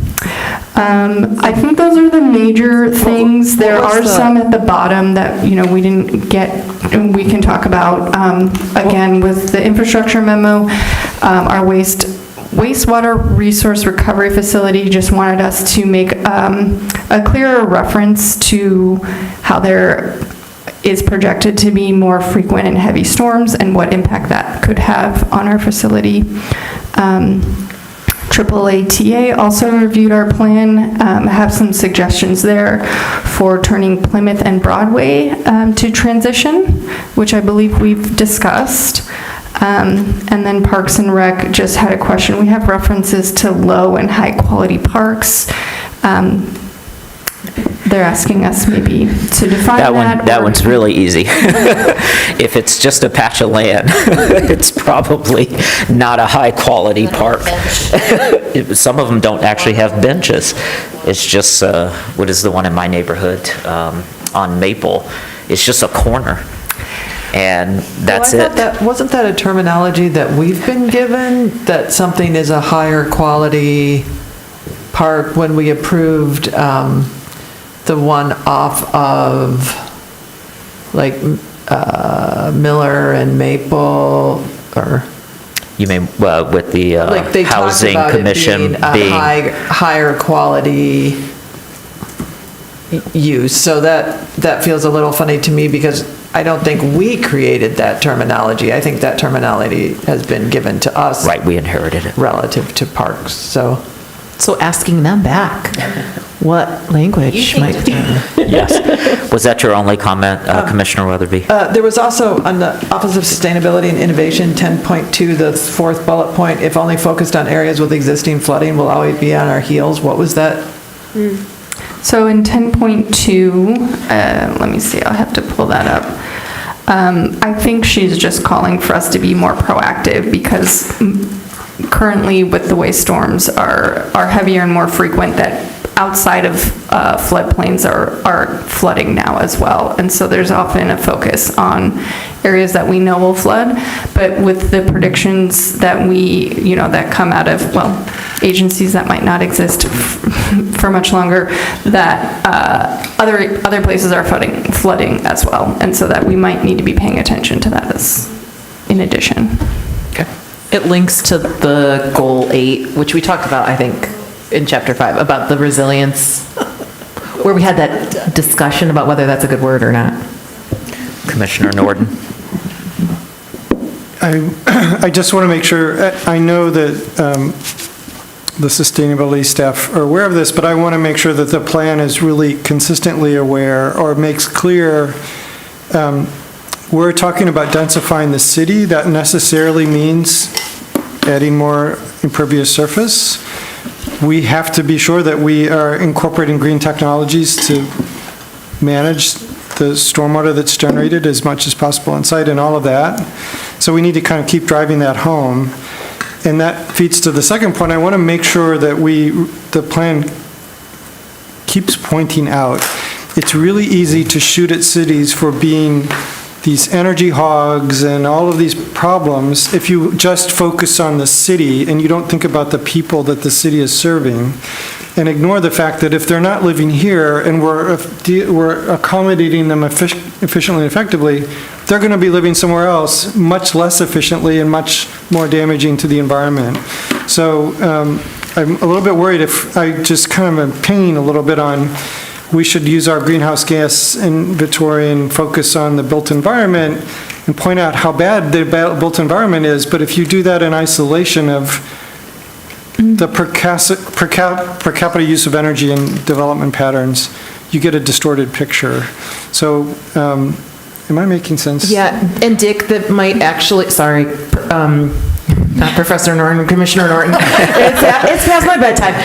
It might be a reference because a couple of years ago, we had a grad student work with OSI on a calculator that effectively showed just that. Units built in the city, it was a greenhouse gas calculator. Units built in the city of Ann Arbor because they tend to be smaller, because they tend to be attached, because you can cut down on commuting, you can also cut down on running errands, the emissions associated with that. Even if they're not net zero, like they produce fewer greenhouse gases. Then what would be the alternative if people weren't living in the city? Exactly. So because I think that that's something that's come up here, and it ought to come up here, and we're dusting that off, and hopefully we'll be able to publish that as a fact sheet in a calculator in a month or two. So my point is, please, as we critique the way we're building internally and making sure we're doing it as well as we can, we also put it in the context of the larger regional impacts of different development patterns. If you want to be green in a lot of ways, live in the city, it's a much more energy efficient and less polluting way to live than everybody sprawling out over the countryside. All right. Did you get what you needed? Yes. So now these are the majority of the comments that we will be compiling with yours to go through the first round of edits. Okay. Can I just ask one small thing about the AATA part? They identify the gap between Murfin and Maiden. Is that, I think that's come up before when we were zoning TC1 as well. Is that a gap that we want to keep there? Is it because there's a lot of university property there? I'd have to look specifically at the map. I think in general, my recollection of why Plymouth is not transition is, at least on Broadway, there's a historic district, and there's also like a massive grade that makes it difficult to develop. So I think we didn't anticipate that that would be an area where there would be a ton of development for the bus route. That's totally fine. That's a good reason. All right. Can we talk about the Flex District? Not yet. I think there's a few other things still in their communications. Go ahead. I had some edits or corrections to the Chapter 5 notes that were in the packet from last week. Oh. I didn't want to get onto new stuff without touching that stuff real quick. Right, where were you going next? Because I thought those were the three things that we were going to discuss: the housing, the infrastructure, and the staff comments. Okay, so I think we can go back to Chapter 5. Is that okay? Great. So there were, I was going back through the staff compilations of all the feedback from last session, and there were just a couple of clarifications and maybe a correction that I wanted to make. So there's an edit, quote, zoning should be primary source for recommending land use districts. I think that's right. It's higher level than I think we got. There was a lot of conversation about it. What I heard, and I want to only focus on what I thought I heard commissioner support for in terms of the, like we call them, the rules, right? The way that the map was prepared. I heard support for the R1, R2 versus R3, R4 rules that staff and the consulting team used as a guide to plot the low-rise and transition zones on the draft land use map. I heard general support for deviations from those rules to recommend higher density levels than those rules would otherwise recommend, where staff viewed higher density as appropriate based on characteristics specific to an area. And I heard general opposition to deviations to recommend a lower density than those rules would otherwise recommend. That's what I thought I heard. That's a little bit more than you built out in your comment, but I didn't want some of that nuance to get lost, because the zoning should be primary source for recommending land use districts is sort of an automatic reversion to whatever is currently in the zoning map. And that misses that nuance of, for example, maybe the Miller decision to go up from where we are in the current map. That seems like a decision staff made for a set of reasons that feel defended by sound logic and evidence and experience, and I didn't want to disturb that or suggest that we wanted to disturb that right now. It wasn't something we touched. The correction I wanted to make, there's an edit on 101, Old Fourth Ward and Old West Side should be transition district. I didn't personally want to touch any choices you made in the Old West Side. My comments during the meeting were very targeted on the Old Fourth Ward, and I actually thought the way that the map handled the Old West Side was well done. That's a pretty messy boundary in there. There's PUDs, there's some parkland, there's the Huron transition corridor that's being added. So I didn't want to touch the Old West Side. And then I want to make sure I didn't miss anything here. One second. I also offered to propose language to replace on page 109. We struck no limit on number of homes, which is a bullet on 109. And I was half tasked with proposing language to substitute language for that. The language that I would propose for that is scale and density to be regulated by form and or dimensional requirements as appropriate. The idea here being we're striking no limit on number of homes, but there's a concept of there is going to be some limit on scale and density in low-rise residential. We're being non-prescriptive on that, except we're not endorsing a unit-based restriction. That is where I thought we were with the no unit limit instruction to begin with, and I think that's a little bit more clear to the public.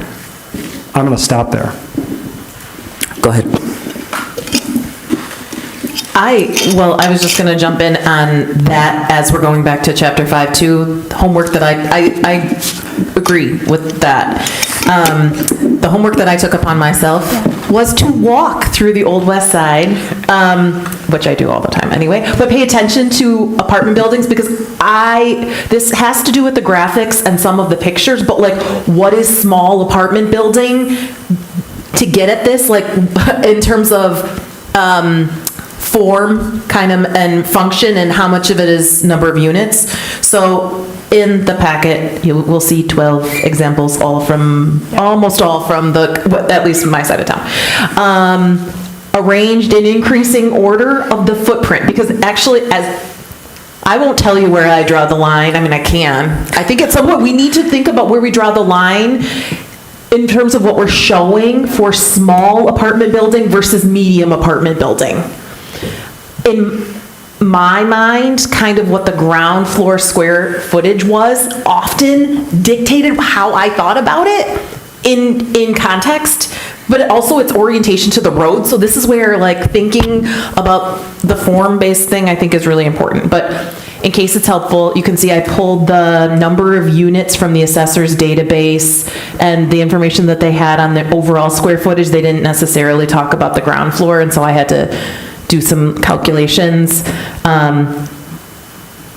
I would say units really are a lousy way of regulating things because you have some that are very clearly like very large, our 6-bedroom units can take up the same space as 6 one-bedrooms, right, or 6 studios. So anyway, in case that's helpful for you, it made me feel better to understand, like, to try to put some thought behind what I was seeing or experiencing as I'm walking. Like, everything that I picked is either 2 or 3 stories.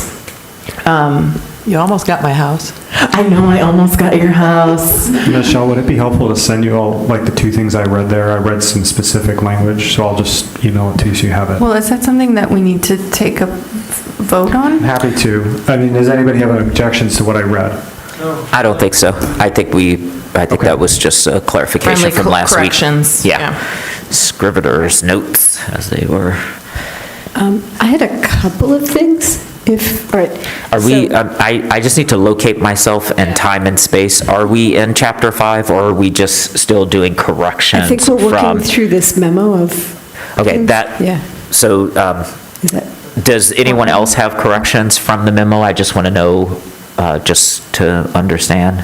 Okay, go ahead. Okay, so in the very opening of the memo, you ask in chapter 1 if we want other significant data, and you ask what about pages 14 to 18, and I think it would be helpful, it might be helpful there, or it might be helpful on page 48, where we're talking about rate of growth and plateauing.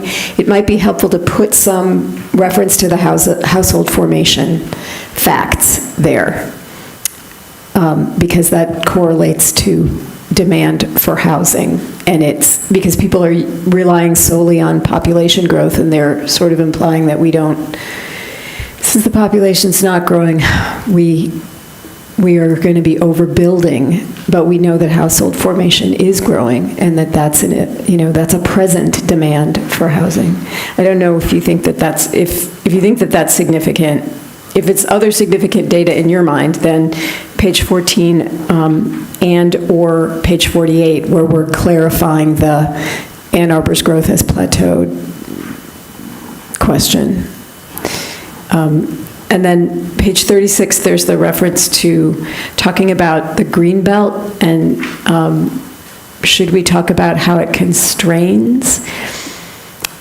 I would not, I mean, the way I see it, yeah, it does. I mean, it makes us have to build up, but it's the way I thought that Dick, and if we're calling Michelle, I'm calling all of you by whatever first name I feel like giving you. You are fine. I think what Dick said last week was a really good, it was a really good explanation of how the green belt is part of a holistic system that is looking out for natural features. And that, so we can build where it's appropriate, and yeah, we're gonna lose some, and we're gonna get some more impervious pavement, but we've made a green belt protection. And so that's one way that we're reducing carbon emissions, because we're saving a lot of open land where the open land can do good, because things can be farmed on it, so, I don't know, if you looked back at the meeting, Dick, do you remember what time it was that you said that last week? Yeah, I think it was exactly 9:23. I thought it was well explained, and yeah, well. It should be easy to search the transcript, because that was a long conversation around natural resources and sort of refutation of grass as a natural resource and open space. So that can be a key word for whoever is helping with that. Commissioner Mills? Oh, okay. All right, can we go to chapter 5? All right, let's start. Do we want to start with the flex district? Is there, I mean, can we start there? Did you do transition? No, I was thinking if we started with general agreement to get rid of it, then the other two we can have a longer conversation about. But if we feel like we want to start one after another, I'm happy to do that. But I feel like the table has been consistent in its disdain for a flex district. But I could be reading the table incorrectly, with the exception of Councilmember Dish. I'm going to take a run at it if you'll give me. Oh, I'm happy to give you runway. I think we have to strike it. I think, so, Flex reluctantly tolerates residential. I expect zoning that is produced by this district will be restrictive of housing more than it is restricted in transition. So I want to treat it that way. That's the intention of the district. That's what it sets out to do. I think that's what it's going to do. I think that, I understand the support for the district coming from, and I understand the comments made by the Economic Development Office. I respect their opinion. I've read their comments. I just don't think that those arguments are supported by evidence. This has been a live issue since January, when we first discussed the topic of zones that restrict or prohibit housing. I kept asking myself, do we have evidence that residential is actually crowding out other uses in our current mixed-use zones? I am not aware of that dynamic or evidence of that happening at a scale that we should be concerned about. My expectation, consistent with my comments in the last two meetings, is that changes in these districts will be incremental. They're going to be buffered by existing property rights, existing lease terms, going concern business operations electing to remain in their leases to the end of those terms or to decline offers to sell and relocate if they own the property. If those incremental changes occur, and some of those businesses relocate or are displaced, we should welcome that change. We've read the public comment that was submitted a couple of weeks back comparing the tax revenue generated by the George, a single building, which generates more revenue for the city than all 42 parcels along South Industrial combined. And that's not to minimize the value of those businesses that sit on those parcels. Tax revenue is obviously not the end of the analysis, but it sharpens the point of how consequential it would be to use the law to resist projects like this from being constructed in this or any section of the city. I just don't think we can base policy recommendations that consequential on a hunch about a future economic use that we may not need. I think budgets are moral documents. I think that choosing to preempt or block a higher value, more badly needed resource will have human consequences for the people who live here and who could live here. Additionally, we have current M1 and M2 districts that do what the Economic Development Office wants Flex to do, which is preserve areas against housing development for economic uses. They are a test case for the claim that these districts are needed to capture high-quality STEM startups thrown off by the university and other activities. And what are we getting for that housing choice? We are getting a downtown district that remains the most important economic and job center in the city. We do not have tech companies and other university spin-offs landing in the sections of the city that we are protecting from housing and project to have zoned as this flex district. That is not the industrial composition of South Industrial and Main Street. We have collision shops and dog kennels and hardware stores and office buildings, and these are all great small businesses. We want them inside city limits, but I think we will have them inside city limits if we zone to transition because we have them. We have no reason to expect that transition will cause that kind of displacement. That's not how it's worked in the districts that have mixed use today.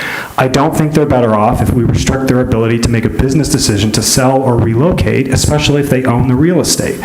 To those business owners, that's saying we know what's best for you, and I don't know why we would do that. If a developer wants to purchase one of these parcels to build housing, build a new project on one of these corridors, we should want to encourage that. We know from recent projects how valuable that project will be for the city's tax base, climate goals, and a myriad of other city policies. And I think the law should be extraordinarily reluctant to stand in the way of that opportunity and create what would be enormous opportunity costs for the city and for residents. Again, I'm open to be persuaded on this, but I'm not seeing the evidence that supports creating this entire district to do this thing, to to try to chase these hypothetical benefit sets that we're just not seeing play out in the districts that we already have in the field that do what Flex would do, but only more so. But the most compelling data for me is we have office and Flex vacancy rates that are stuck at 14 and 15%. So we have room in our city today without these types of legal restrictions for economic development and opportunity, and we don't need the law to protect it. We have a rental vacancy rate that the law is artificially constraining at near or functionally zero. I just don't, and nuisance, that's not a justification either. M1 and M2 along North Main and South Industrial have pockets of residential lining their borders. If we're not protecting people from nuisance there today, and we don't need this flex district to do that.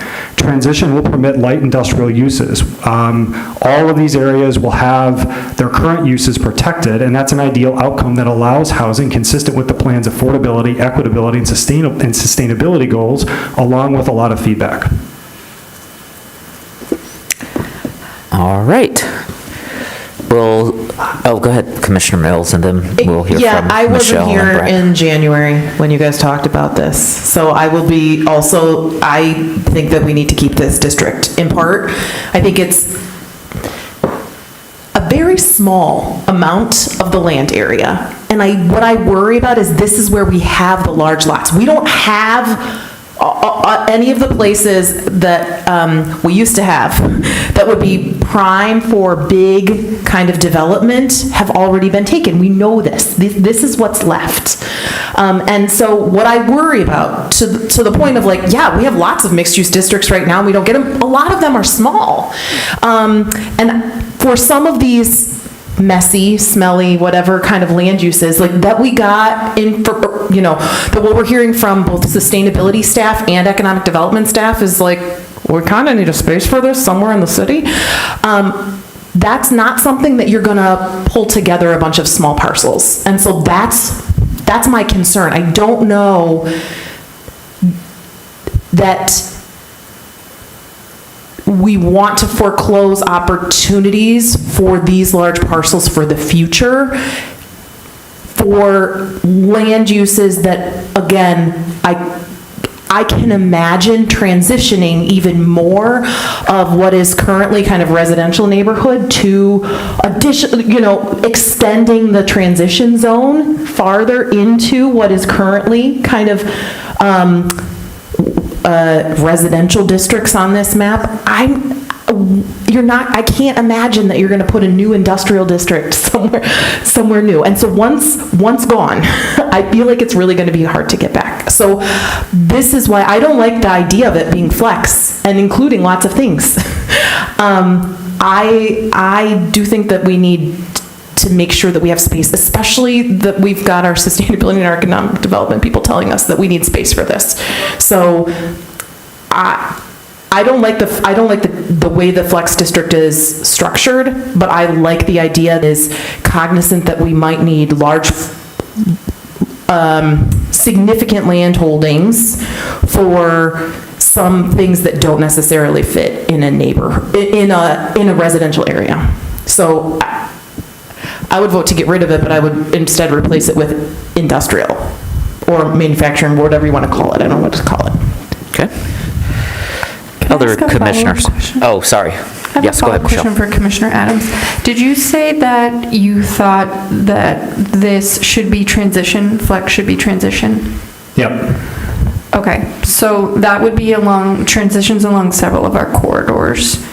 So then we would be okay with having warehouses and light industrial along our other corridors as well. Transition already allows for light industrial, doesn't it? Yeah, but I have a related question. I guess wherever, as the commission is discussing this, one of the things that would be helpful for me, I'm not saying that it has to be memorialized in this, but how light industrial is realized in that transitional district, or if we eliminate the flex district, do you envision a land use framework that would provide for surface parking lots, which, for example, are going to be different than what the intention of the transition district? It's really focusing on walkability and transit orientation. I understand the question. I think it's out of scope. I don't want to there might be several versions of transition, and that I'm not, for purposes of the two, you've got flex in front of us and transition, and I just don't, I want to get rid of flex. It doesn't serve a purpose in the current plan. I understood, and I totally agree, there might be several versions of the transition district, but I think in part of this context, if we're trying to have it be a more inclusive, it might be helpful for us to make sure when we also look at that description to make sure that it is not overly narrow to provide the flexibility for what those multiple districts might be. Because I fear right now, as the transition district is crafted, it might provide that. Yes, it does say light industrial. I don't know that that is necessarily going to overcome the transit-oriented, multimodal, walkable emphasis of that district that I envision as that district. So I would just ask, as the commission's going through that. Are you suggesting I'm just trying to track with you, are you suggesting like a parking maximum type of thing? Like what are you in the transition? I'm trying to figure out why we need to have a big surface lot. And then if I understood you correctly, when I suggested we go to 3 zones, you at that end of the table chuckled and said that's not possible. And I said, well, maybe it could be. Yes, and so then as I took the week to think about that comment, and sorry to have my back to everyone, but I'm making eye contact, so if you're trying to get my attention, I can't see you. Is in transition, you might have transition low, transition mid, and you might have transition high. And each of those could translate into a zoning category 100%. That would give you the flexibility that I think you are reflecting back to us that you say you need in order to do a proper planning within the city. That's exactly my question. And so I totally think that is a really viable, logical way that we might proceed. So if this was enacted, we might do 3 transition zoning districts. Right. But where we start with that, I don't know if you remember the TC1, we really start with intention, right? And the case of this transition district is really, I envision it and I read the language of this district as a very multimodal, walkable, transit-oriented district. And I don't think of, when we're talking about, I think that there's a distinction between trying to plan for uses that do or don't fit in that framework. And I think we had the same tension with TC1, right? Or we started where we said no car dealerships. But then we said, you know what, who gives a crap? As long as the building form is right, what do we care?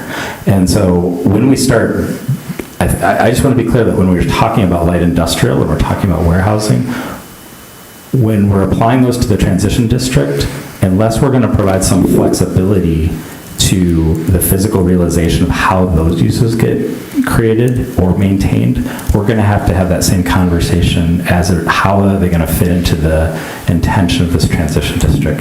And again, I think we can do it, but I would suggest that if we do go to eliminate that flex district and we do want to provide those, I would suggest, I come from the assertion that there are uses that might not fall into that who cares as long as the TC1 typology building can be met. There might be uses that I don't think we can get into that form, like a self-storage or a warehouse or But we ban those inside the city, right? No, we don't ban self-storage. I thought we did. There was something I thought we did. Okay, sorry. We pulled it out of a C2B district. Okay. Yeah, because it was determined not to be appropriate for that corridor. Sure. So I feel like when you're talking about these, again, I think there's a lot of perspectives on it, but when we're talking about those uses, it would be helpful for me to understand as we go forward. To be clear, I do envision multiple districts that will realize probably multiple of these land use categories, but particularly with this one, I do think of the transition district as a physical typology that I think of distinct from single story, maybe more auto-reliant uses. But and maybe we just, the statement is we don't want those in our community. And I don't think that's correct. I don't think it's correct to say that we don't want single story buildings in the city. I think what I would be saying is, I don't want to mandate that as a type. So it's sort of like I think the confusion that I hear from my neighbors about the elimination of single-family homes. They hear us permitting more density, but what they actually hear is my housing type is going away. And Michelle has said, you don't have to sell your house, which means your house stays because it is permitted, but these other uses are also permitted. And so that is where I think I am going.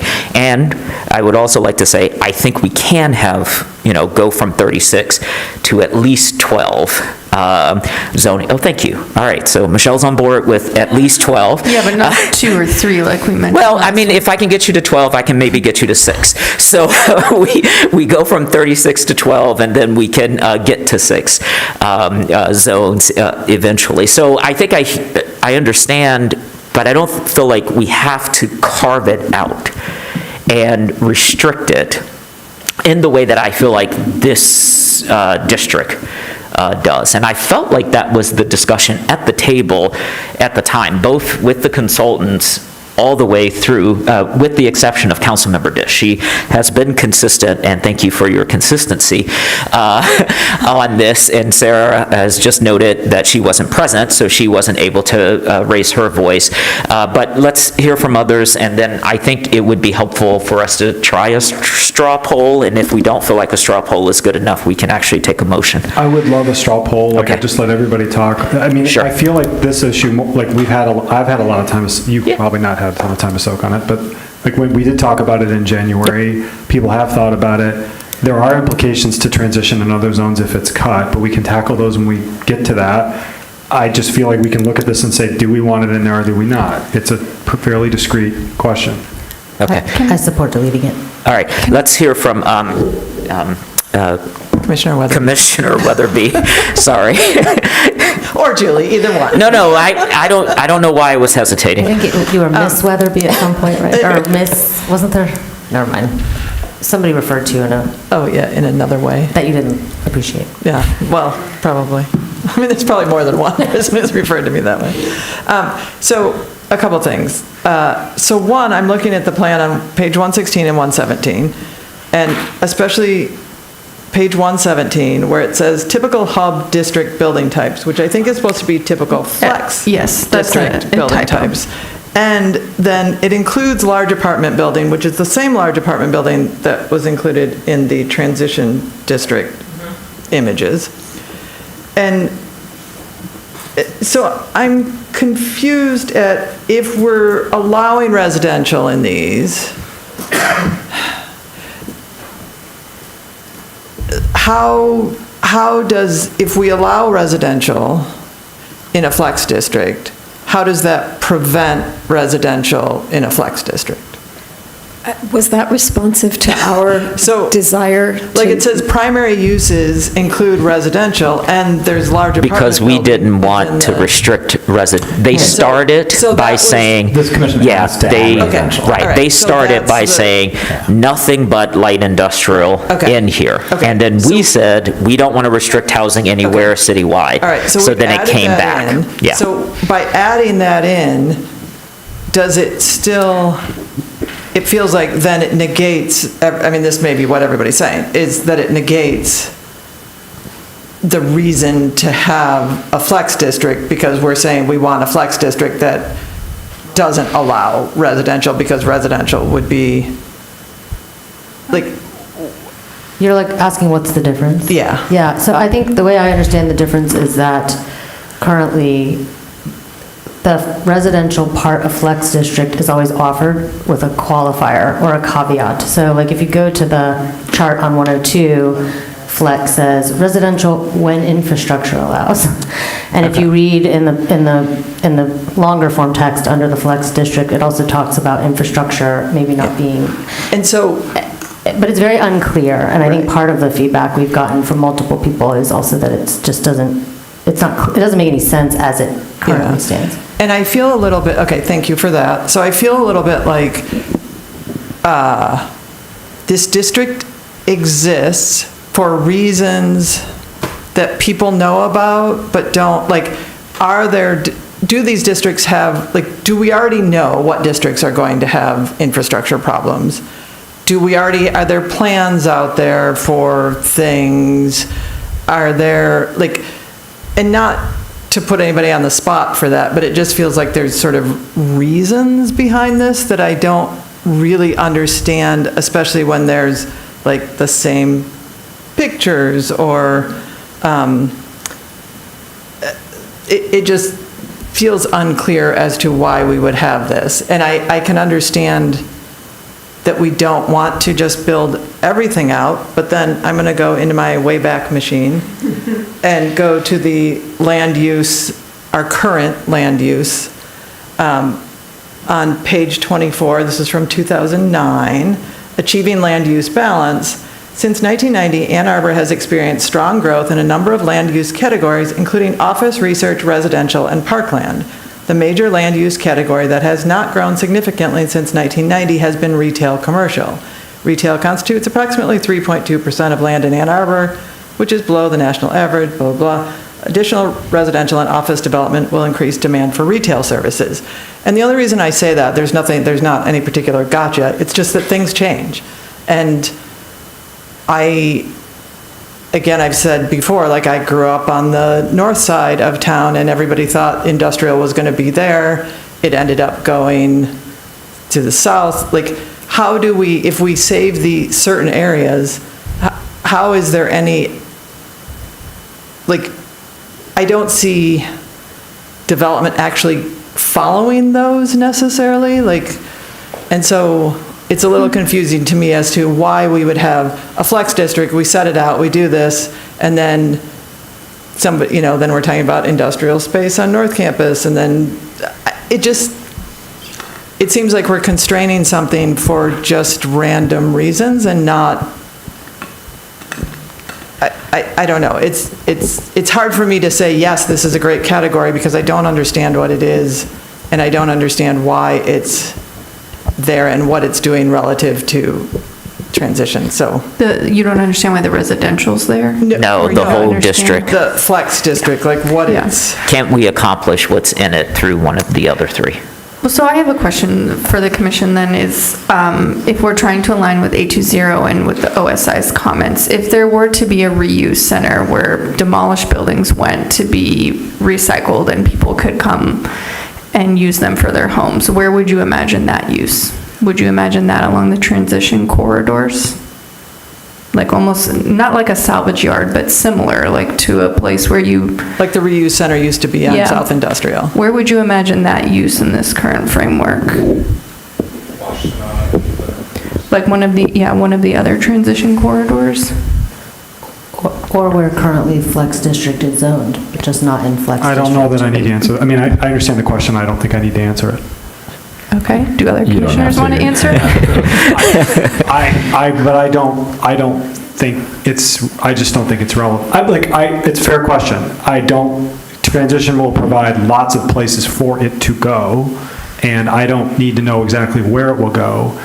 I think establishing a district where it should go in a tiny sliver of the city presumes that we know that it should go there, and I think that's a level of knowledge that I don't have. I think it also presumes that we know that it's going to happen, period. Right.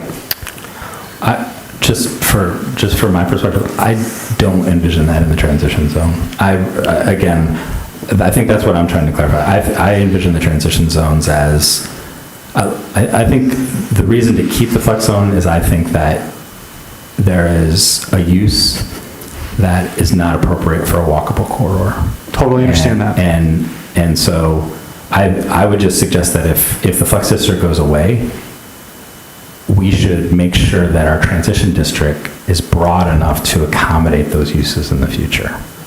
But see, you haven't, as far as I can tell, the only thing we are then talking about is R&D, because light industrial is already in transition. Office and commercial can exist, well, it's right here on the chart, I'm looking at 102, it says it.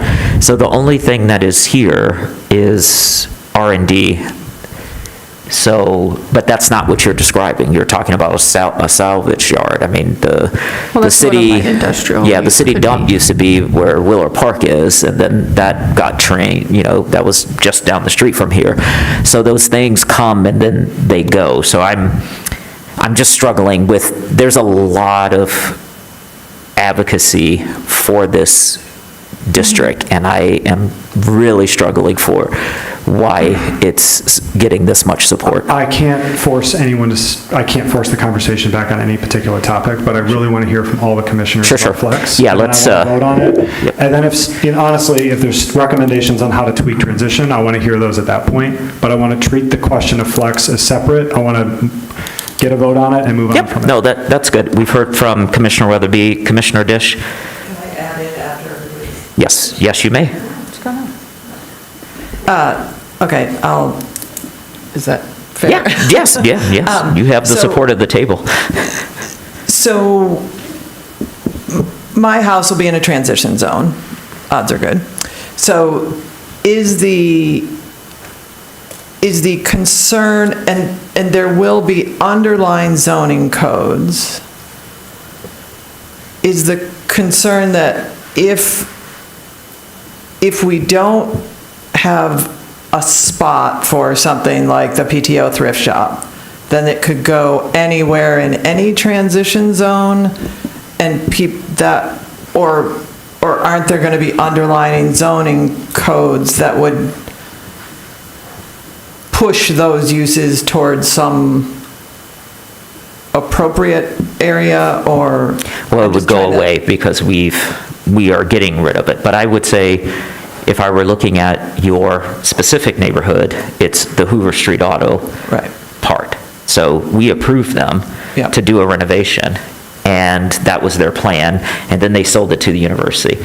And so that feels like what this Flex district would have permitted, and it was already permitted because I think it was in a C, was it? It was in a, it wasn't an office, was it?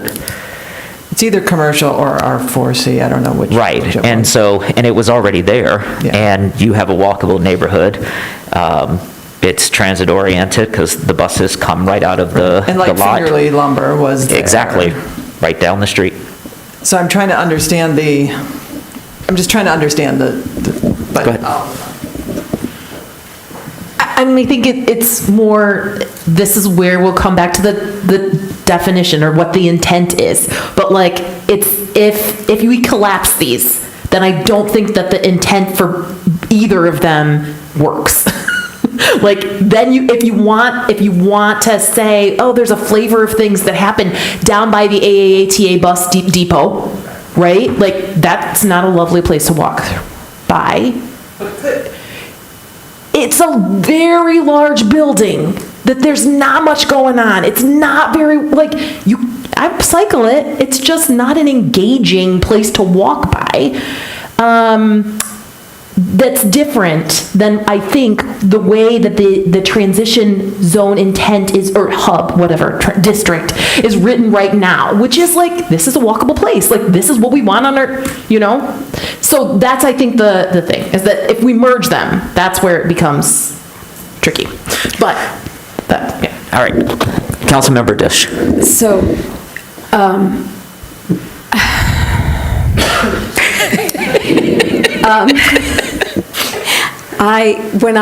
when I picture this district, I picture South Industrial. It is never a place that I walk. It is a place I disenjoy riding, but I do ride it. And it is because of its rhythm. It's because there are these really big yards of things, and I just find it unenjoyable. And again, I hear from other council members whose districts are there, because mine is not anywhere near there, that they get complaints.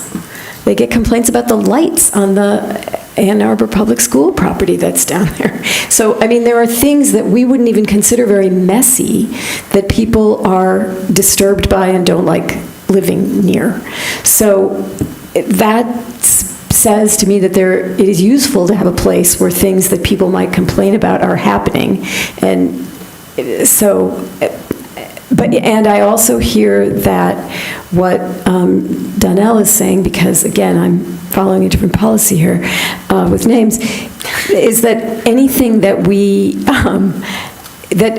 risk people selling out to the university, right, rather than the housing developer who's going to come there, because the part of what makes this part of town sensitive is that it's extremely close to the university and ripe for things that, want to be, want to walk to the university, like they want to live there or whatever. So I think this would have pressure for, if residential is allowed there, which it is now because we said we wouldn't let it go without residential, I do think it risks getting bought out. So I think of it as the place that it is, and I think as the place that it is, it's not particularly walkable to me, but I find useful things there, things that I would like to be in the city regardless of how much tax they generate. And my concern, I heard someone say in some conversation that there actually wasn't a lot of infrastructure there because it isn't currently a high people density neighborhood, and so we would need to be careful about someone thinking that they were going to put a large residential development because there may not be sewer or water, or I don't know which of them there may not be. So there are constraints on it, and it just seems like it's the place. It has some of the things that we don't have elsewhere.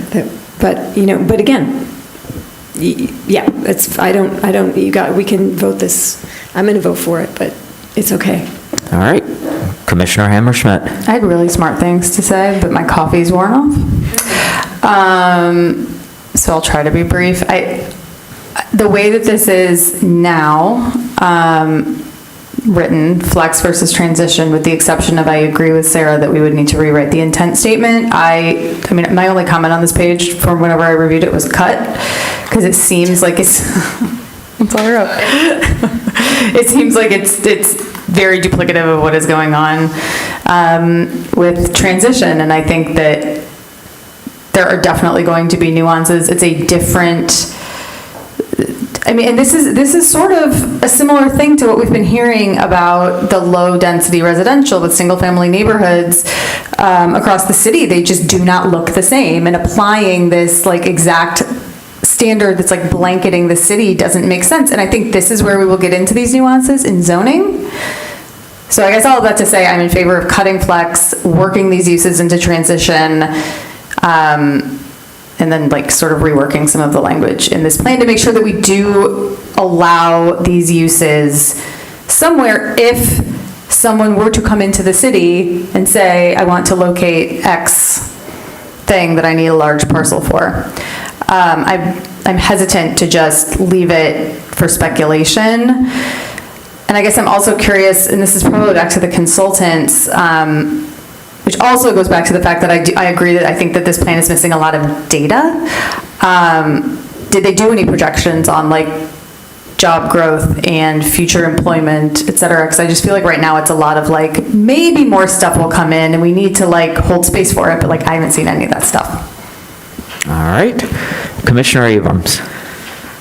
Well, I began by just saying I'll vote to delete it, so I don't know if I need to back it up because it's 10:30, but I just want to say, South Industrial, so for me, we could talk about the flex district in the abstract, and I don't think it makes any sense. I think we could talk about it in specificity where it currently is, and I would say it only makes sense south of Ellsworth, or is that where it is? Yeah, south of, where the research park ring is, maybe. But I would never want it in South Industrial, because South Industrial actually is a super vibrant corridor, and there's Woodbury Gardens is on South Industrial, which is one of the largest apartment complexes in the city. It's 2 blocks from Packard, which we talk about all the time as this amazing kind of about to grow, pedestrian and transportation friendly corridor. And with my architecture professor hat on, I taught a housing studio with students where we worked with Jennifer Hall and the Housing Commission, and we did proposals for the Housing Commission site, which is also where all the fleet vehicles gas up and charge and blah, blah, and has a big water tank. There are a lot of issues on the financing side for that site that make it hard to develop. But if we rezoned it I believe, Ann Arbor Housing Commission could actually develop that or sell it. We could have affordable housing there, but that's not my point. My point is that in doing that, when we went with the students, I think they all showed up on that site with an idea that this was a terrible place for housing because it's next to like gross electric, but then they looked into it and they're actually like, oh wait, there's Rue's Roast right there, and there's this restaurant right there, and we're 2 blocks from York, and there's a church. And there's a church, and there's a bus that goes right here, and this would actually be a really great place to live. And if you made a little footbridge over the railroad, or State Street is right there. And so like, I would really not want South Industrial to be a place where we have scrap yards and no housing, or that we reserve for an idea that we might need scrap yards and we prohibit housing. The other ones are like this tiny sliver on Main, this parcel right next to County Farm Park. Like, those other places also don't make sense to me. So in specificity, I think it also doesn't make sense. And in the abstract, it doesn't make sense. And I would vote to strike it. Thank you. Commissioner Mills. I've said enough. Okay. Commissioner Adams. Commissioner Norton. I'm honestly really struggling with this because I see the arguments on both sides. But I think a lot of the problems that exist with the current industrial-like activities are as much design problems as anything else. I look at the land area south of 94, it's just a huge waste of land. The way everything's spread out on all the huge honking big parking lots. And I think setting aside land so that we can waste more land just doesn't make sense to me. And kind of, I'm also thinking about I get that we need to have places in the city to do the things that cities need to do, and I'm particularly drawn to the circulating uses and the messiness of those, and that's the thing that's giving me the most pause. I don't know that I want to block them out, but I think we could do better through design rather than just roping out places and say, let's just continue to design them badly and let them be bad places because we think maybe we might need them in the future when we know today we have a huge housing crisis that we really need to deal with today. So I guess on balance, I don't feel that strongly about it. I know some folks on this commission have strong feelings about it. I'm really pretty indifferent, but on balance, I'm leaning more towards just not having the flex district. I do think it's problematic to say, put it into transition, because I think what we're going to end up doing is kind of recreating flex, but calling it transition. But maybe that'll happen in a more nuanced way than just setting aside chunks of land and calling it flex from the get-go. So I think I'm going to lean towards voting not to include the flex districts. Okay. All right. Commissioner Adams, you I just are... wanted to add, I mean, that's a really good point. I just, and the only thing I want to say is I think there's a flavor of transition that can, the problem with flex is that it's a hybrid of a couple of things that once it got the housing introduced, it was no longer industrial, which we didn't want. And I think ripping it out, root and stem, and having a flavor of transition that works and is designed for what those things are, even if that adds another layer of complexity to transition, seems preferable to me than the policy choice that flex makes. Like the policy, that I can't defend. That's my problem. All right, let's start with a straw poll. All those in favor of cutting flex, can you raise your hand so I can count And you? replacing with transition, right? I didn't. Okay, cutting, they'll just do cut. I think well, what do you all want to do? Split the question? Yeah, I mean, we can split it. Okay. I would combine it, that's fine. Combine it? Okay. You wanted to split it. Me? Well, my church now is in flex on Platt, which for me doesn't make a lot of sense because Green Hills just bought Summer Knoll, and the reason why it is because it's all zoned to office, and there's 2 auto repair shops between Summer Knolls and our church. But, you know, it doesn't make a lot of sense to me. So, but I can see how it sort of landed there. So I'm happy to cut it and absorb it into transition because that is what we currently have in place. I think that's better direction. It's sure. Cut and replace. Yeah. All right, so let all those in favor of that, let's see your hands. So we've got 1, 2, 3, 4, 5, 6. All those opposed? We have 2. All right, so do we need to take a motion, or is that sufficient for you to cut it? All right, excellent. I mean, I would say cut and replace with transition if it makes sense based on the rubric you're creating of how you're Now defining. you're I'm adding sorry. an amendment to the straw poll. It's gone now. But they have to show us their work. So, yeah, no, we'll cut it and we'll change those to transition. All right, so it is 10:38. Why are you all laughing at me? Okay, so we can have a starting point of the transition district, or we can stop here and then pick this up next week. You want to keep talking? I'd like to move that we stop and pick this up next week. All right, so that's Norton. Anyone else? Could somebody just very brief, maybe I need to stop, briefly review for me if we do that, like, schedule-wise, is that okay? Yes. Yeah. As long as we finish all of our edits next week. Because we are not going to review Chapter 6 now. So we have that buffer. We have all of Yeah, so we could take 22 more minutes if you all wanted to tonight and talk about transition, or we can move it to next week. I would move it just because it got chopping, like stopping in the middle of something. That's fine. Messed me up coming into this meeting. All right, so that's 1, 2. Everybody okay? I'm fine to move it. I won't be here next week, but I Okay. can circulate all of my comments. It's just to cut, Michelle, right? and Just then- cut. Just cut it. Just cut transition, cut hub. Now, if I send you my comments, Michelle, will you? I believe you all have already sent me all of your comments. I did not. Oh, okay. So I'll Sure. do that, yeah. All right, Commissioner Mills, I'm sorry, hold on for a second. I would just say, I expect that transition's going to take a lot more time or editing to try to mush these things together if we do think that there's some flavor to accommodate that. So I just want to... Warn us about how much time we need. Or if while this is fresh on our minds, if it's helpful to just like enumerate the things that we might think And then send and those then along. sleep on them Okay. or send them along because we won't have new things to read between now and then. I don't know if that's helpful. No, it is. All right, I'm sorry, Commissioner Abrams, I interrupted you. I wasn't here last week. Oh, no, sorry. I wasn't here last week. That's true. What happens to the comments that we submit to you and then we're absent? Oh, So they I show put them up. in here. Yours is titled as like, came in after the deadline. Like, they don't go to the consultant? So this is what I'm planning to do. You all have sent me far more comments than we have discussed publicly. So my goal for the first round was to send them all the edits that we have discussed publicly, because those were the larger comments that we had. If they're small enough, I can also work with them to get some of those in, but the smaller comments might have to wait till round 2, or that's fine, or they might be things that no one else agrees with, so I don't. Correct. They want things we discussed. I just wanted to know what the process was. Thanks.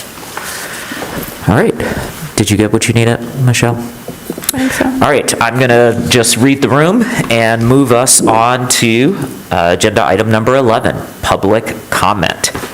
This is a second opportunity for individuals to speak for up to 3 minutes on any issue. We'll first hear from those who are present in the chamber, and there are people present in the chamber tonight, then remote participants. To speak remotely, press star 9 if on phone, or use the raise hand feature for Zoom users. You will hear an announcement when it's your turn to speak. Please ensure that you are in a quiet area and mute any background noise. For phone access, call 877-853-5247 and enter meeting ID 977-6634-1226. For all participants, please state your name and address at the beginning of your comments. Is there anyone present who would like to speak at this time? Mark Skirbo, 2017 Fair Street. you're all in the pocket of big developers, so you should spend less time disagreeing, and then you could go home earlier. In all seriousness, you are very experienced professionals, and I really appreciate the nuanced debate that you have with these topics, because it's complicated and you care. So thank you. I was also going to say that last year I did the A2 Community Academy, and I got to meet a lot of staff members across the city. And again, I was very impressed with how professional everybody was. People who are very experienced and knowledgeable about their areas of expertise. And that's actually why I was a little bit surprised when I read the agenda item with staff comments, because a lot of them seemed, I don't know if I can use this term, but like car-brained, or kind of an old school thinking. Like there was the comment about, if there's no parking, where will the trash go? And then in some of the discussion of like wastewater, I appreciate that you brought up like use of water will change over time, and it seemed like that study just assumed a fixed rate of water usage, which didn't seem like a very good assumption.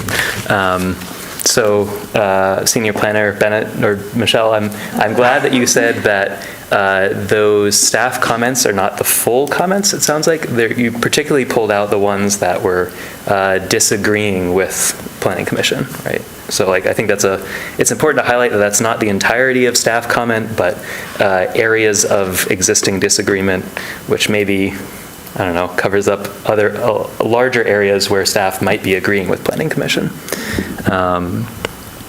So getting into some of the details here, I'll run through very quickly. I guess we've just gotten rid of flex, so I'm glad I don't have to go into that. I guess what I want to highlight that like we should not be making choices for people. Some people might be excited about living next to the bus depot. Some people really like buses, and just because one person doesn't want that life, other people might be interested in it. I grew up in a house that was underneath the flight path coming out of Philadelphia Airport. I got used to the noise very quickly, and I got to grow up on a very large piece of land because it was between a highway and a flight path. So people make different trade-offs, and we should let them make those trade-offs. Really quick on the staff notes, particularly about sustainability, I appreciate the discussion around emissions in the built environment. I think we often forget about what we put as Scope 3 emissions from people who are commuting and the downside of sprawl. So even though we might not be accounting for that in the way that I think we should be, let's not forget about all that commuting traffic that contributes to our environmental impact. I'll leave it there. Thank you. Thank you. Anyone else inside the chamber? I see we have 8 participants. Did any of them raise their hand to address the Planning Commission, Mr. Leonard? Sure. Alex Lowe, you have, if I push the right button.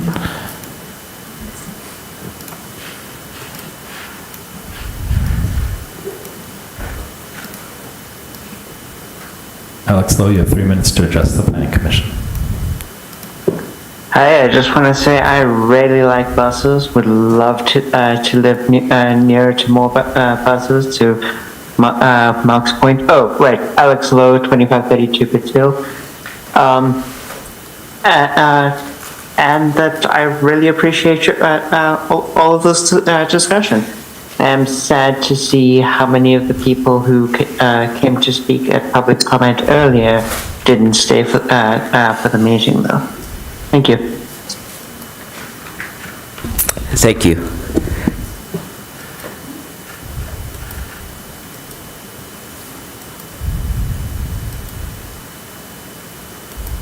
Caller with the phone number ending with 534. You can press *6 to unmute and address the Planning Commission for 3 minutes.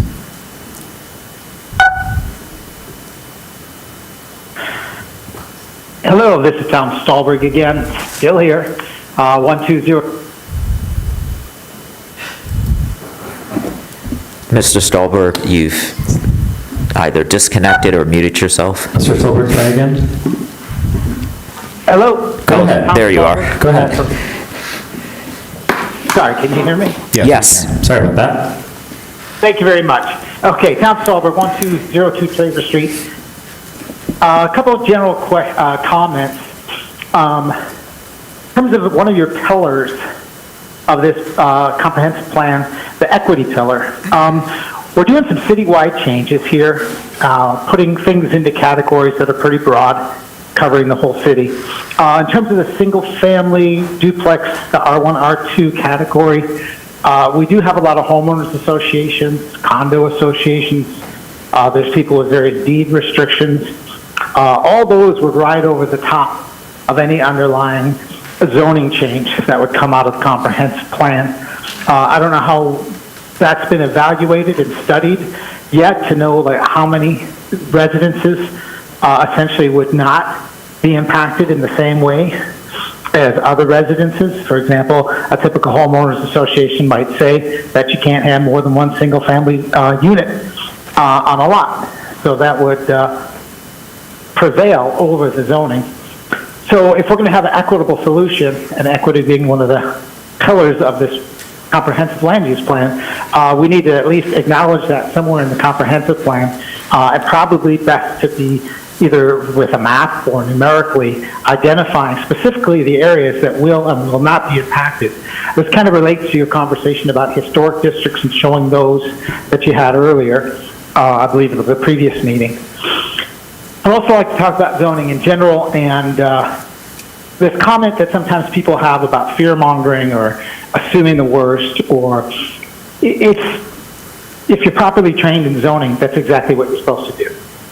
Zoning gives certain rights to a property. It's a set of rights. That's why it's called by right, that a zoning category gives to the property when you rezone it. So here we're having a comprehensive plan. We're deciding what is going to end up being in a zoning decision later. That zoning is a set of legal rights. You are supposed to evaluate the full spectrum of the possible outcomes and not just say what's the most likely outcome, what's the best outcome, but also always say what is the worst outcome. And maybe that's not the right word, just saying the ends of the spectrums of the outcomes. It's how you're supposed to evaluate it in any rezoning and also in this process right now. I've been trained by some of the best legal minds that were my mentors when I was a subdivision developer.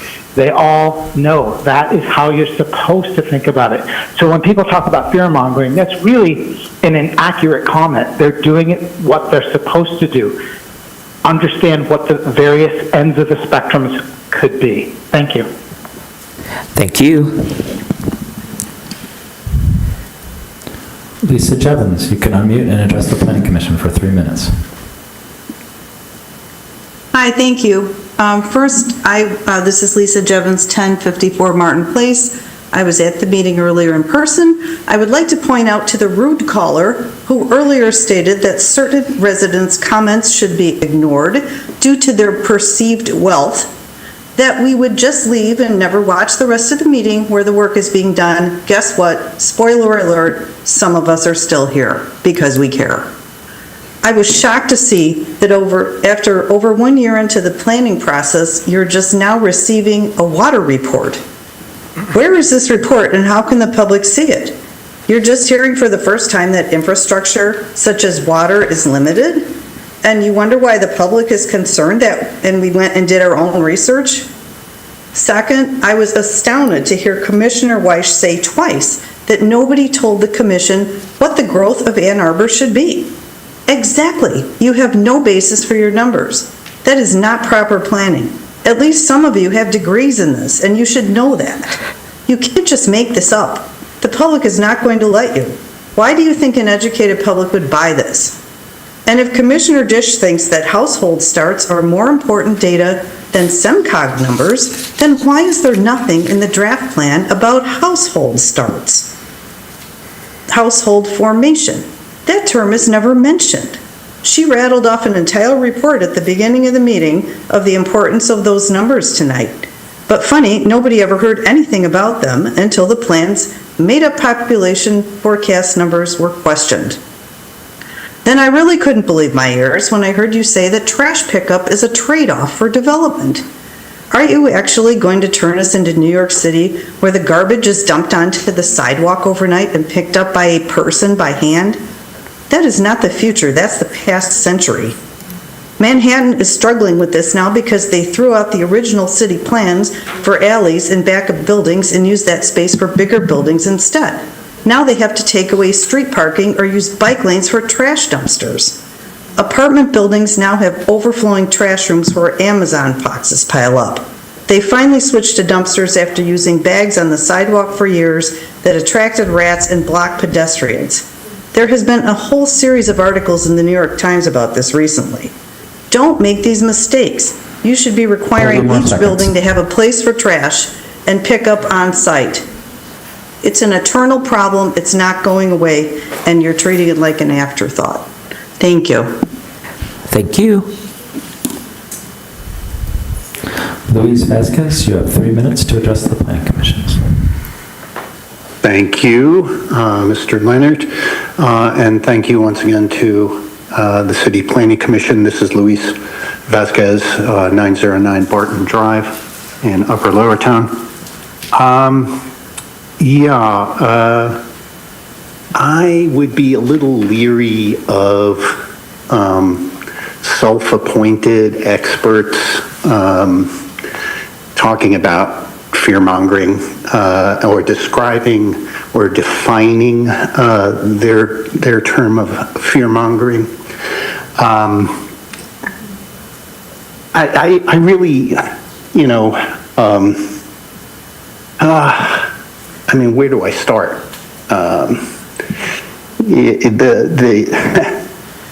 The person who, just made the comment about fear-mongering is a very wealthy landlord and has, just multiple properties and talks as if his opinion outweighs others' opinions, and he talks about things as being foregone conclusions, like these will be the results of the kind of rezoning that are being contemplated by this body. Well, I wish that folks like him would state their opinions as opinions and not as fact. I'm happy to hear that at least one NIMBY stayed till the end of the meeting.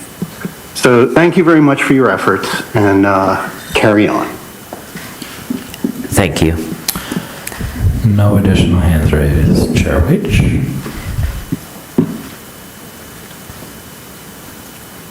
Still no. Oh, now you got one. Caller with the phone number ending with 111, you can press *6 to unmute and address the Planning Commission for 3 minutes.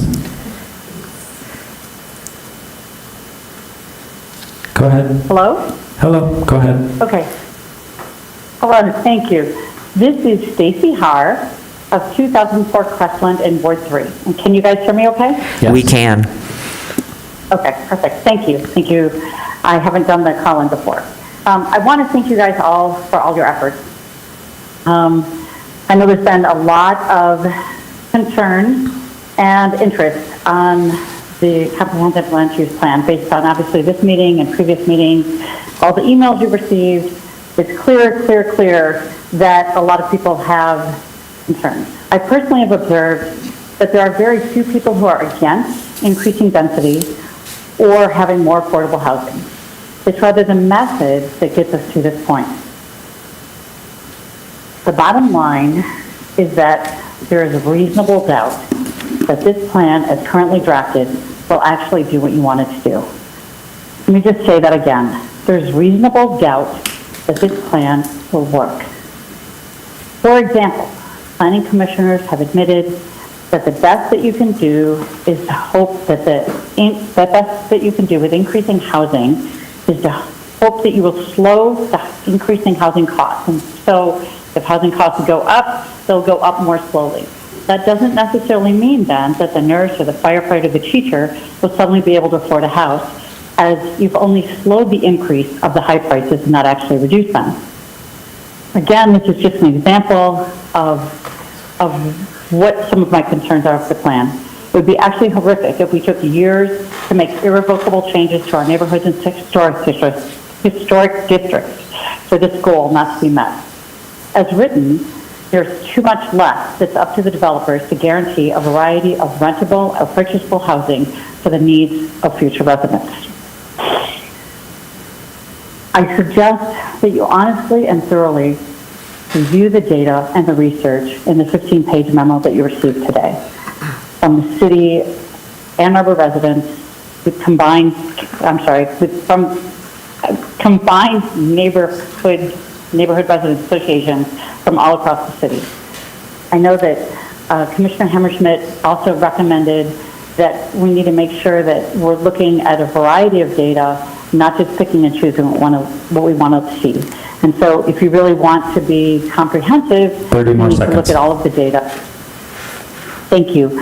Many have urged you to pause the plan. That does not mean cancel the plan, and it does not mean we don't want a plan. What it means is we want a plan with more assurance that the common objectives will be met.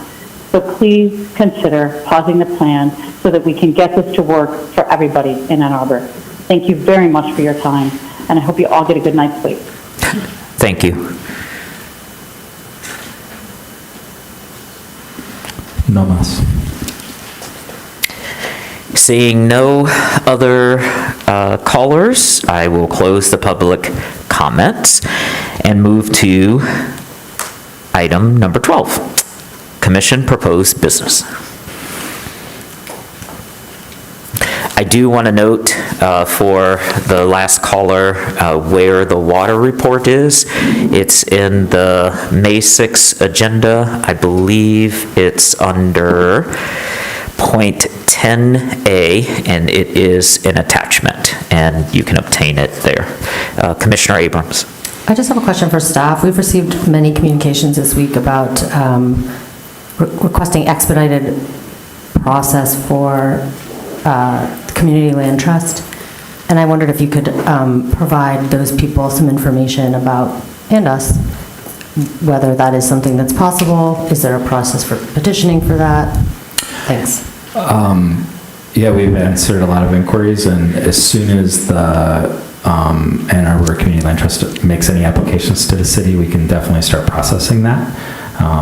Zoning does take time because by state law it has to go through the Planning Commission, and it also has to go to City Council. So, but we are always interested in processing things as quickly as possible, but no application's been submitted to date.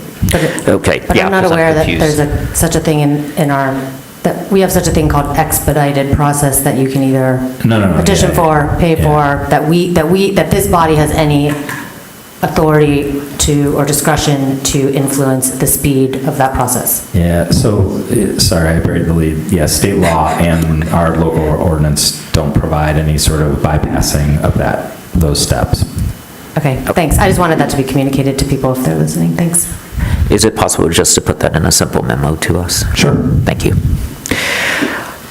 All right, with that, we will move to agenda item number 13, adjournment. Moved by Commissioner Mills, seconded by Commissioner Adams. All those in favor say aye. Aye. Any opposed? We are adjourned.